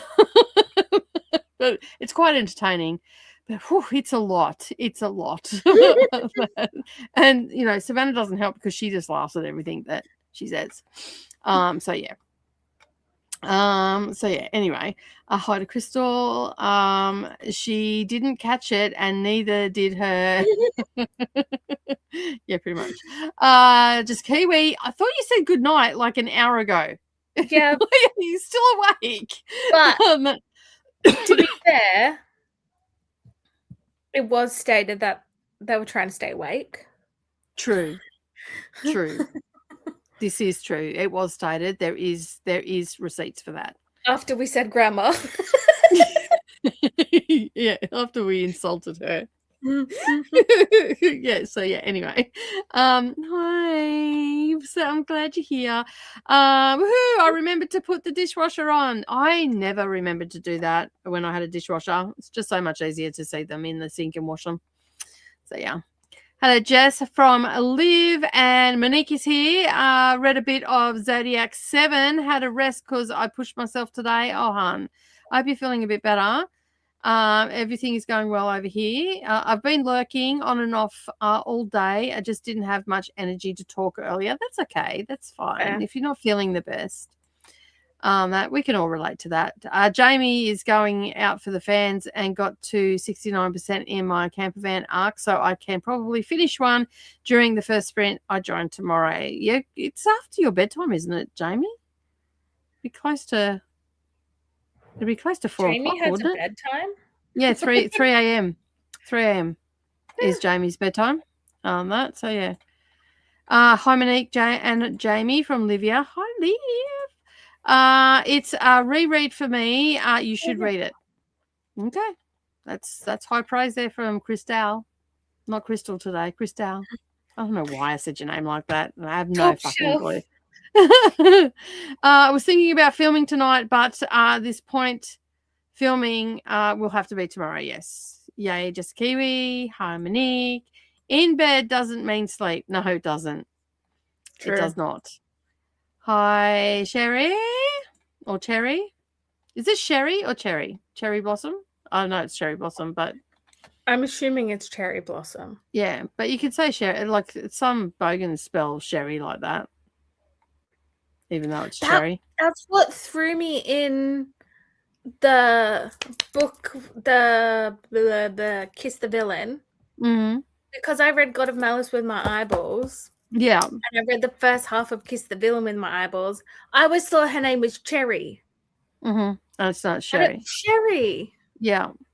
And it's spelt cherry, right? Yeah. Yeah. And I was like, this whole time I was thinking, oh, perfect name. She's got a stripper name, Cherry. It's great. Like, fits her perfectly. This is Sherry. Which is also equally kind of a stripper name. Sorry if there's any Sherry. I was going to say, like... Anyway, moving on. Now that we've insulted the cherries and the sherries of the world, moving on. Monique, the lurker cabin is the bestest, most comfy place to be. I have cookies and milk too. Nice. It's 10 minutes till 4 a.m. I was gonna say it's after your bedtime. Must be a good book. Yeah.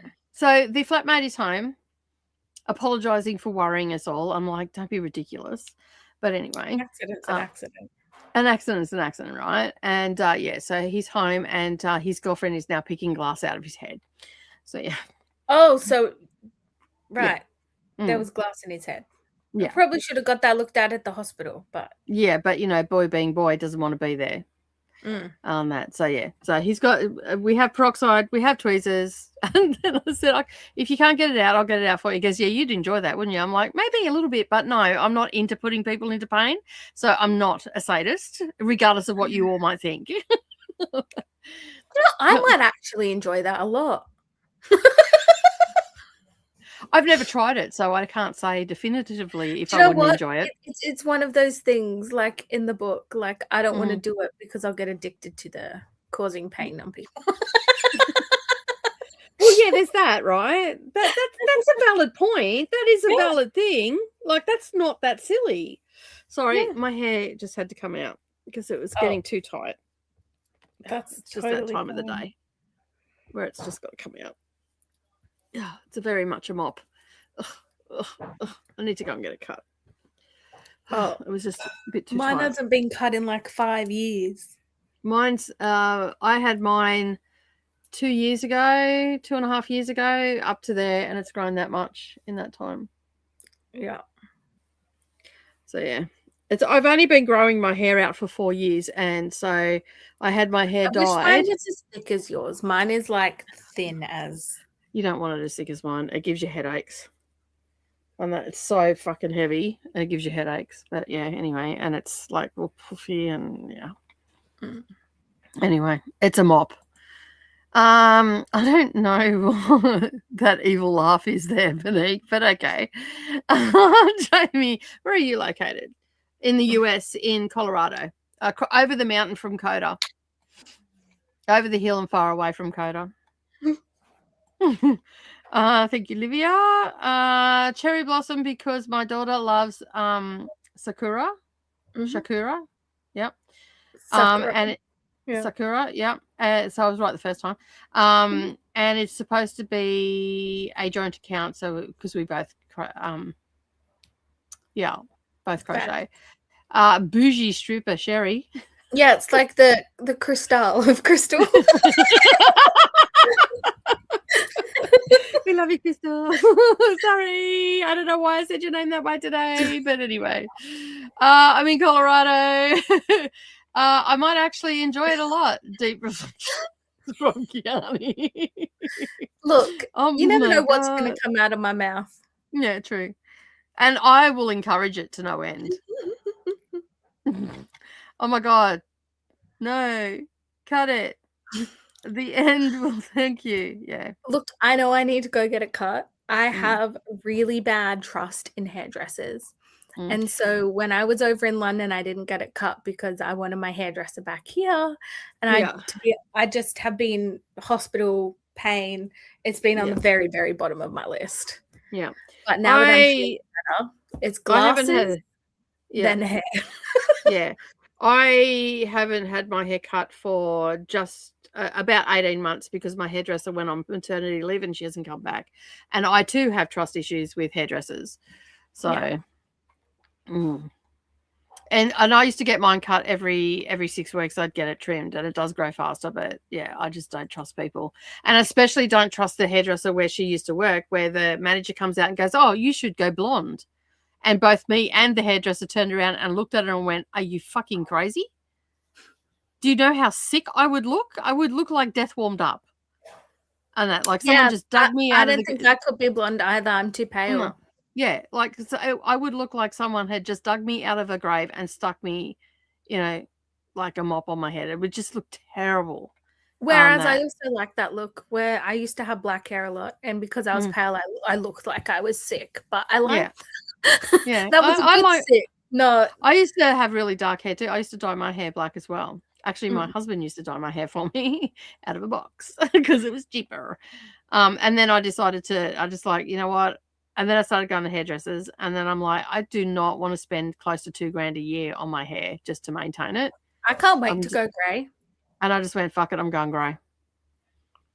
I can't wait. I'm excited. Yeah. It's the best thing ever. I don't have to go to the hairdressers now. When I go to the hairdressers, I just go and get it washed and straightened and a trim, and it's done. So yeah. When I the last hairdresser, I get excited. When the last hairdresser I went to, which was one that I've gone to before, I asked her to thin my hair out, and she just like, Georgia is just ruthless. She just goes, because she knows my hair and she knows how quick it grows back and stuff. And and so this other, and I'm like, can you take more out? Oh, I can't take any more out. I'm like, forget it, don't worry about it. Here's the $50, I'll just go. So I've got to find a ruthless hairdresser because I don't think Georgia's coming back, to be honest, which I don't blame her either.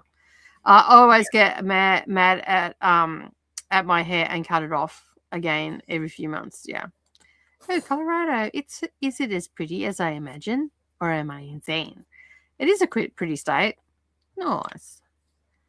My hair grows really fast too, Livia says. I cut them the other day because the weather in Rome got really hot. That's fair. You need to find a friend who has hair. Hang on. You need to find a friend who has hair like you, then ask them for their hairdresser. Yeah. The problem is there's not too many up here that are actually capable. And none of my friends really live close to me because I don't like real people. Mm-hmm. And I'm no good because even if she drove up here, it's only a few hours away, but still my hairdresser went on maternity leave, so that sucks. Sucks for you, Kiani, sorry.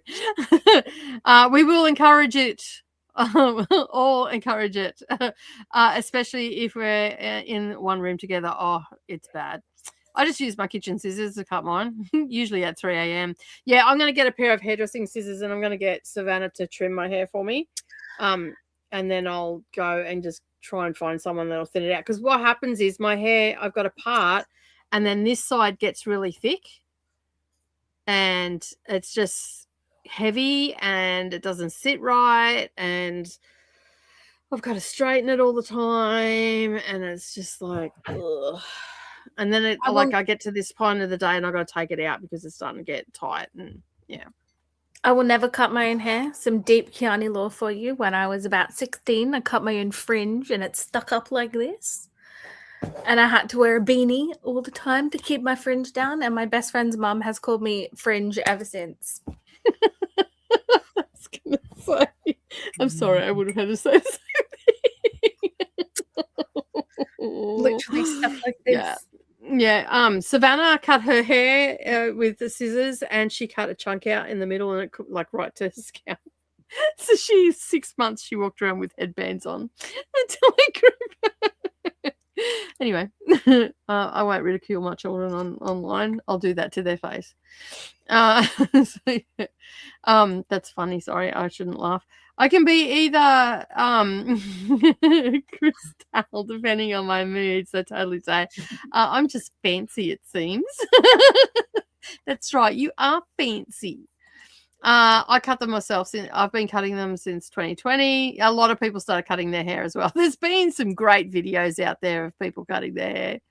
I do get entertained by that. I like the ones when they like twist it and they cut it, and then when they do it, it looks like this. Yeah, it's like, no, we don't do that. No, I'm no hairdresser, but I know we don't do that. So, yeah.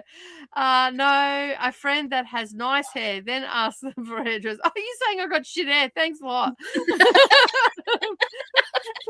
you too, Monique. Jeez, tell us what you really fucking think. Lucky I like ya. Oh shit, that's nice. You're just fucking shit hot, Monique. Fucking shit hot. Yeah, did you like that? The bogan fucking fully come out then, eh? So yeah, I actually have really nice hair. Thank you very much. It just looks like shit today because I haven't been to the hairdresser. Just complimented on it. What was that? Sorry, I said I literally just complimented it before. I know, right? Not them. Sorry, plural Italian. Yeah, I know. So I'm a mistake as soon as I press enter. It's all right. I like it. It's great. It's like it's all good. It's like it's all spicy language. That's pretty Just a KuKi's laughing. Have you have you lived if you haven't cut your own hair? Fringe at least once? No, it's true. I used to cut my fringe all the time. It was so I cracked up laughing the other day. Savannah walks out. She goes, I realized something today, Mum. I'm like, what's that? She goes, I have your haircut from when you were a kid. I'm like, I know. When you walked out with it, I went, oh, that was a bad 80s choice. I said it internally. I did not say it to her. I am a bitch, but not that much of a bitch. But yeah, and I'm like, yeah, I thought that when you got it, honey. I'm so sorry. So yeah, full 80s, 1983. I had that haircut. Nice. So yeah, like, ooh. She walked out and I'm like, definitely born in the wrong decade. Walked out in a bloody I think she had an Akadaka fucking shirt on and a 1983 haircut, like a wings and all. Nice. Like, oh, you know, the old shag haircut. Yeah. I don't mind the shag if it's done well. If it's done well, yeah. The hairdresser that did hers did not do it well. On that, like I was sitting there, I'm like, that is not a shag. What you just did to her, that is a fucking almost a bowl cut. You terrible, terrible hairdresser. That's an image, Kiani. And you know what? My best friend could probably pull up a photo of it too. I'm sure it's saved somewhere for humiliation. Or a sibling that has tried to cut your hair, fringe. Yep. Yeah. Only child, I had to do it myself. Yeah. I was probably the child cutting the siblings' hair, so I was the eldest. So experimental and all that sort of stuff. The fringe sticking up used to be a hot style when I was in 6th grade. Took lots of hairspray to achieve it. You should have just cut it yourself. No hairspray needed. Like, no, you damn fool. That's how I find my hairdressers. You do your shit. I like you too. But if you want to find one you trust, you get a rec from a friend. Skankheads.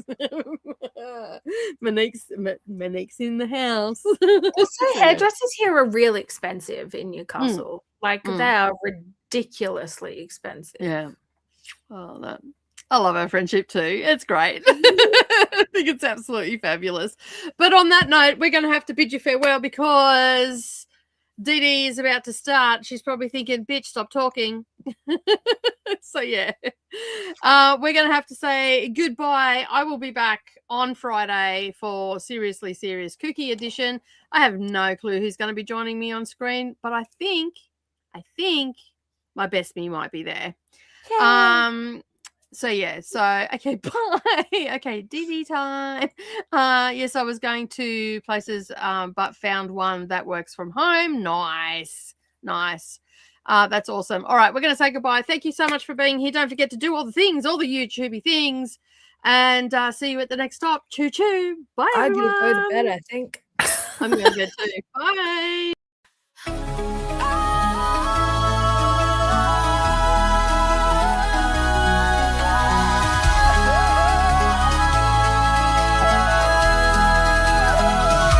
Don't worry, 'cause we'll keep doing that thing that we do. Grab your e-book and read it. A month on non-stop sprinting from